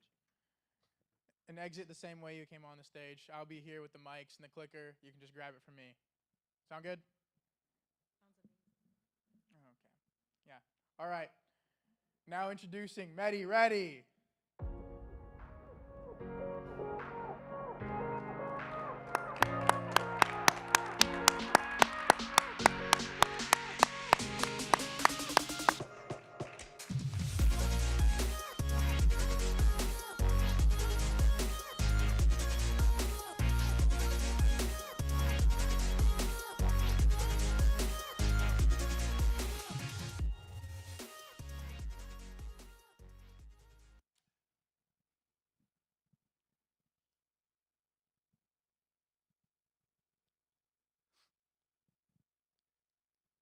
This is Daniel, your typical college student. He just graduated and moved out. And just like many of his peers, he does not have a car.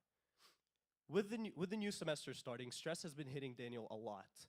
And this caused Daniel to become sick. And his symptoms kept on getting worse and worse. And at 12 a.m., Daniel couldn't take it anymore. He ended up looking for the nearest pharmacy.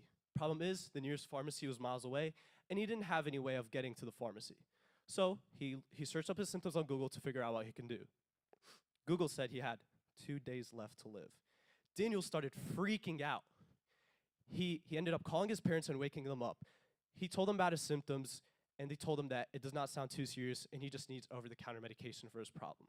So they told him to go on DoorDash. And they went on DoorDash. They thought it would be an easy solution to find the right medication. But it was not an easy process. There were many different types of medications available.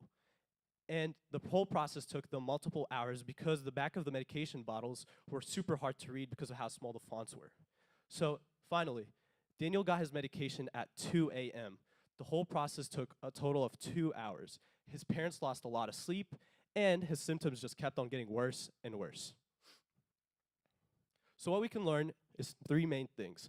A lot of college students don't have cars to get to pharmacies and get the medication they need.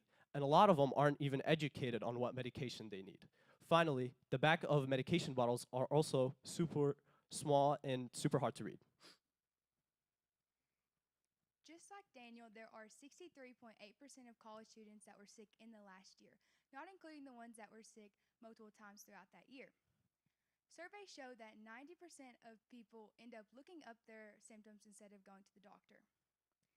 We decided to look up some of the common flu symptoms. Google says it could either be bronchitis, pneumonia, or even cancer, which is extremely incorrect since it was just the flu. In addition, 53.2% of students don't have cars while they're at school, meaning they're not able to get the medication that they need. There are 10 million students without cars. 6.4 million of those students got sick and weren't able to get their medicine. This is Caroline Witherington. She says, I take ibuprofen every time that I'm sick. She's a perfect example of our problem since she is a college student who doesn't have a car nor knows any other medication other than ibuprofen. So, how can we help carless college students find and receive the right over-the-counter medication effectively? I'm Jaden Campos. I'm Yazan Alfera. I'm Alina Pulamati. I'm Harper Mann. And I'm Andrew Mattingly. And we are MediReady, efficient care, anytime, anywhere. MediReady works in 4 simple steps. You'll first take a quiz to find out your symptoms, get your personalized recommended over-the-counter medication, get your personalized dosage plan, and also have it delivered to you through DoorDash. MediReady is personalized, analytical, and quick. This is our home screen. It's very user-friendly, and we try to make the quiz button as easy to see as possible.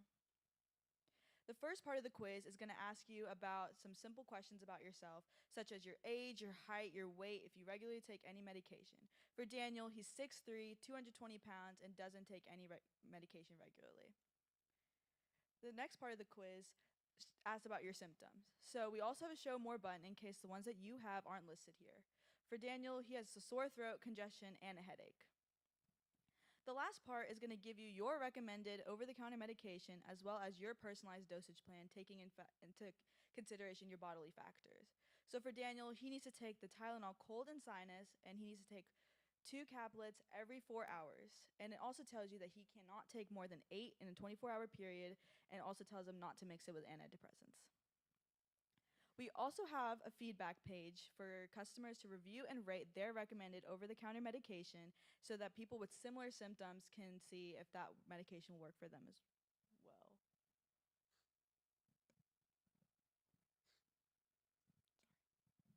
Now for our partnerships. First, we partnered with DoorDash to help our customers get their medicine quickly and effectively. DoorDash is also used more than Instacart. So we also partnered with Medline Plus and the National Library of Medicine because those are both online websites that have reliable information. For marketing, we decided to put ads out on TikTok and Instagram because those are 2 commonly used apps among college students. We also decided we were going to reach out and put ads on Google Ads because it is a cheap alternative for small businesses. Now for our competition. We have Health Warehouse and Dividose. Health Warehouse is an online pharmacy, and Dividose is a company that sends a box to your door each month with individualized bags for each day. MediReady offers same-day delivery, a personalized plan, recommends over-the-counter medication, and is user-friendly. While Health Warehouse and Dividose are both very user-friendly, neither of them offer recommended over-the-counter medication or offer same-day delivery. This is pharmacist Troy Nagel. We talked to him about our problem and solution. He thought it would be very beneficial because he says people are always hungry for information on how to feel better when they're sick. Now let's talk about the numbers. There's north of 250,000 college students in Kentucky alone. Half of them are without cars. We plan to target about 10% of this market, bringing it to about 15,000 customers. Now let's break down where our revenue comes from. A little over 80% of our sales are going to come from our $3 flat service fee on every order. 9% is going to come from selling your information. And since we are a medical entity, there are some extra regulations around selling that information. However, if we don't mention your name or your street address, we're in the clear. As well as we will sell ad space, and companies can pay us to recommend their medication over a certain brand. Looking at our cost breakdown, we're going to need about $96,000 to start up. Most of this is going to go into marketing to get us off the ground, as well as algorithm and web development. We want to make sure you get a correct recommendation every time. Yearly, we're going to need about $11,500 to keep going for marketing, legal, and maintenance on the website. We project that we will have 50% increased sales year over year, capping out at about our third year, doubling what we project our current sales are. This is what your DoorDash receipt will look like. The product itself is about $21. Tax will be tacked on, as well as DoorDash is going to take their service and delivery fee to keep them running, as well as our $3 flat service fee, bringing the total to $27.48, which we polled college students, and they said that they would pay that extra for the convenience. We project that we will break even around 25,000 sales, which is about 1,269 sales a month for 24 months, including a slow start and maybe even a slow season. So like Andrew said, our first step is to implement our algorithm and launch our website. That algorithm will ensure that all customers will be getting the perfect medication for them based on their symptoms. After that, we would like to expand our reach to students outside of Kentucky so we can help millions of more college students feel better.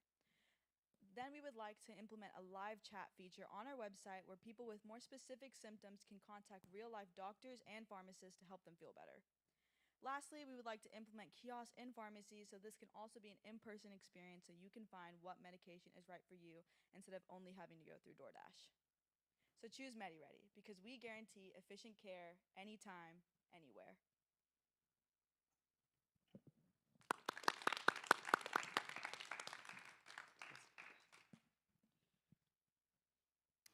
Very well done, guys. I think it's a very interesting product. I certainly could see myself using it in the dorm room. I have one question about the process.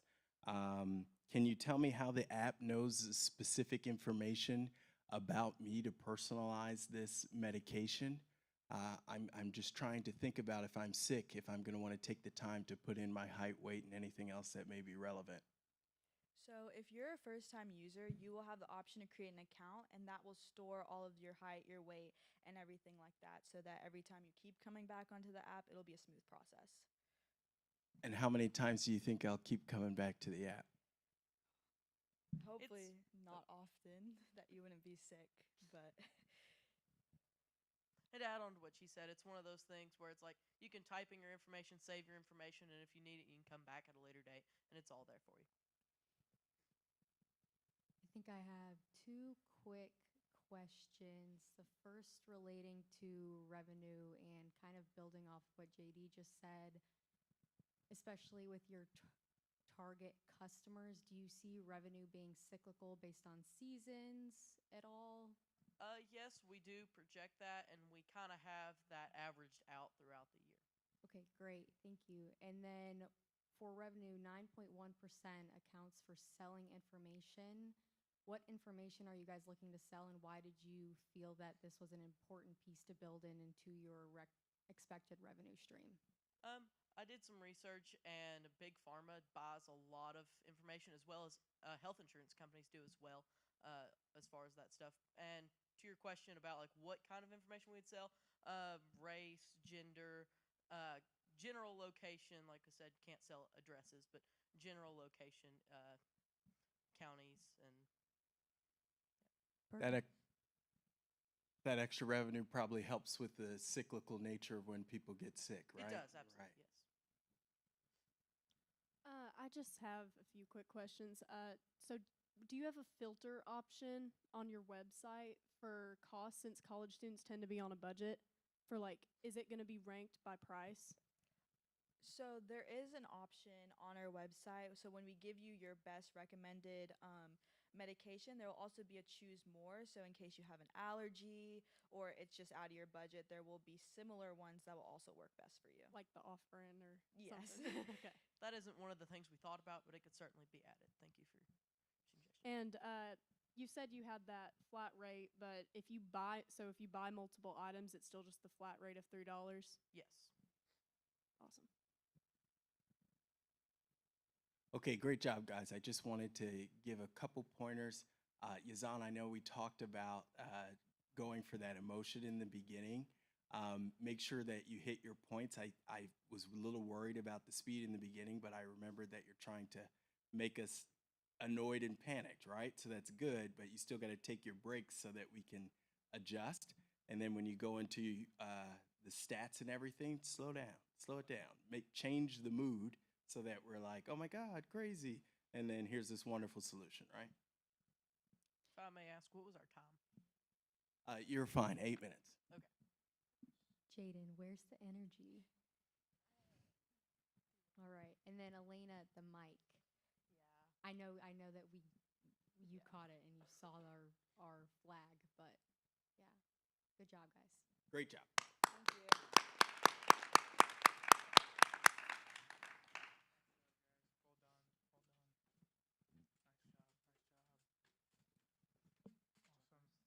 All right, Iron Mayhem, you guys are next.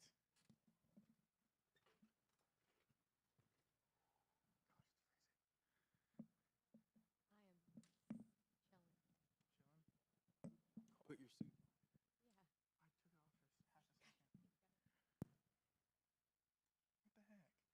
All right, now introducing Iron Mayhem.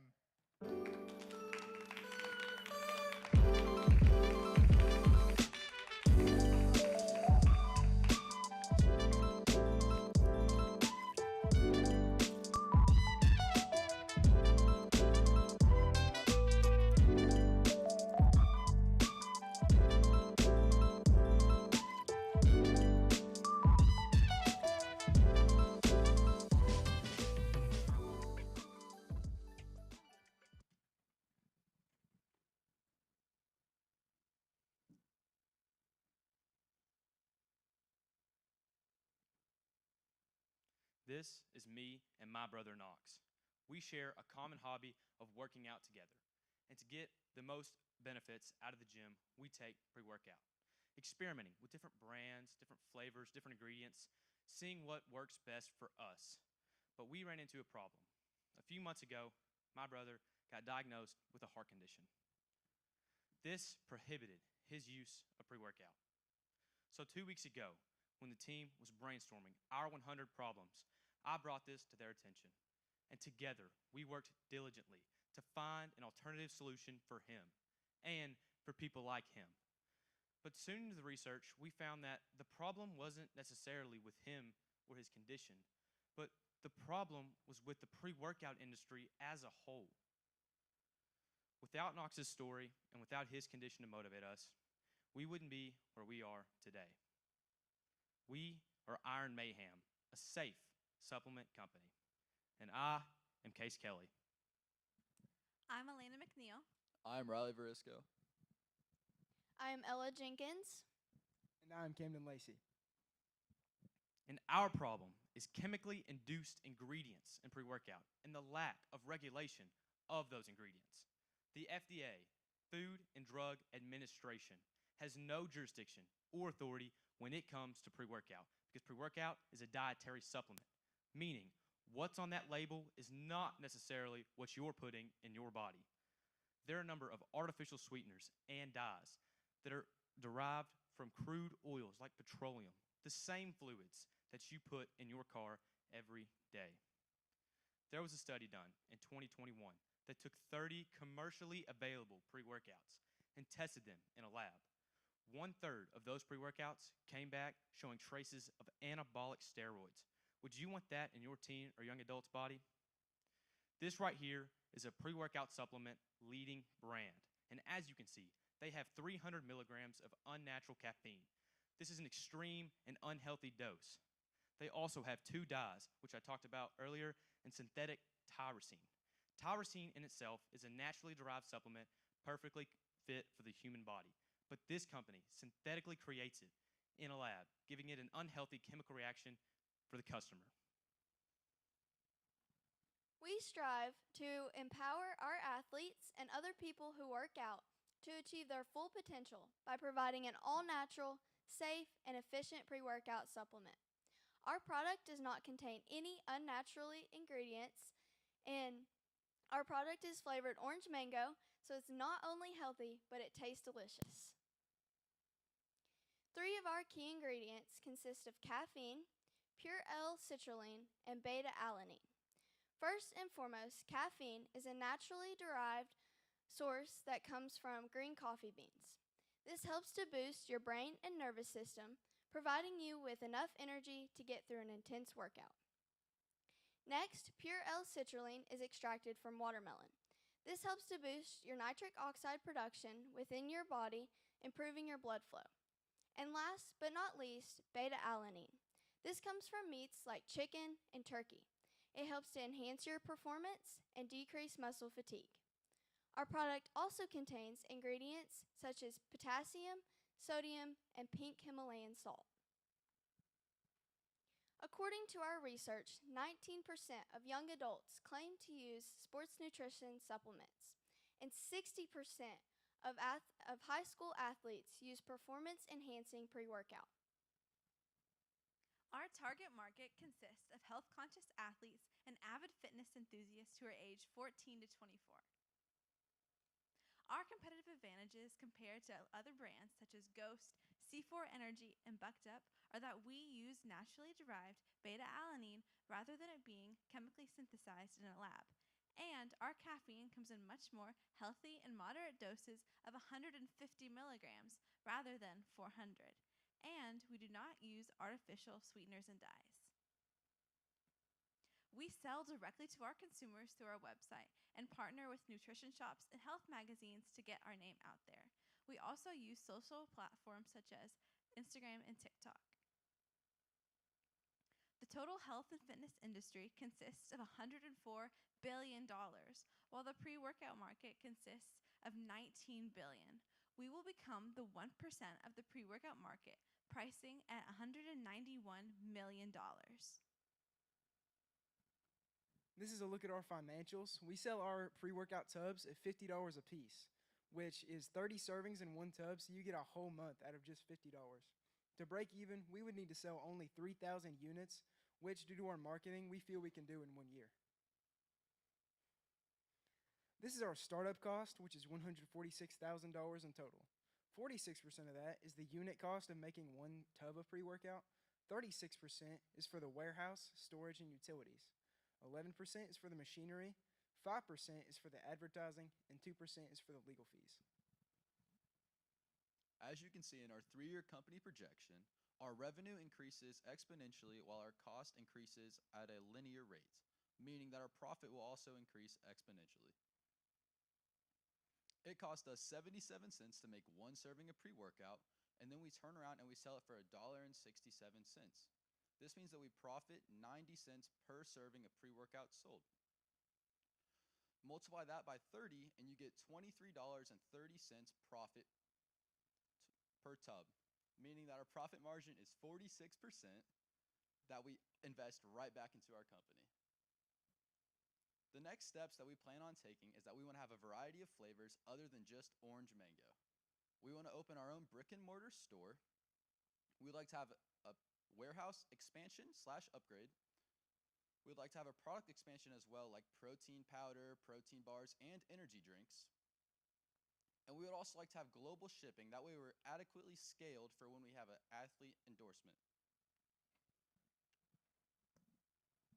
This is a look at our newly innovative website. And as we said in slides before, we are directly business to customer. So you can use this website to buy our all natural and safe product. Here is a look at our website. That right there is a QR code that will take you directly to our online shop where you can purchase our product. And if you are willing to support us, please contact us on our socials or Gmail.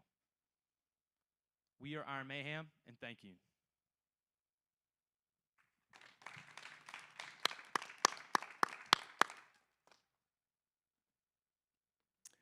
Thank you so much. How interesting, and what a wonderful story about your brother. My question is, how does your profit margin compare to that of traditional supplements on the market? So I would say that most pre-workout brands out there may have a little higher of a profit margin, but they have chemically synthesized ingredients, so it costs them probably $10 to create the product itself, and then they'll turn around and sell it for $45 to $50. So we would have a less of a profit margin, but we have more of a transparent and look to our company. That's awesome that your mission is so important to you, that you are not as concerned about your profit margin. Great job, guys. I have two quick questions. Based on your startup costs, advertising is 5%, and so we're looking at $7,300 spent on advertising. What are you all looking to get out of that expense? Right now, Instagram has this new thing called boosting a post, which is what a lot of influencers do. It's become a very big thing for young or startups to actually just boost a post instead of gaining traction a different way. Great, thanks, Riley. And then in addition to that, how much are you all currently able to produce given all the machinery you've budgeted for? It's a great question. We were actually discussing this earlier, so we'll see if we can get in contact with you after this. Great job again, guys. I'm curious, just how did you test and find that the ingredients are practical and good for the body, and that they blend well together? Well, through a lot of research of other brands to see what they're doing wrong, how we can correct that, and also picking specific ingredients that can truly be derived from natural sources. Now, in a lot of pre-workout labels, you will see they have ingredients, and yes, they may be produced naturally, but the question is, can you produce that naturally? So one of our ingredients was L-circuline, and that's produced from watermelon. But just because it's in watermelon doesn't mean you can necessarily get it. So it definitely was a little bit of a process to try to find which ones we could and which ones we couldn't acquire. But I would say that we feel pretty confidently on the ones we settled on. Thank you. Okay, excellent job, guys. I think that's the best run I've seen out of you. That was really good. Just a couple of notes.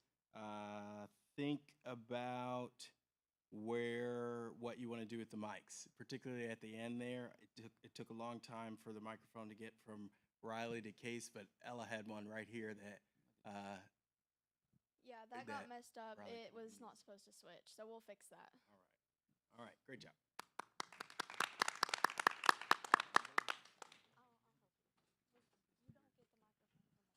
All right, Artemis bundle. My shop yours.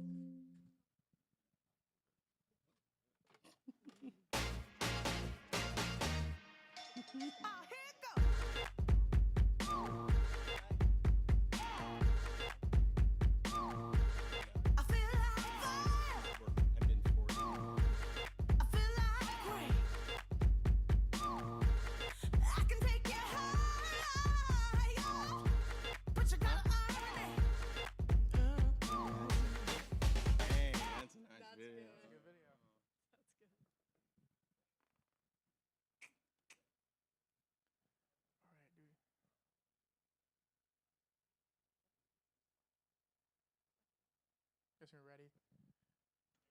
All right, perfect. All right, for the last pitch of demo day, introducing Artemis Bundle. All right. Bring it home for us.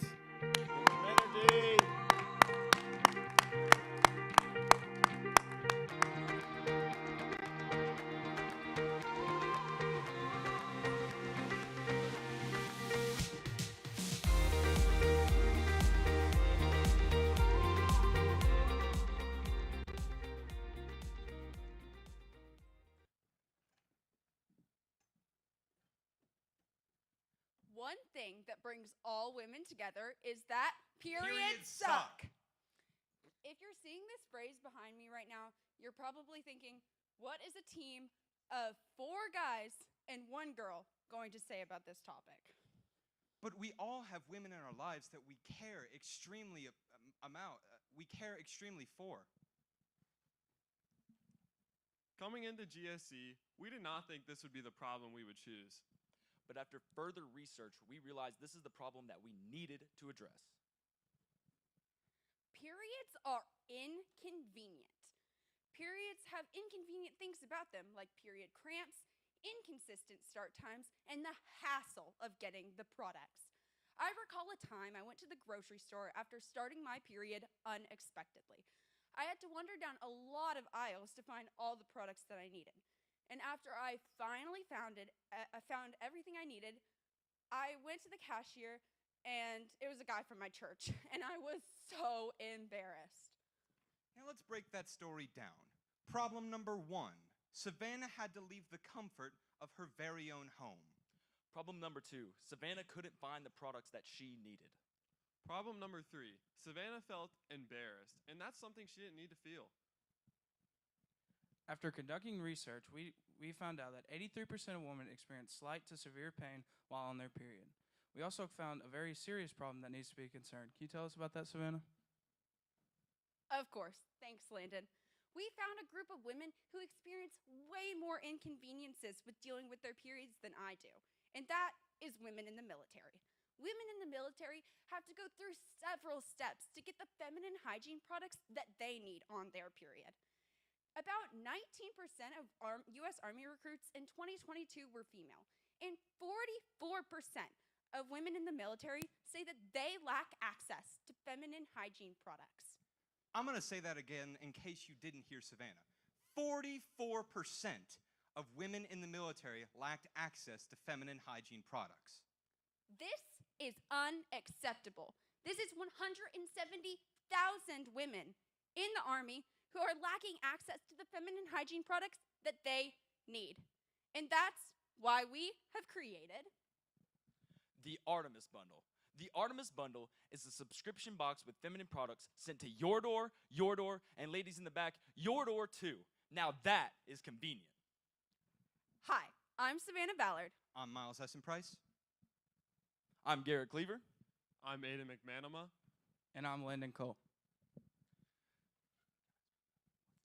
So, Garrett, could you tell me what's in the Artemis Bundle? We have 3 standard boxes, a pads bundle, a tampon bundle, and a mixed bundle. Each bundle also comes with some sweet treats, some pain medicine, and some sanitary wipes. We also have a fully customizable box to meet your needs.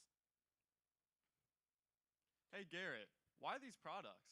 We did extensive research and found that Always and Tampax had almost 5-star reviews on all of their products. We will also work around your schedule. We are not just monthly. We understand that everyone's period happens at a different time, so we will deliver 1 week before you start. This is not just a subscription box. This can also be sent as a gift to an important woman in your life. Our mission with selling these subscription boxes is to use 10% of our profit to fund getting period products for women in the military.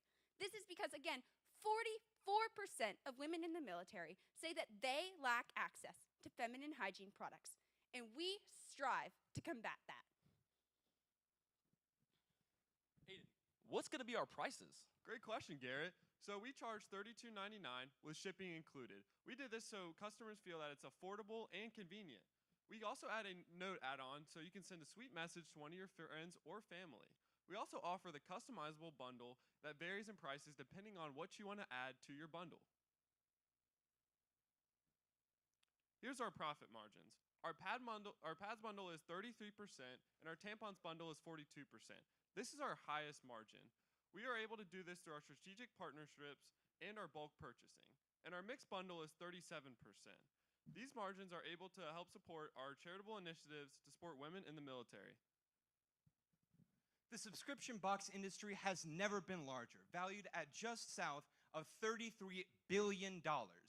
Now, through strategic customer research and customer database analysis, we have figured out we can attack about 3% of that industry, or $1 billion. But Miles, how is our market going to grow? Well, I'll tell you, Landon, it's only going up. In 2032, it'll be valued at $105 billion at a 14% common annual growth rate, meaning our brand and our business is only going to grow. Our startup costs are only $44,000.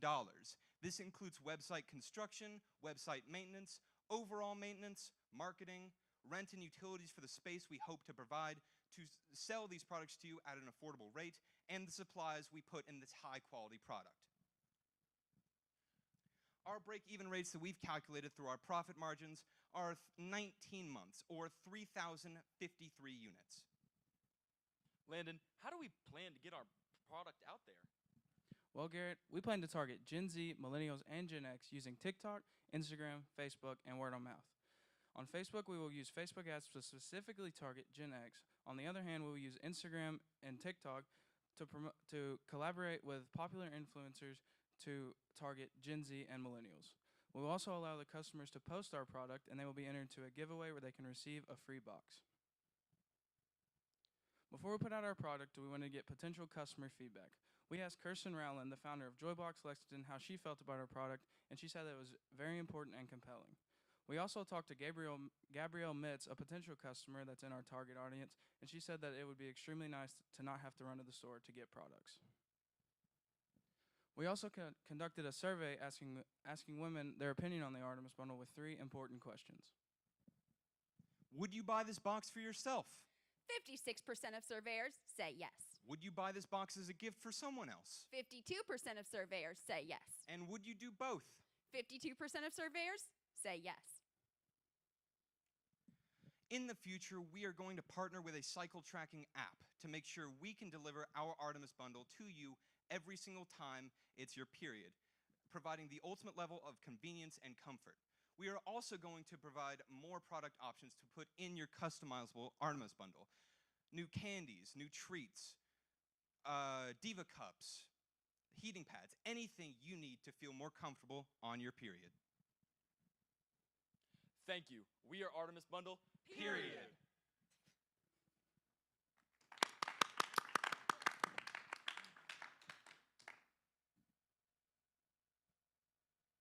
Okay, thank you. That was so wonderful and innovative. Let me ask, how did you strategize about the number of items to include in your box? It seems like you got a lot of things in there. So for our normal and standard bundles, we decided to specifically go with feminine hygiene products like pads or tampons, and we went with 30 of them for 30 pads, 30 tampons, or for the mixed bundle, 15 of each. And this is because that's the amount of, roughly on average, the amount of pads that each woman, pads or tampons each woman would use on their period. And then we also include ibuprofen because lots of women receive pain and headaches and things like that on their period. And we also have candy because it's really nice to have some candy when you're on your period. And then wipes just for a little bit of extra hygiene.